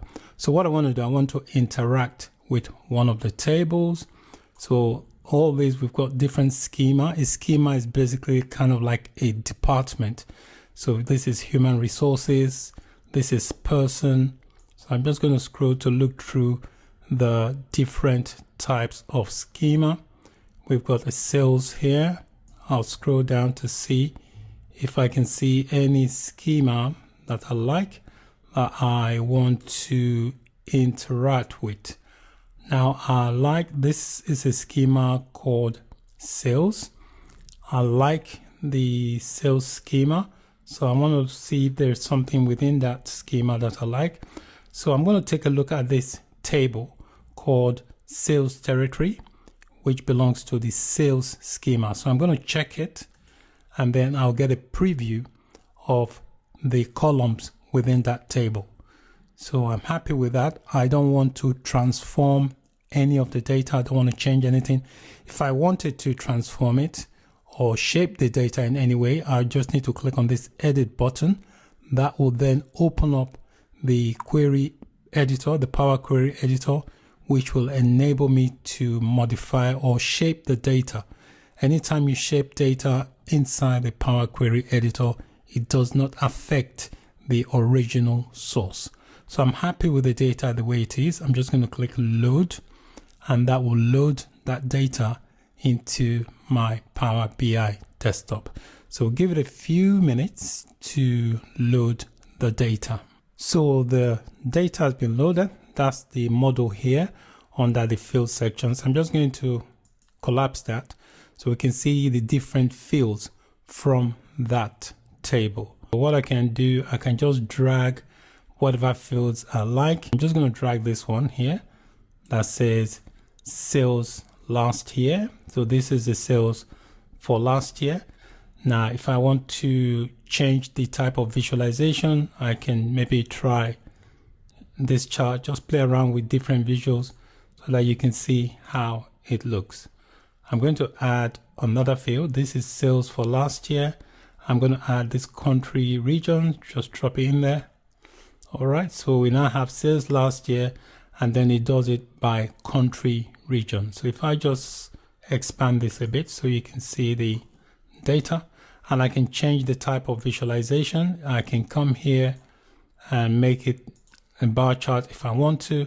So looking at this chart, we can tell that US had the most sales, followed by CA, and then FA for France, and then we've got Great Britain, and so on.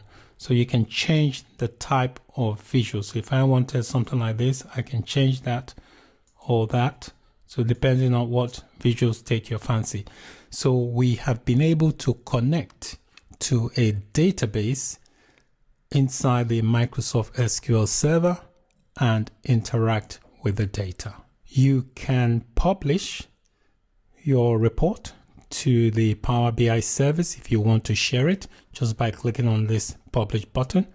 But for now, I'm just going to leave it as it is. The purpose of this video was just to show you how to connect to a data source from a database. And the database server we connected to was Microsoft SQL Server. Thank you for watching. Bye for now. Hello there. What is PostgreSQL? PostgreSQL is a general purpose and object relational database management system. It is portable. That means it can run on multiple platforms like Windows, Mac OS X, Solaris, and Unix. It was basically designed to run on Unix-like platform, but it can also run on other platforms as well. That's why it is portable. PostgreSQL is free and open source. What that means is that the source code is available under the PostgreSQL license. So it's a liberal open source license. So you're free to use, to modify, and distribute PostgreSQL in any form.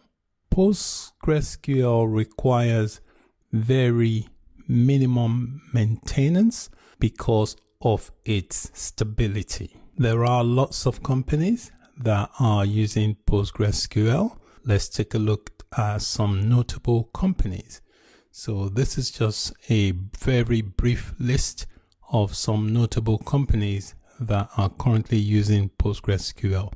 So notable ones include Apple, we've got Skype, we've got Cisco, and many others. Hello there. In this video, I'll be showing you how to install PostgreSQL on your local system. Postgres was developed for Unix-like platforms. However, it has been designed to be portable. What that means is that it can run on multiple platforms such as Mac OS, Solaris, and Windows. I will be illustrating by installing Postgres on a Windows-based platform. Let's take a look at the steps that we are going to follow to complete the installation of PostgreSQL. So we are going to start off by downloading PostgreSQL installer for Windows. If you're installing on Windows, you do that via an installer. So once we've downloaded it, we'll then install PostgreSQL and we'll then verify the installation. If you are running Windows 8 or Windows 10, you will need to install PostgreSQL on an account that has administrative privileges.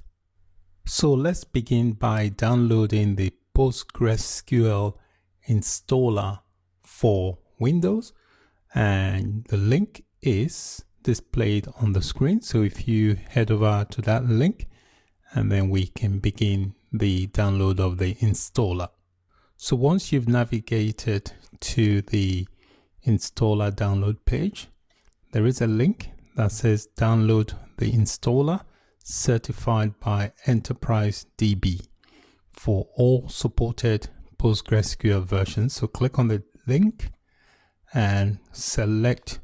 There should be an option here for cookies. You can click OK to agree, and then you select your version. Select the latest version that you can see. The latest version is usually displayed on top. As of the time of recording this video. The version is 10.5, so I'm going to click on that. And next you got to select your operating system. So I'm going to click on the drop down and select my operating system. I am running a Windows 64-bit, so I click on that, and then you have the link to download. So just click on the download now and it will begin the download. So that's my download there. It has started. I just give it a few minutes to complete the download. So the download has finished. So I'm just going to double click on the link here to run the installation. You may get a user account control pop-up if you're running a Windows operating system. Just click yes to accept that, and that will allow the installation to begin. So the installation is being processed at the moment. So we just let it go through the steps for processing and initializing the application. You'll be presented with a setup wizard. So click on next, and you are presented with a default installation directory. You can accept that, or you can specify your own installation directory. I would recommend you accept the suggested location that Postgres has specified. Just click next, and then you have this select component option. So make sure you accept all the boxes that have been checked. What that means is that it will install all the options here checked: PostgreSQL Server, the pgadmin 4, Stack Builder, command line tool. Just accept all and click next, and it tells you a data directory. It has specified a data directory for you. You can either change that or accept the default. I would accept the default. Click next.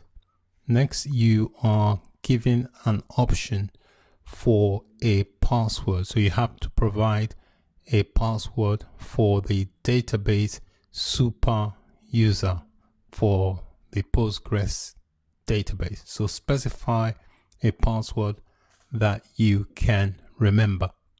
So this password here that you're setting up now is going to be the password for the database super user and service account.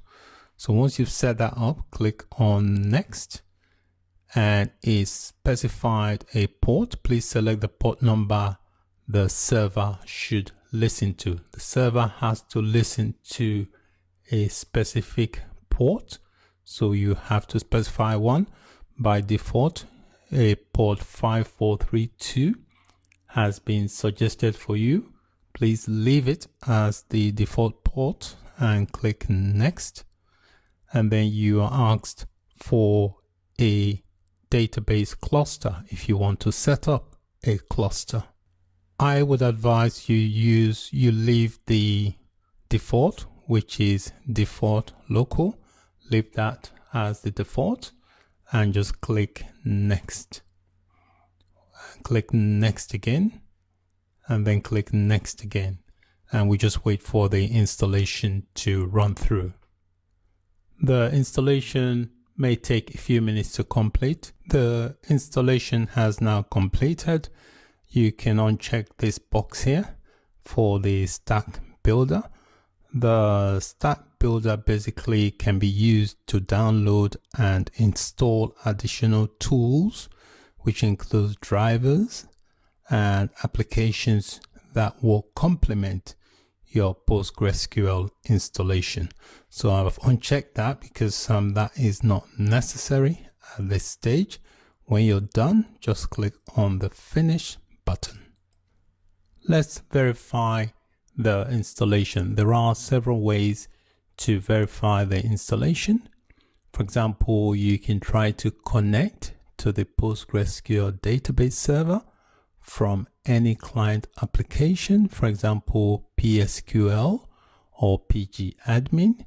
However, the quickest way to verify the installation is through the PG admin application. So let me show you how to access that.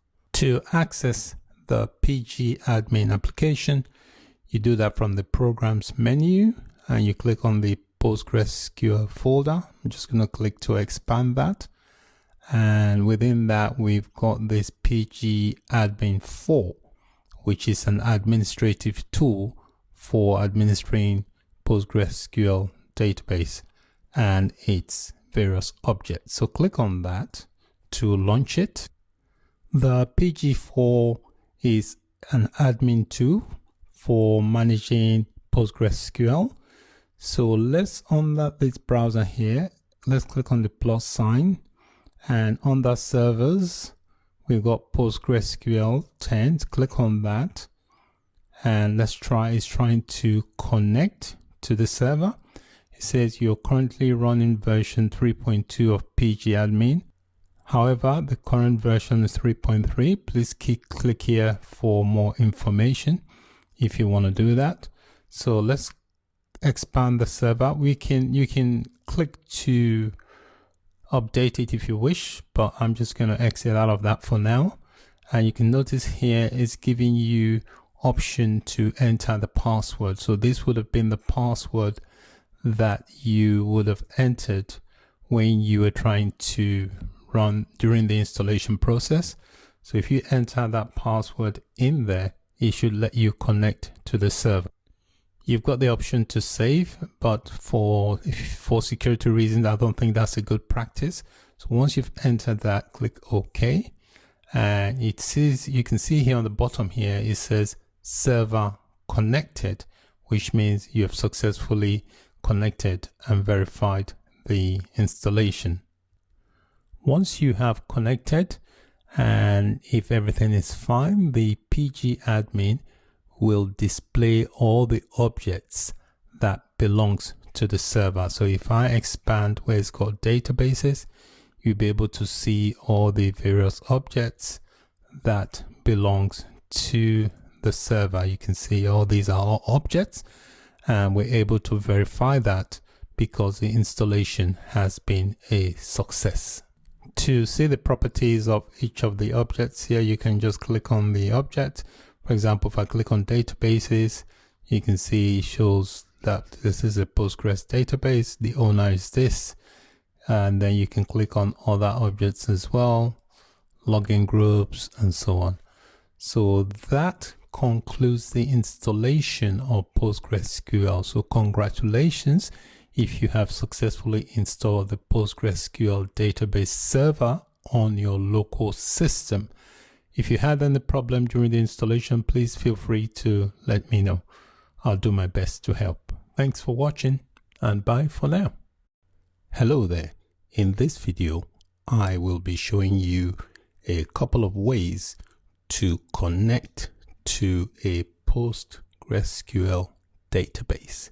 The first is via an interactive SQL shell, which is a terminal. It's called PSQL. And the second option is by a GUI. GUI basically is a graphical user interface using the PG admin tool. Let's try and connect to a PostgreSQL database using the PSQL tool.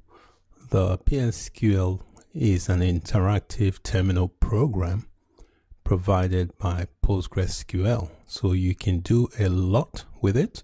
For example, you can execute SQL statements, you can manage database objects, and so on. So let's try and play around with the tool and connect to the database. The first thing we need to do is launch the PSQL program, and you launch that from the PostgreSQL folder. So if you expand the folder and if you scroll down, you should see the SQL shell, which is PSQL. So if you click to launch the shell, so this is the shell. So the first thing you need to do basically is provide answers in different steps just by pressing tab or enter on your keyboard. So if you press enter, it will give you the name of the database. You press enter again, it will give you the port it is listening to. You press enter again, it will give you the username. Press enter and it will prompt you for a password. So you enter the password that you specified during the installation of PostgreSQL. Once you enter the password, if it's correct, it will give you this screen, and you can see you've got the hash symbol next to the Postgres, which means it is waiting for some instructions. So what I'm going to do, I'm going to type in a very simple SQL statement to determine the version of PostgreSQL. So you just type in select and then you do a space, type in version.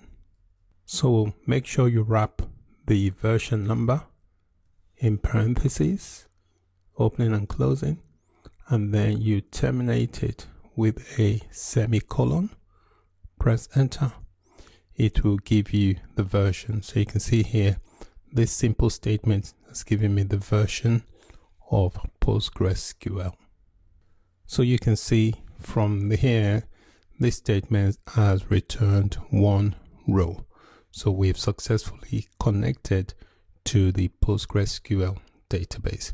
To exit out of the program, all you need to do is hit Ctrl and C, and you will get a prompt asking you to terminate. Just hit yes and press enter, and that will terminate the program.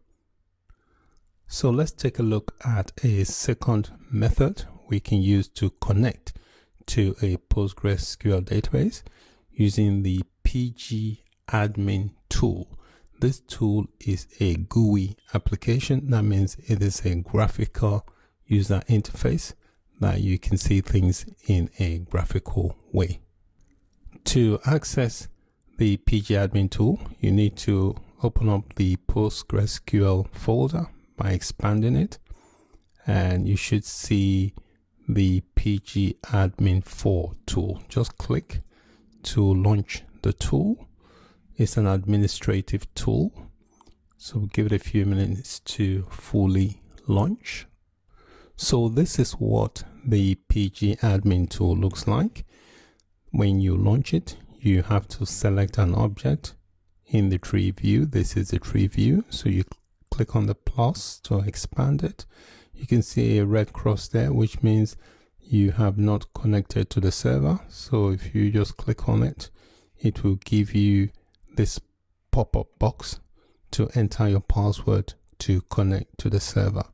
If you don't want to enter the password each time, you could click on save, but I wouldn't recommend that. It's not really a good practice, although it's okay if you're working in your own environment, but it's good to develop good practices right from the start.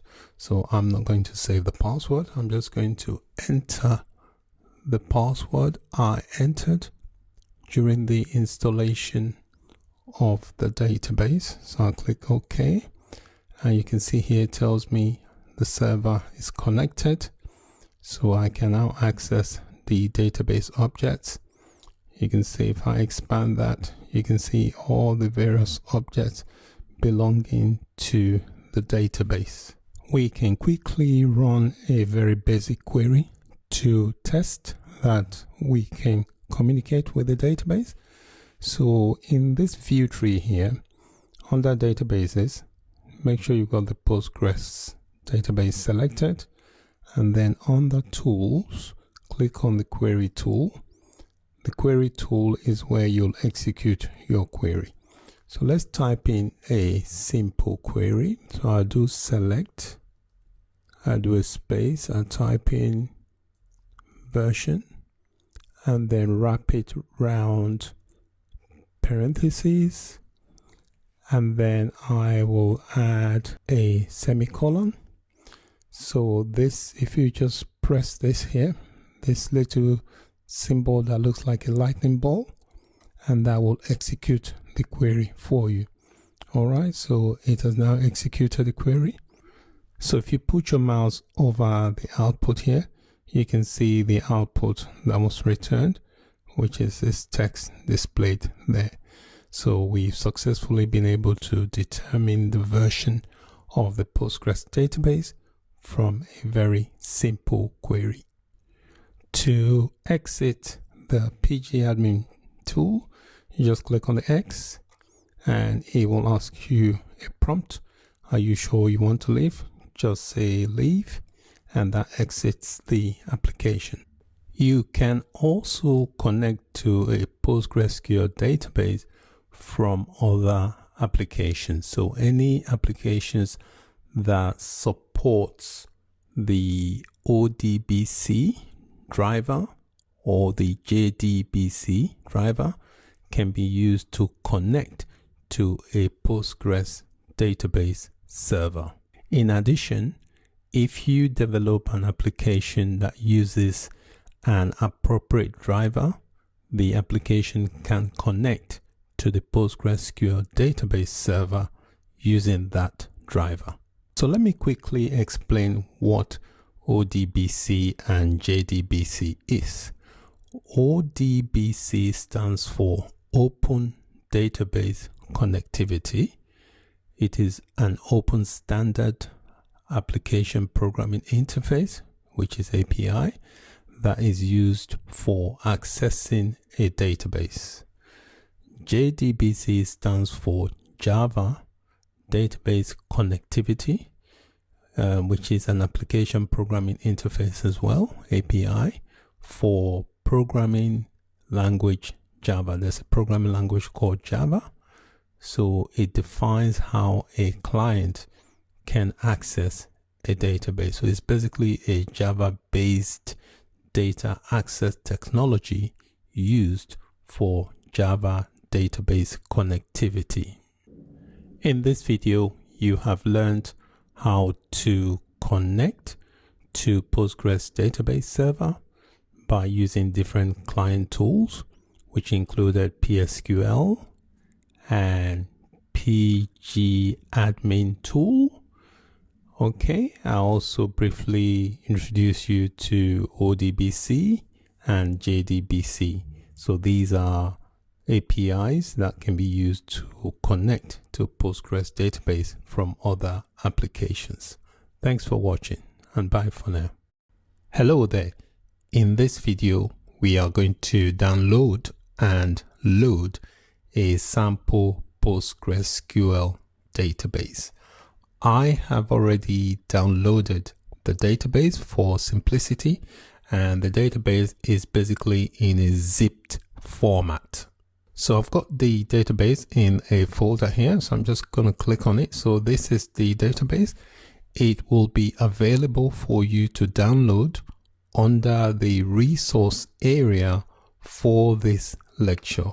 It's in a zipped format, so you would need to have a software extraction tool to extract the database. So you can use WinRAR, you can use WinZip, or any software extraction tool you have available. You can use that to extract the database content.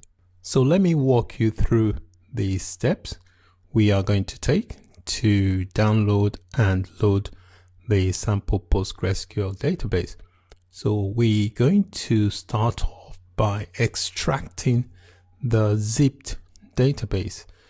We're going to extract it to a .tar format. Once we've done that, we're going to create a folder on the C drive or any drive you wish, and then we'll place the extracted tar format into that folder, and we will create a new database using the PSQL tool. We need to create a database to restore the sample database into. Once we've created a new database, we'll then have to load that sample database using a command line tool. If you're on Windows, you use a command prompt. If you're on a Mac, you can use the terminal. Once we've loaded that, we'll then verify the loaded sample database by running just a basic query to make sure everything works. So let's begin by extracting the database. I'm just going to click on this folder here, and the software extraction tool I have is called WinRAR, which is actually free to use. So I'm just going to right click and click on extract here, and it will extract the content. You can see now it has extracted the content. You can see this is the extracted content. If I right click and click on properties, you can see that it is now a .tar format. All right. So what I need to do is now go into my C drive.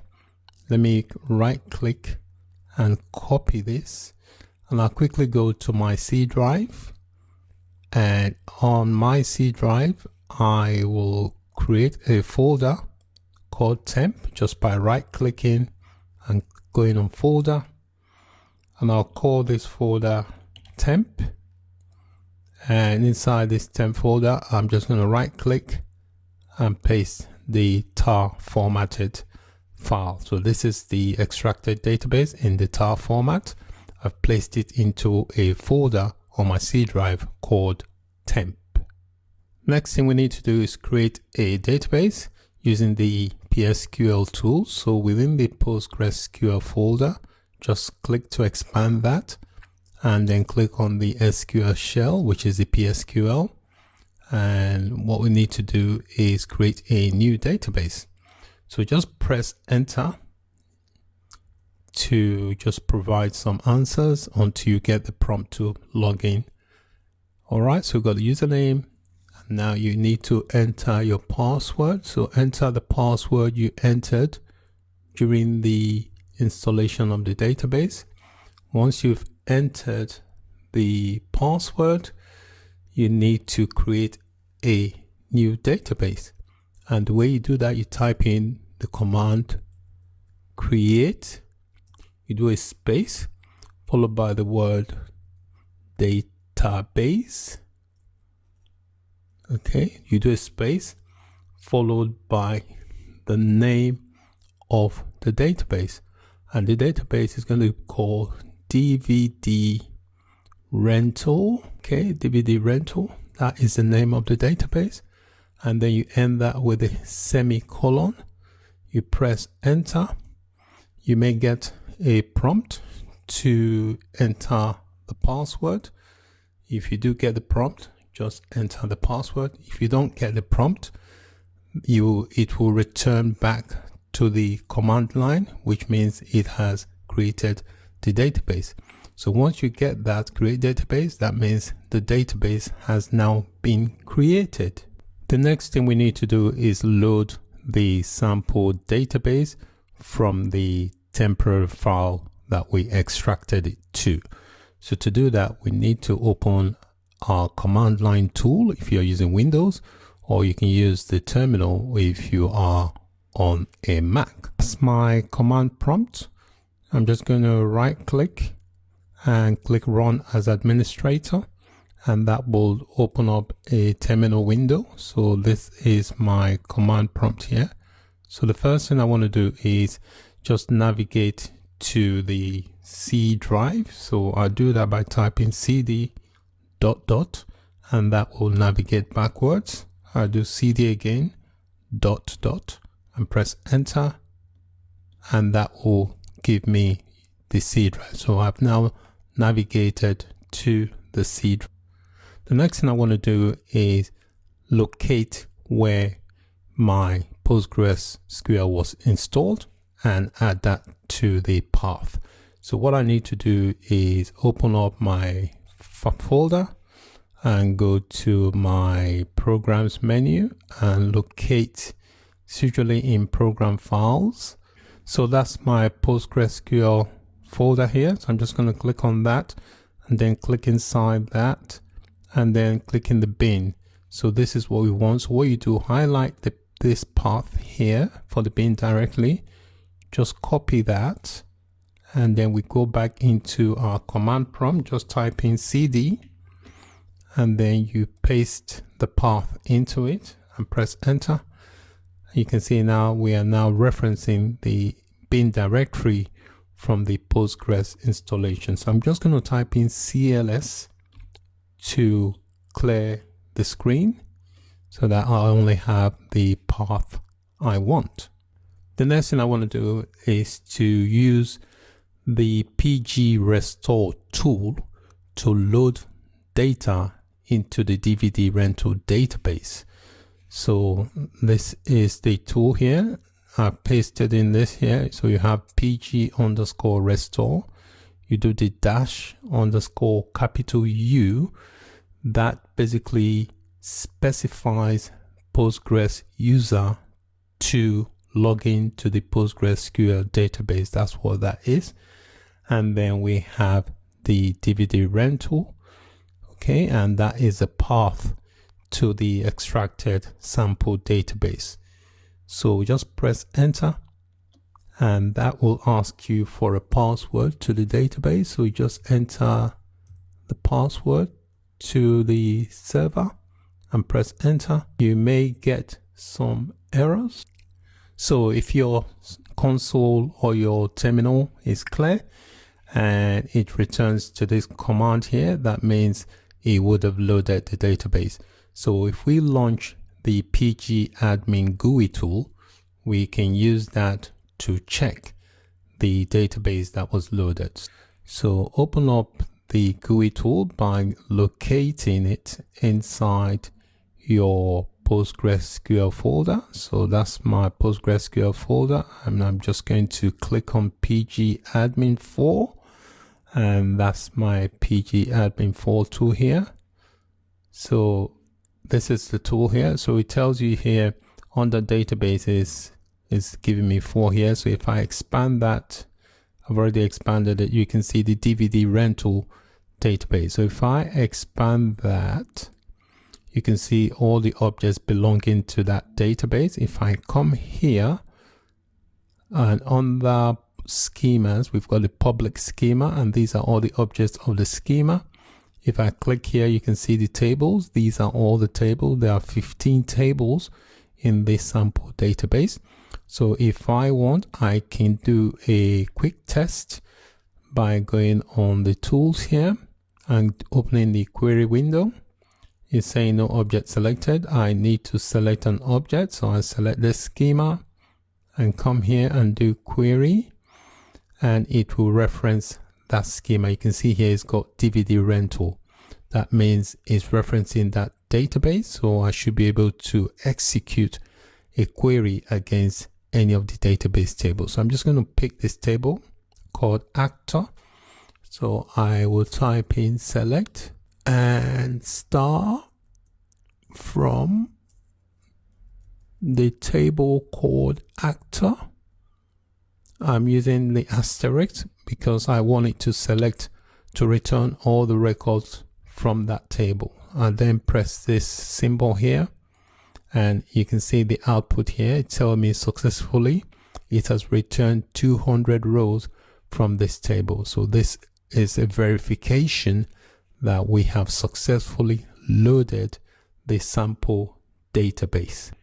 In this video, we downloaded and loaded a sample PostgreSQL database. We started off by extracting the zipped database into a .tar format. We created a temp folder on the C drive and placed the extracted tar format into that database. We then created a new database in PostgreSQL using PSQL. You have to create a database in order to load the sample database into. So we did that. We then loaded the sample database using the command line tool, and we were able to verify the loaded sample database by running a very basic query on one of the tables in the database. Thanks for watching. If you had any problems during the loading of the database, please feel free to contact me. I'll be more than happy to help. Thanks for watching, and bye for now. Hello and welcome to this video. In this video, I'll be showing you how to connect to a PostgreSQL server database from your Power BI desktop. So I have opened up my PostgreSQL Server database inside the PG Admin 4, which is a tool that enables you to interact with PostgreSQL. So you need some information from here before you can connect to it from your Power BI desktop. You need to know the name of the server or the host name. You can see here on that connection, the host name here says localhost. Localhost is the same thing as 127.0.0.1.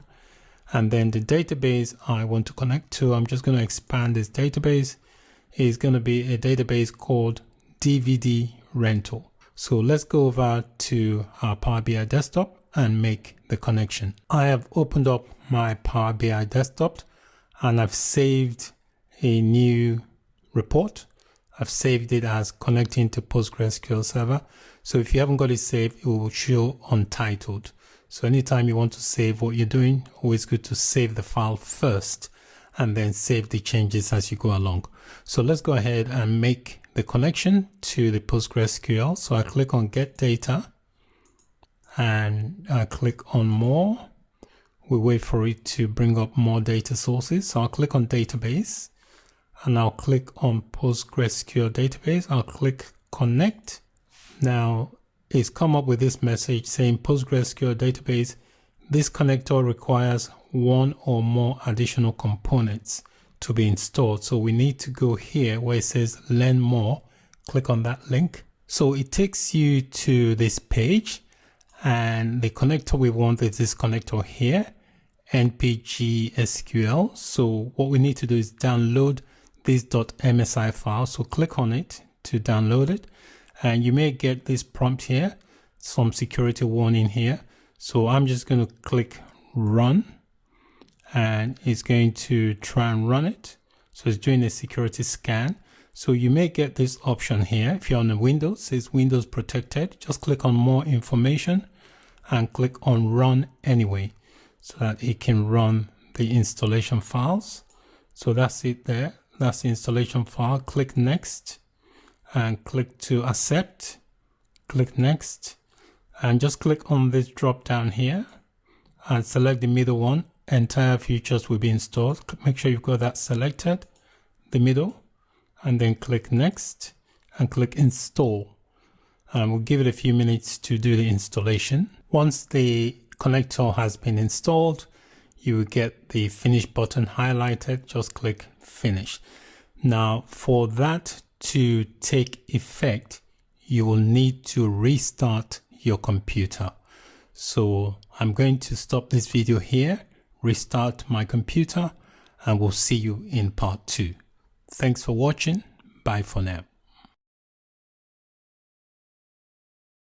Hello and welcome to the part 2 of connecting to a PostgreSQL Server database from Power BI Desktop. Let's click on the Get Data option. Click on More. We'll wait for it to populate. Click on Database. Look for PostgreSQL. So click on PostgreSQL Database. Click Connect.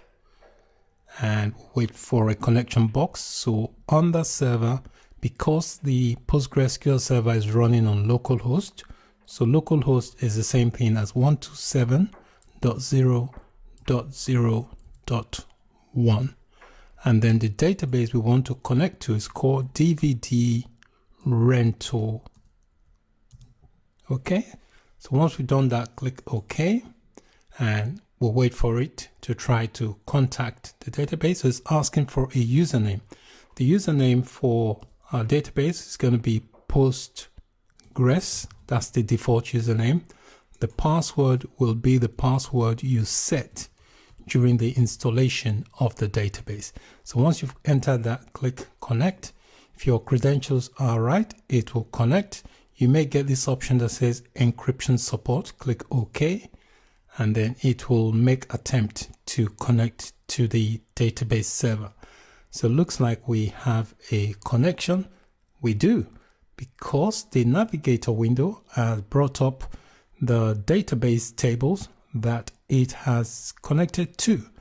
So you can see here, that's the server, and this is the DVD rental database. It has 22 tables. So these are all the tables. So I'm just going to look through and look for one to interact with. This public here means the schema. So public dot actor is the table, public is the name of the schema. So I like this table here called sales underscore by film category. So I'm going to click on the checkbox next to that table so that I can preview it. So this table has two columns of fields, the category and the total underscore sales. I don't want to make any transformation or shape the data, so I'm just going to load it. If I wanted to shape the data, I'll click on the edit button, which will open up the Power Query editor where I can make modification or change the data to suit what I want it for. In this case, I'm just going to accept the data that's showing. I'll click load, and it will load that data as a model inside my Power BI desktop. The table has been loaded. You can see under fields here, that is the table. And if I expand that, it has two fields.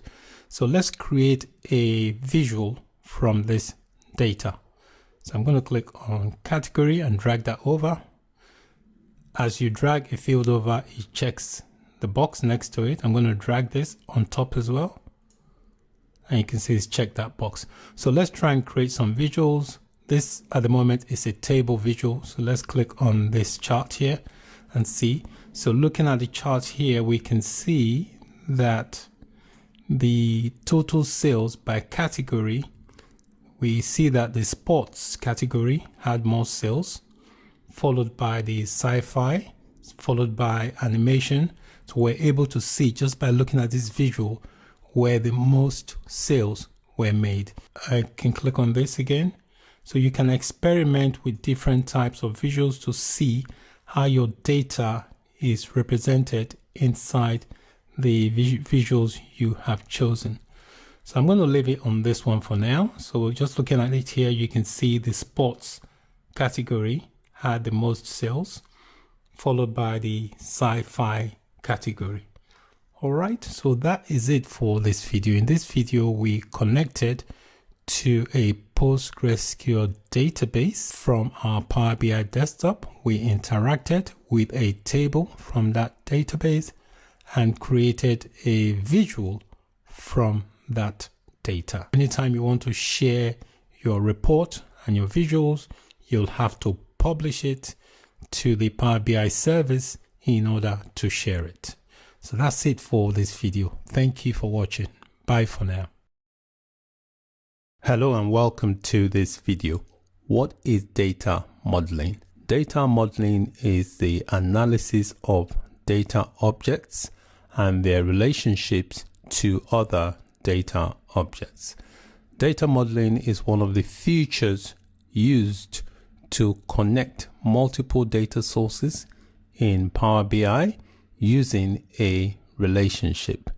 A relationship basically defines how data sources are connected with each other. You can create data visualizations from multiple data sources. Hello and welcome to this video. When you import multiple tables, there are chances you are going to do some analysis using data from all those tables. The relationships between those tables are necessary in order to accurately calculate results and display the correct information in your reports. Power BI Desktop makes creating those relationships quite easy. It has a special feature called Auto Detect that will automatically establish the relationship between the tables in most cases. I've got my Power BI Desktop open. I'm going to connect to a Microsoft Access database file We have used this file already in this course, so it's already available for you to download. So I'll click Get Data Link to browse to the data source. I'll select Access Database and I'll click to connect to the Access database. So this is the database. I'll click Open and we'll wait for Power BI to connect to the data. So these are the data. I'm just going to click on each of these tables here to select them, and I'm going to load the data. I'm not going to do any transformation whatsoever. I'll click Load, and that will load the data into the Power BI desktop. The tables have been loaded into Power BI desktop. So these are the tables here. So to see the relationship between the tables, there is an icon here which says model. So if you click on the model, and that will show you the relationship between each of the tables. So I'm just going to drag this down so that you can see that clearly, and drag that down as well. So the lines basically represents the relationship between the tables. So if I click on the line here, you can see it turns yellow and it shows you how the tables are related. Here you can see the date column is present in both tables. That shows how they are related. And if I click on this link here, it shows the relationship between the product and the sales table. They are related via the product ID. If I come here, you see the same thing going on between the product and the manufacturer. They are related via the manufacturer ID. And then here also you see the relationship between the product and the sentiment table, related via the product ID. There's no relationship with this one here, which is a buy_Joe. And you can manage the relationship from this window here, or you can click on this Manage Relationship tab. So anytime you click on the link, there is a properties option. If you click on the properties, it gives you the edit relationship option. So you can see how the relationship was established, and you can also edit the relationship if you wish to do so. Another way to access that same view is to go to the Manage Relationship option, and you can click on this Edit option to show you the view we just had a look at. Another thing here, this is the auto detect. This is what automatically establishes the relationship between the tables when the tables are loaded into the Power BI desktop. So you can click on it just to check if any relationship was missed out. So I click on the auto detect and it will run the tool again. And if it finds any new relationship, it will tell you. You can see here it says found no new relationship, and then you can close that. You can also delete the relationship if you wish to do so, or you can add a new relationship. If you were to establish a relationship yourself, you can click on this new here, and then on the drop down you select the table. For example, you can select that table and then you select another table, but obviously the relationship you are going to establish with the table has to have columns that match. So when a relation, you can see here, there is no matching column between these two tables, so it would be difficult to establish a relationship. So when you are specifying a relationship, there must be matching column, at least one matching column between the table. Another thing I want to explain to you is something called cardinality of the relationship. Cardinality basically is when a relationship is created between two tables. It will give you two values, which are either 1, you can see this one is a 1, or it will be an asterisk. So you can see the asterisk here is at the bottom and the 1 is at the top. Now, what those values mean, basically, it tells you how the field in that relationship, how many values are represented in multiple rows and which values are unique. So in this one, for example, what it's saying in here, it tells you the way the cardinality is specified. In order to see how that works, I'm going to just click on the manage relationship so that we can see, and I'll click edit. All right, so now we've got the product table and we've got the manufacturer table.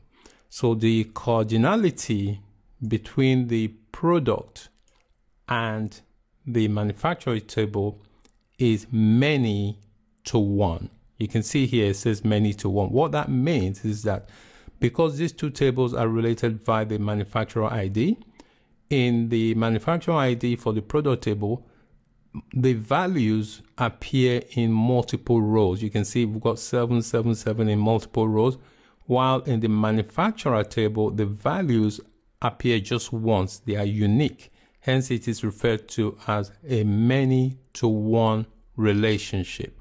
There are other types of relationship. You have a one-to-many, a one-to-one, one-to-many, and many-to-many. So the principle I've just explained works in the same way. So if you look at the product here, you've got the cardinality here. You can see here we've got the asterisk, which indicates a many-to-one relationship.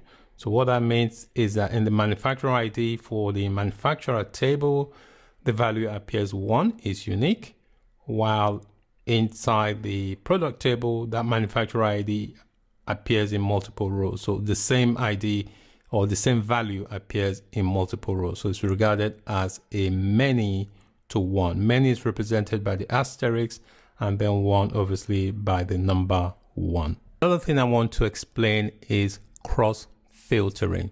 The cross filtering direction is very important in modeling. So here I'm going to click on this relationship link. I'll right click and go properties, and you can see here within the sales table, which is this table, and the date table, you can see how they are related. They are related via the date. Both tables have a column called date. Cardinality, I already explained what that meant. And then this is the cross filter. The cross filter direction basically is the direction of the relationship, which means the way the filter propagates in Power BI. The single directional relationship will filter one table based on the other table. Sometimes you need to filter in a direction that is when both are specified. All right. So when you cross filter in one direction, it kind of limits some of the modeling capabilities that you have across the relationship. So when you have the both directional setup, it allows you to do calculations on things across multiple tables. So here, I'm going to change the cross filter direction to both. You notice the arrow here at the moment is single. Once I change that and click OK, you notice now the arrow is now double on this side. Yeah. So what that basically means is that you can see here in the example that the date table is related to the sales table. And then I can come here and do another bidirectional. Okay, so I'll do both. And then here you can also see the relationship with the sales table up to the product table. So managing your relationships in Power BI is very important. Also, you can hide columns. If there are columns that you feel that you don't use as often, you just right click and there's an option to hide the column so that when you generate a report, that column is ignored. Also, you can hide tables. For example, if I wanted to hide this particular table, I click on here and there's an option to hide this report. You can see it goes gray. What that means, when you now do a report, that table will be ignored. So anytime you want to manage your relationship, you can do that by here, this area here, or you click on manage relationship. Okay, so notice that the auto detect is very, very important. It automatically does most of the work for you. But if you find that you need to delete or edit your relationship, you can always do that by the edit, or you can delete the relationship and get auto detect to reestablish that.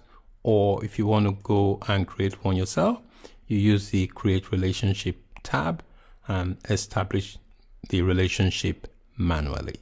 So that is it for creating and managing relationships in Power BI. Thanks for watching. Bye for now.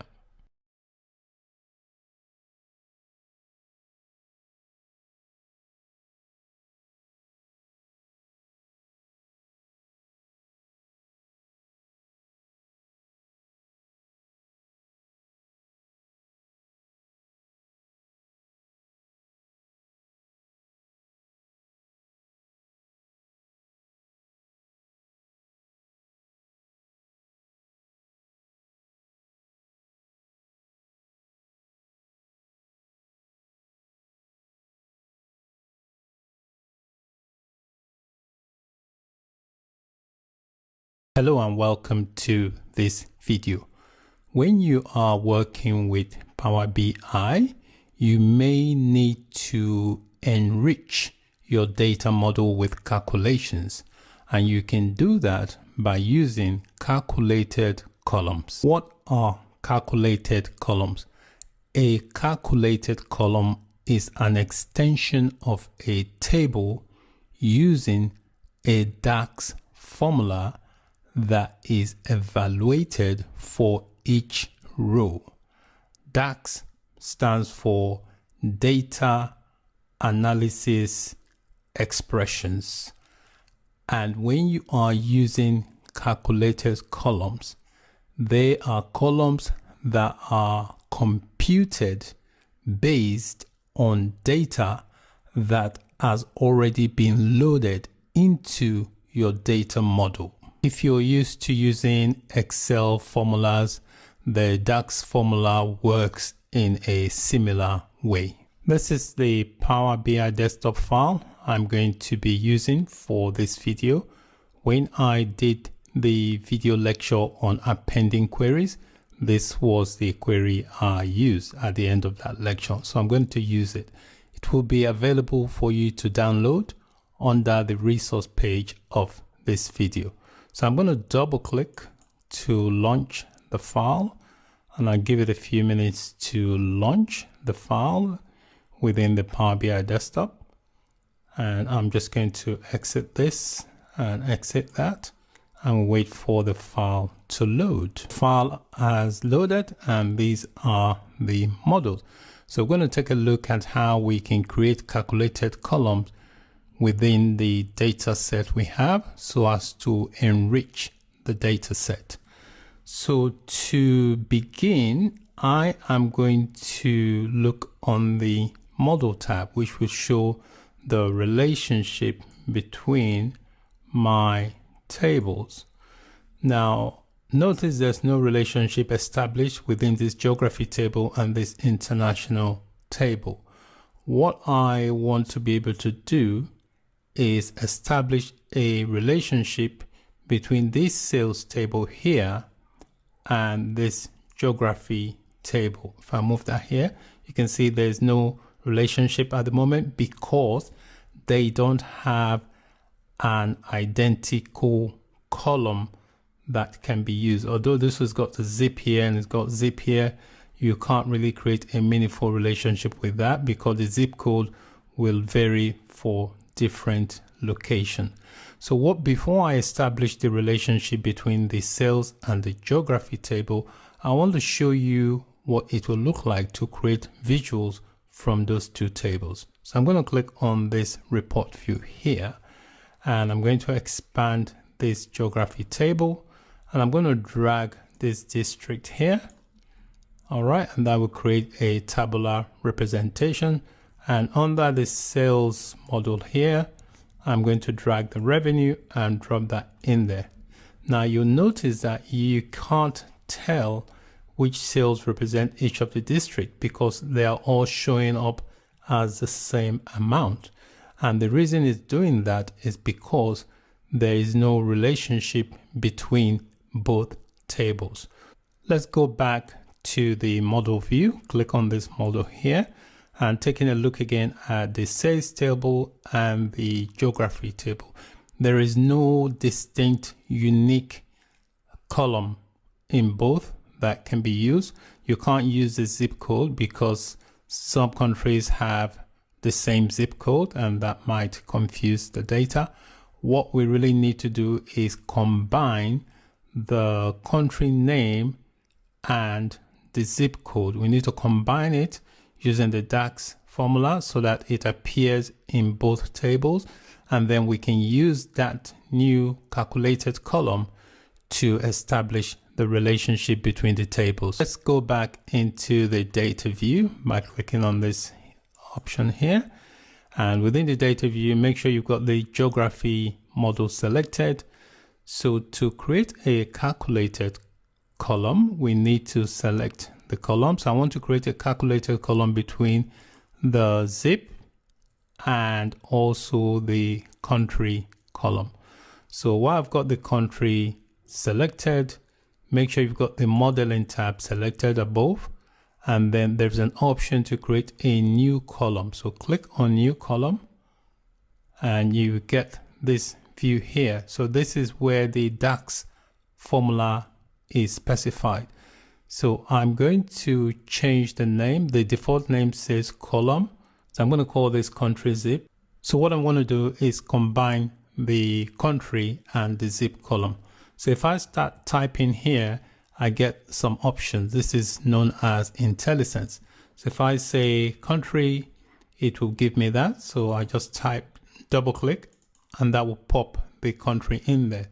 So what I want to do is combine both the country and the zip. So after that, I do a space and I use the ampersand, just as you would do if you're using an Excel formula. And then after the ampersand, I want to separate the values with a comma.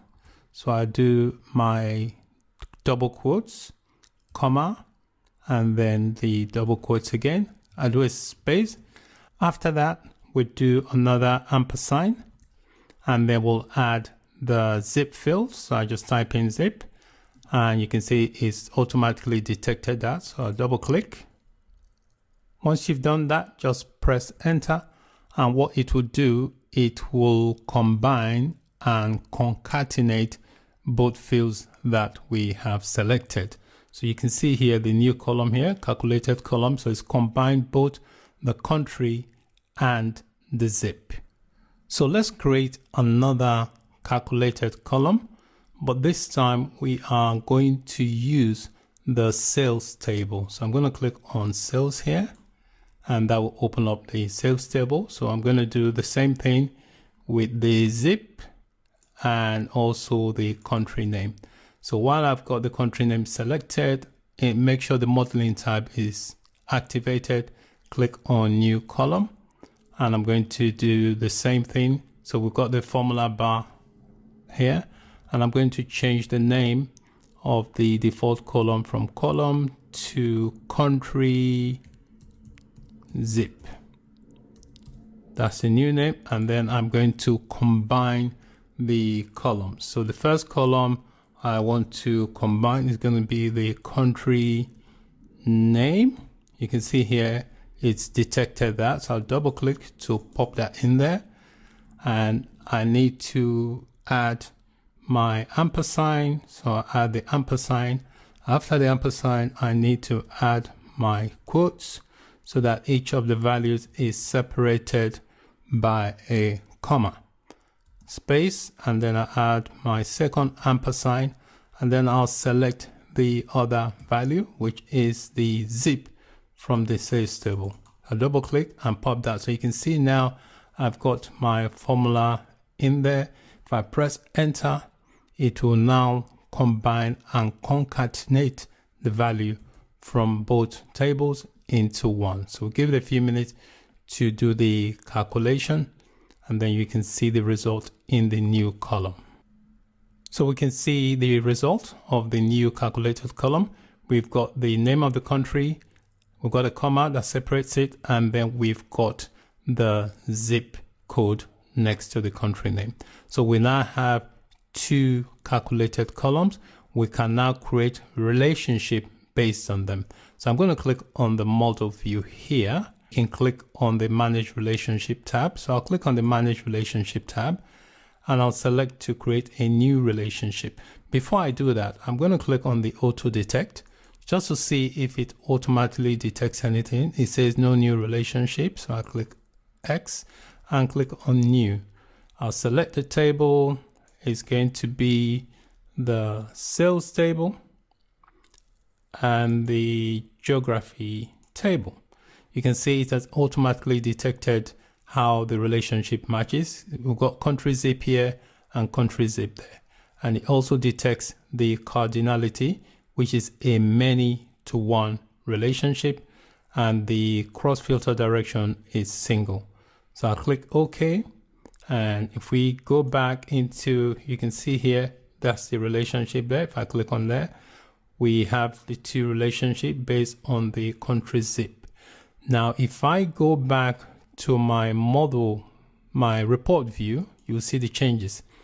You can see previously when I did this, the values were all showing us the same because there was no relationship. Now that the relationship has been established, I'm getting different values for different districts. I mean, I can also do things. I can drag the country name into there and make that into a map. And I can drag the revenue into it so that you can see where the revenues are being generated for each country. So that's basically how you create and work with calculated columns. Thank you for watching. Bye for now.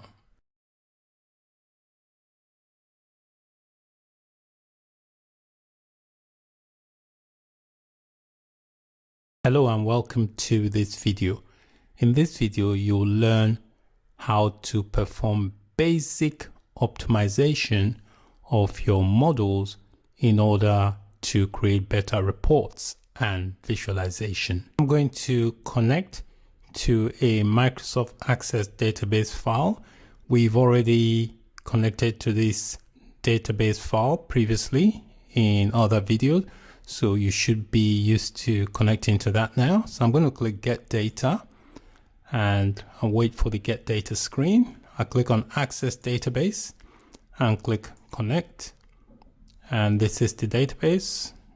I'll click Open and I'll wait for it to connect inside the navigator. So this is the database here. I'm only going to work with two tables. I'm going to click on the date table and this sales fact table. I'm going to click on Edit, and just so I can get the Power Query editor.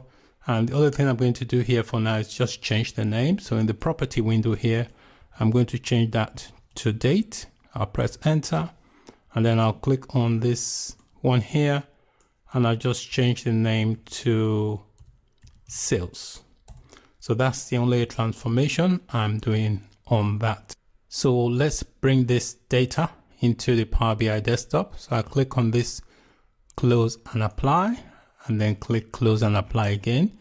And that will apply the query changes into my Power BI desktop. You can see here it's only applying queries for these two tables that I selected, the date and the sales table.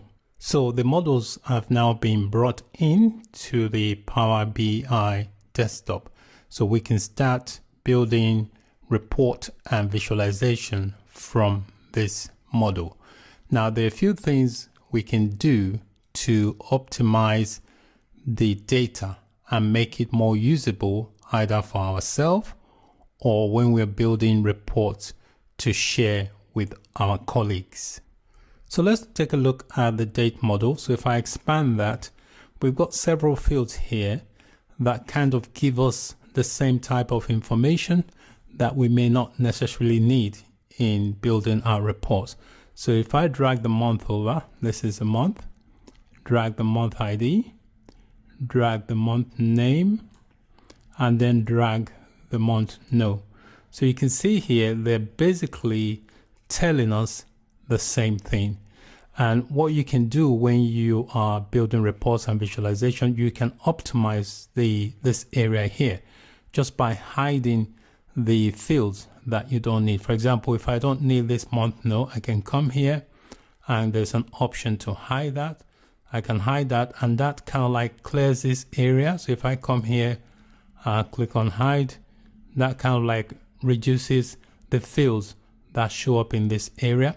It doesn't remove them from the actual data model, it just hides them so that this area is much more easy and optimized for you to work with. You can also unhide any field that you've hidden here. If you right click on the name of the table, there is an option here to say view hidden or unhide all. So if I click on hide all, you can see all the fields have reappeared. So I'm going to click to remove this table. I'll click remove. Let's create a different type of visualization. Within the date table, I'm going to drag in the month name. And from the sales table, I'm going to drag in the revenue so we can see the revenue by month. At the moment, it's in a tabular format. I'm going to change the visuals to a different type. So I'll make it a stacked column chart. And I'm just going to drag this in the canvas area so that we can see it. Or you can click here, which says focus mode, and that will give you a proper view.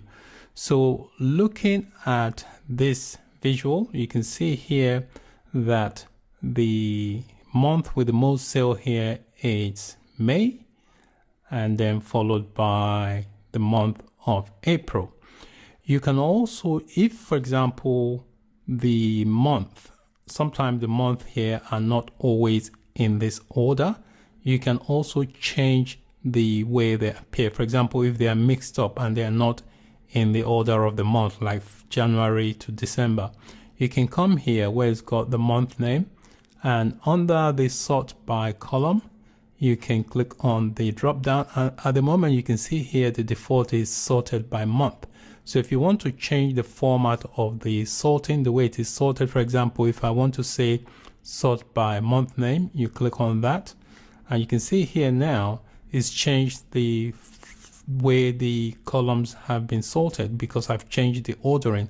So you can see it's got April, August is not in a proper order.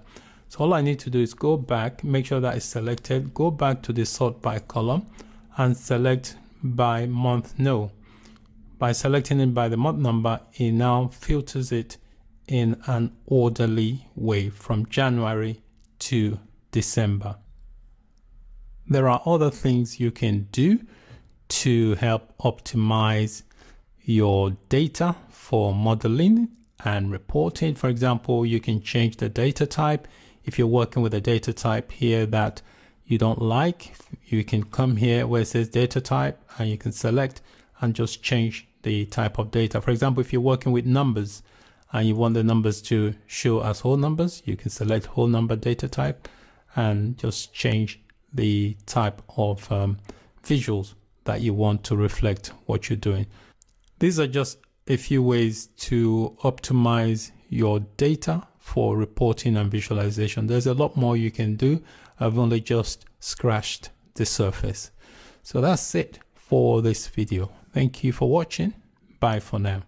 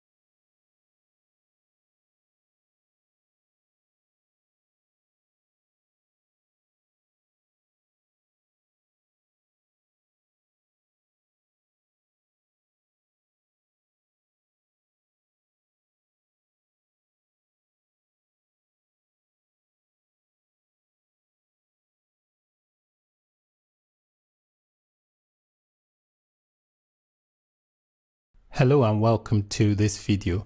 In this video, you'll learn the basics of using Power BI to build time intelligence. So if you've got data that you want to analyze over a period of time, you can do that using Power BI.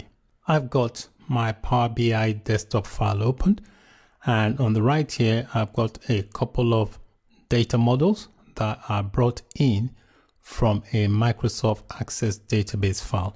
We have used this in previous video, these two models, so you should be familiar with them. So what I'm going to do is build a simple visual from this model. So I'll click on this drop down here. I'm just going to drag some of the fields over. So I'll drag the year and I'll make that a tabular view, and I'll drag the quarter over there, and let's see what else we need. We need the name of the month, so I'm going to drag that in there, and then from the sales table I'm going to drag in the revenue. I'm going to also change the type of visual, so I'm going to make that a stacked column chart so that you can see. So this basically represents the sales for each quarter. Now, if we want to do some time intelligence so that we know how the sales went for a certain period, we can do that. So if we look here above, there is an option here that says click to turn on the drill down. This is what you use to create the time intelligence. I'm going to click to turn that on, and you can see the key here represents different quarters, and you can see all the years. So if I want to drill down and just focus on how sales went for certain years, I can do that using some time intelligence. So let's say here I've got 2008. I want to see how the sales went throughout 2008. While I've got that selected, I'll right click and I can drill down, and that would show me, you can see here, it's showing me only sales for 2008. So it shows me all the month. So I can see here in 2008, the month of May gave me the month sales for quarter 2. And then we'll look at quarter 3. I didn't make as much sales as quarter 2. So this basically is time intelligence. So I can right click and drill back up. I right click and say drill up, and then it will return to how the data was. And I can pick a different time period to do some intelligence. So let's say I want to see how the sales went for 2006. I can right click and then click on drill down, and that will show me the records for 2006. So I can see here that for quarter 2 in May 2006, I had the most sales. And then here for quarter 4 for November 2006, the sales didn't do as well. So if I want to go back, I can just right click and drill back up, or you can use this arrow here. This arrow also takes you back up, and that returns to the normal view. And then you can drill through different time period or different years and then do basic time intelligence. That way you can tell which year you had the most sales, which month gave you the most sales, and so on. So it's just a basic way to do some time intelligence. So that's it for this video. Thank you for watching. Bye for now.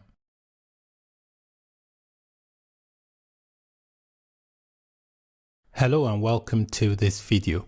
In this video, you'll learn a quick way to apply filters on visuals using the include and exclude menu option. To illustrate how to apply filters using the exclude or include menu option, I'm going to use this visual that's on the screen. This is from a previous video.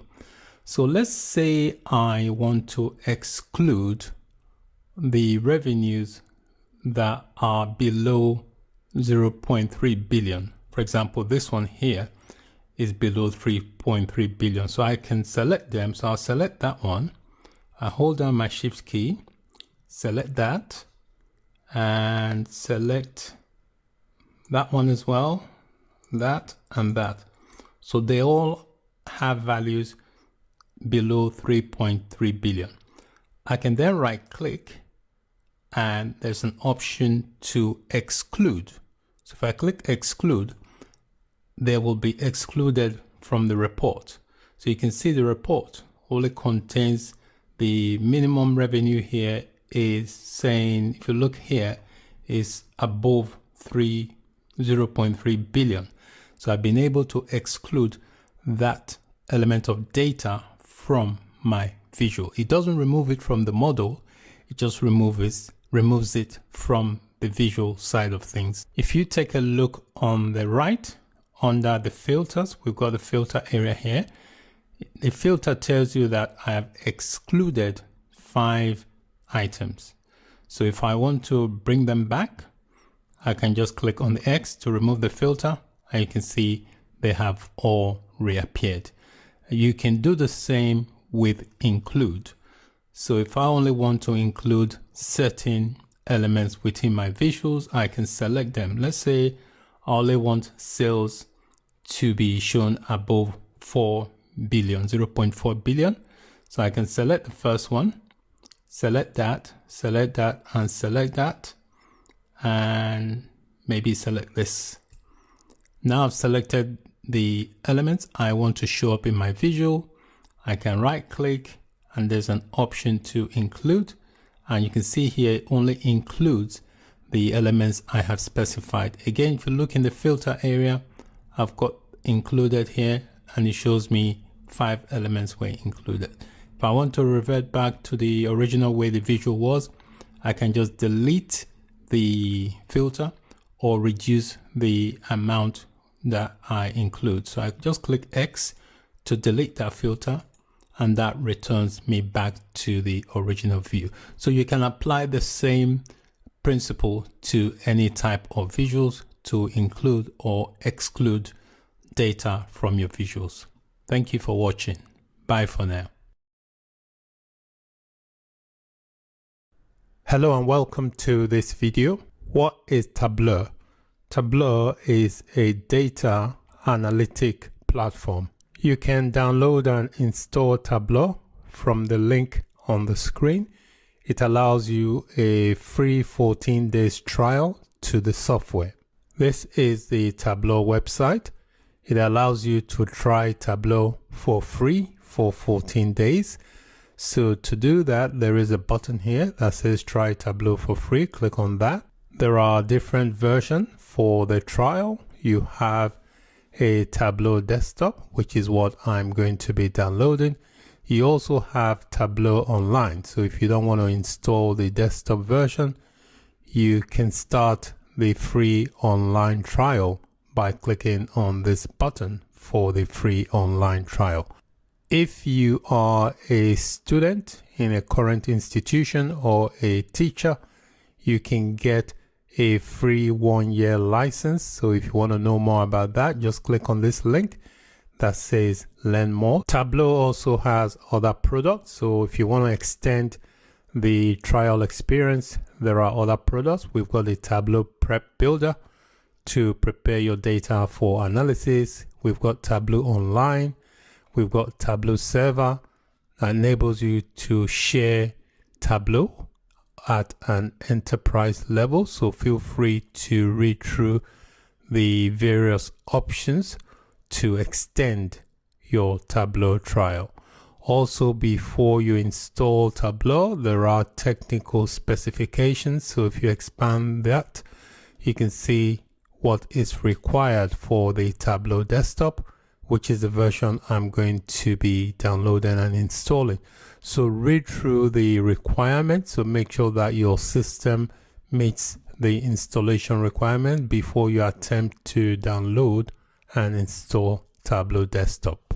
I've entered my email address to download the free trial for the desktop. So I'm going to click on this link. My download has started, so that's my download here on the bottom left hand corner of my screen. I'll give it a few minutes to complete the download. My download has completed. That's my download here on the bottom left hand corner of my screen. So I'm going to double click on my file here on the bottom left hand corner of my screen to start the installation. This is the Tableau desktop setup screen. So before you start the installation, you have to check this box to accept the terms of the license. Also, Tableau collects information about the future usage or the usage data that is handled. And there is a box here. If you don't want your data to be used by Tableau, you can check this box that says don't send product usage data. So it's up to you. I'll leave you to decide which option you want. I'm going to check this box for now and click install. If you're on a Windows computer, you may get this user account control. Just click yes. Once the installation is complete, you will have an icon on your desktop for Tableau. To begin, you need to launch it. After launching the Tableau desktop, you need to complete the Tableau registration before you can activate it to use. So enter your relevant information and then click on the Start Trial Now button. Once your Tableau desktop has been activated, this is the interface that you will be presented with. So from this interface, you can connect to various data sources and begin your data analysis. Hello and welcome to this video. In this video, I'm going to download and install Tableau Public Desktop. The link to download Tableau Public Desktop is displayed on the screen. This is the Tableau Public homepage. To begin the download, just pop your email address in and click on the Download the App button. It is available for download on Mac and also on Windows. The download has started on the bottom left-hand corner of my screen. I'm going to give it a few minutes to complete the download. The download has completed. I'm just going to double-click to run the installation. This is the Tableau desktop setup page. To begin, I just need to check the box that says I have read the license. You can also check the box on the bottom if you wish to do so, and then click on the install button. You may get this warning, just click yes to that. Once the installation is completed, Tableau automatically places an icon on your desktop. So that's it for this video. In this video, I downloaded and installed Tableau Public Desktop. Thanks for watching. Bye for now. Hello and welcome to this video. In this video, I'm going to provide a brief overview of how Tableau Public works. We are going to learn the basics of creating visualizations using Tableau Public. So we will learn how to connect to data. We will learn how to create sheets and dashboards. We will learn how to publish to the web. We will be using the data set from the World Bank. This data shows the CO2 emissions by countries since 1960. So with this data, we can answer questions like the largest polluters in the world, and we can also check for trends in CO2 emissions over time. I'm going to open up my copy of Tableau Desktop Public. I've got the icon on my desktop, so I'm just going to click to launch it. I've got my copy of Tableau Desktop Public open. If you have other versions of Tableau, like Tableau Desktop or Tableau Online, you can also follow along with this video. With Tableau, you can connect to a variety of data sources. So in Tableau Public Desktop, These are the sources available here for you to connect to. In this video, I'm going to be connecting to a Microsoft Excel file. To connect to my Microsoft Excel file, I'm going to click on the link for Microsoft Excel and browse to the location of the file. The file is called world_bank_co2. This file is going to be available for you to download under the resource area for this video lecture. So I'm going to select it and then click to open up the file in Tableau. Tableau has connected to the Excel data file, and the data file here contains several worksheets. So these are all the worksheets listed here for the data file we have connected to. You can open up your desired worksheet by dragging it into this area here that says drag tables here. So I'm going to grab this worksheet and just drag it and drop it in there. And what should happen is Tableau will create a preview of the data set. As you can see, the data set contains a country name, country region, the year, and the measures of how much CO2 has been emitted by countries. We can make modification to our data set if we want to do so. For now, I'm not going to make any changes. So I'm going to open up a worksheet. You can see underneath here we have sheet 1. I'm going to open this where I can start some data analysis. So I'll click to open sheet. The default sheet is called sheet number 1, but you can always rename the default name.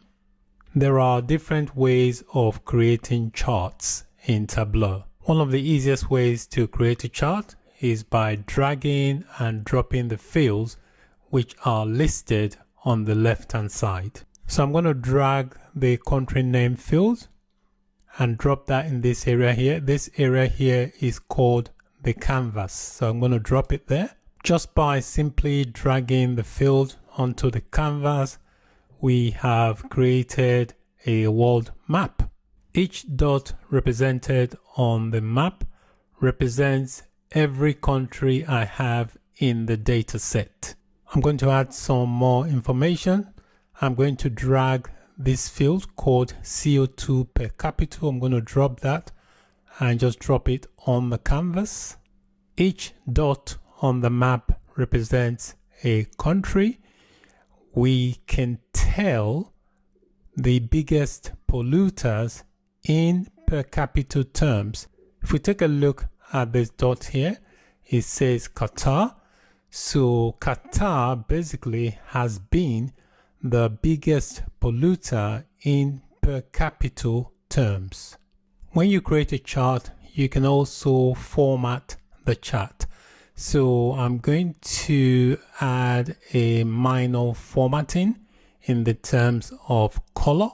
So what I'm going to do, I'm going to drag the CO2 per capita and drop that in this color tile here. You can also edit the colors. So I'm going to click on the color tile here and then click to edit color. And then from here, I'm going to select the color. I'm going to go for this red, black, divergent. I'll click on that and I'll click reversed. I'll click apply and click OK. The red basically shows the countries with the highest CO2 emissions. The next thing I'm going to do, I'm going to rename this sheet. You can see it's got the default name of sheet 1. To rename a sheet, just click inside the sheet. So I've just clicked on it. So you can see it's highlighted on the bottom.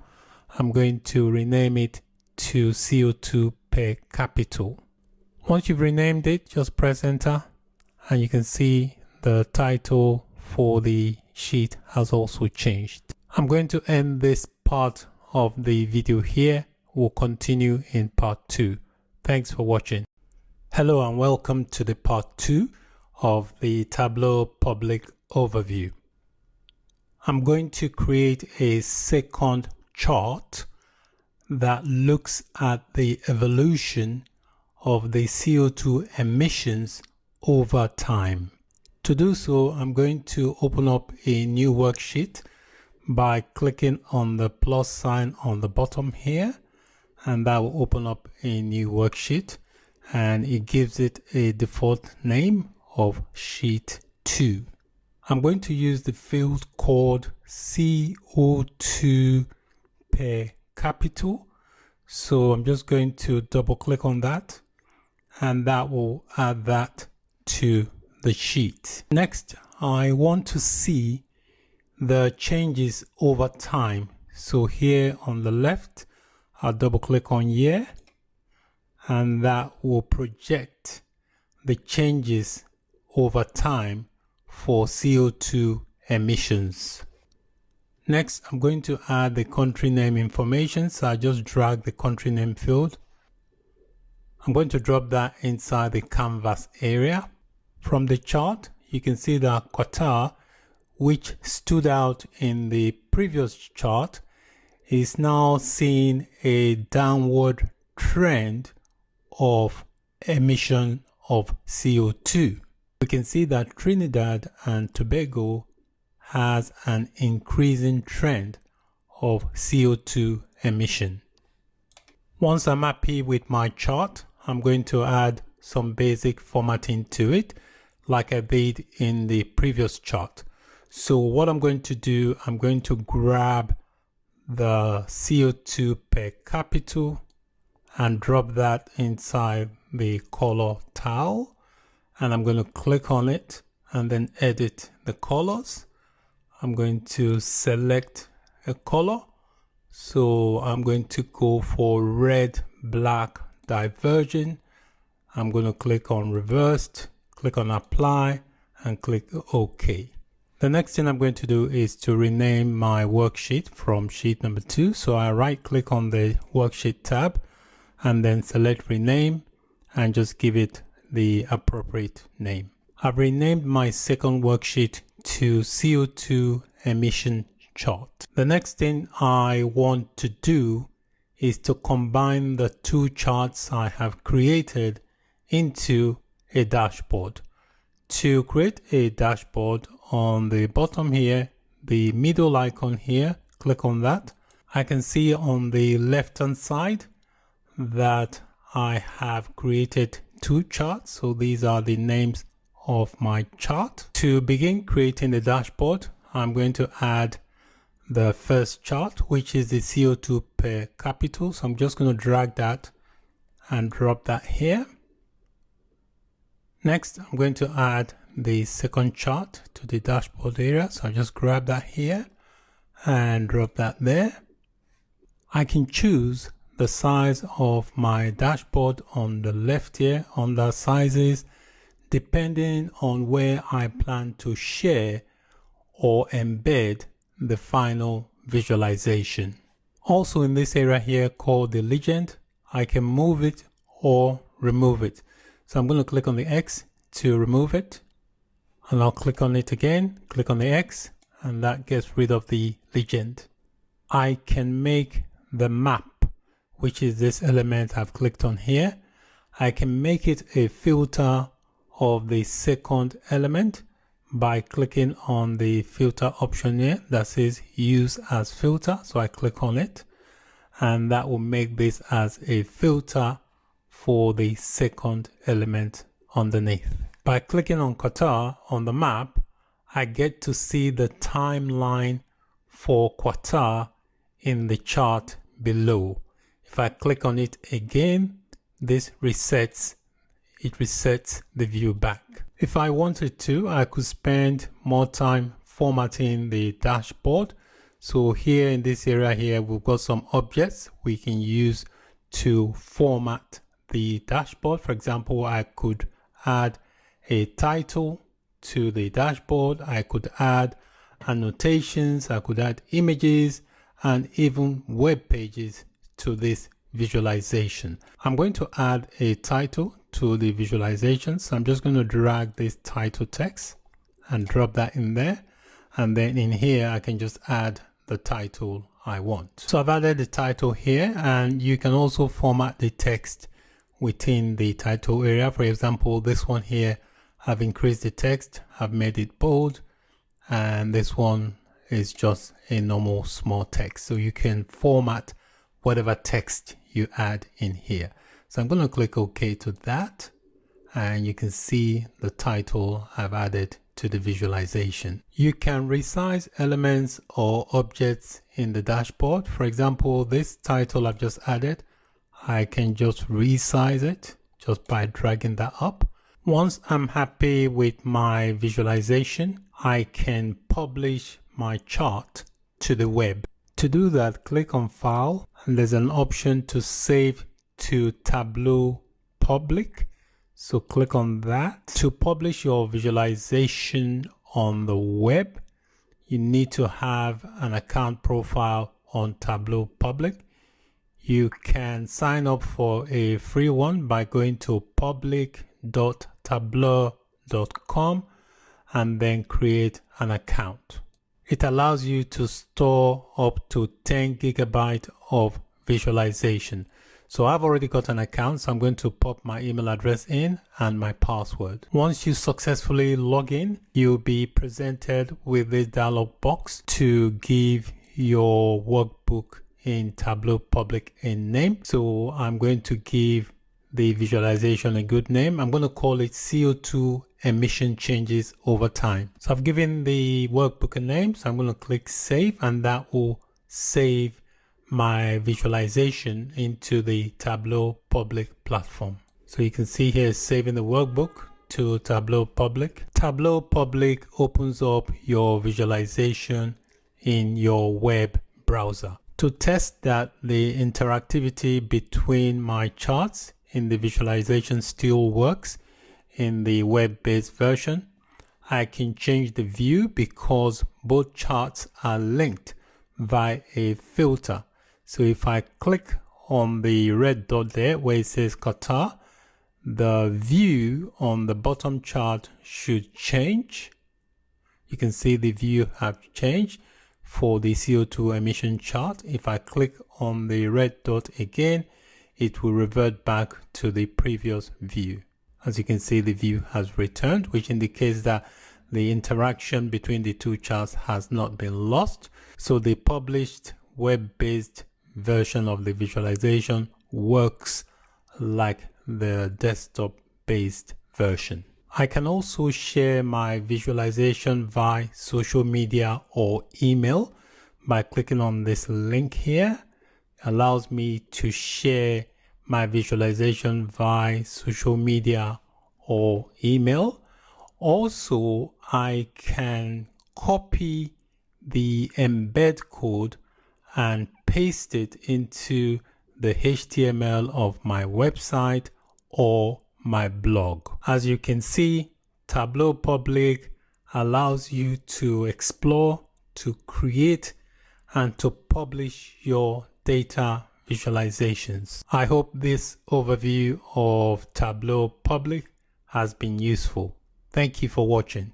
Bye for now. Hello and welcome to this video. In this video, I'm going to sign up to the Tableau Online, which enables me to access Tableau Online just by using my web browser. The link to the trial page is displayed on the screen. This is the Tableau trial page. So I'm going to scroll down where it says Tableau Online, and I'm going to click on the link to start free online trial. It allows you to try Tableau online for 14 days.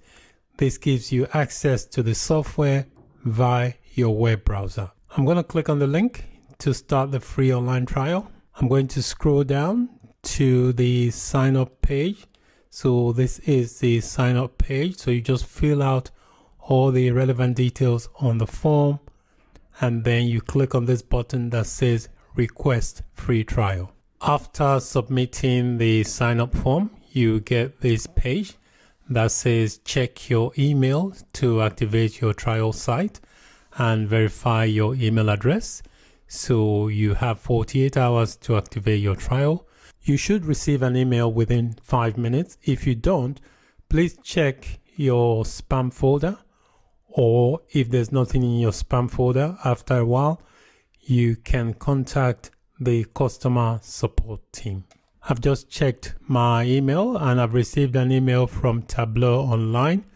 So there is a link here to click to activate my site. So I'm going to click on this link to activate my site. You are presented with another form to complete. So just complete the relevant details on the form and then click on the activate my site. I have completed the form. I'm going to put a check next to this box and click to activate my site. You should get another email from Tableau that says you've successfully created your site, and then it tells you you can invite others to collaborate. I'm going to click on this link here, the image. To access Tableau Online, you have to sign in using the email address and password that you specified. Once you have signed into Tableau Online, this is the interface that you are presented with. Hello and welcome to this video. In this video, I'm going to show you the various data sources you can connect to using Tableau. You can connect to a variety of data sources using Tableau. So from the Tableau desktop on the left here, we have a list of items. You can connect to a Tableau server. You can connect to a Microsoft Excel file, to a text file, to a JSON file, to a Microsoft Access file, to a PDF file, to a spatial file, a statistical file, and then there are more options you can click on to see. You can also connect to various database servers. For example, you can connect to a Microsoft SQL server, a MySQL database server, an Oracle server, Amazon Redshift, and there are also more options. So if you click on this arrow for more, you will see a variety of data sources that you can connect to. If the data source you're trying to connect to is not listed in this area here, you can visit the Tableau website and then download the relevant driver for that connection. This is the Tableau website. So under the resource area, you can click on support and that will launch the support page. And then from the support page, you can select download drivers and that will expose you to the drivers that are available. So you can click on the options, for example, the type of data source, and then you select your relevant operating system, the bit version. Once you found the relevant connection drivers that you want to download, you can download and install that, and that will enable you to connect to that specific data source you're trying to connect to. So with Tableau, you can connect to a variety of data sources to perform data analysis. Hello and welcome to this video. In this video, I'll be showing you how to access the Tableau help menu. The help menu is located on the left hand side of the Tableau desktop if you haven't got a workbook open. If you have a workbook open, then the help menu may be located on the right hand side. So here on the left, I'll click on help, and then it gives you the different options for the help menu. If you want online help, you click on the open help. If you want to search for help based on a particular term, there is a search box here. You can type in the search term and then that should return some search results. Also on the left here under contents, there are different articles here that you can use for help related matters. For example, we have this one here that says connected to and prepare data. If you expand that, you can see the different options. So if you've got any questions or you need help regarding how to connect to your data, how to set up your data sources, you can explore the various links available here. Hello and welcome to this video. In this video, I'm going to describe the different file types available in Tableau. The first file type I'm going to mention is called the Tableau workbook. The Tableau workbook basically stores a visualization without including the source data and has a .twb file extension. The next file type is called the Tableau data source, and this basically stores the server address, the password, and other related information required to access a data source. It has a .tds file extension. An example of the data source it can connect to would be a Microsoft SQL Server database, an Oracle database, a MySQL database, or any other related data source that requires the server address, password, and other required information to access that data source. The next file type is called the Tableau bookmark. The Tableau bookmark basically stores connection to a worksheet in another Tableau workbook. It has a .tbm file extension.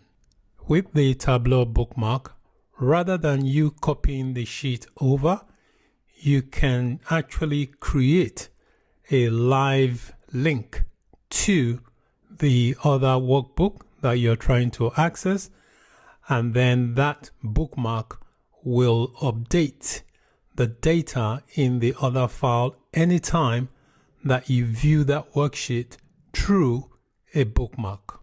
The next file type is called a Tableau data extract, and this basically stores the Tableau data as part of the file, but it is filtered and aggregated.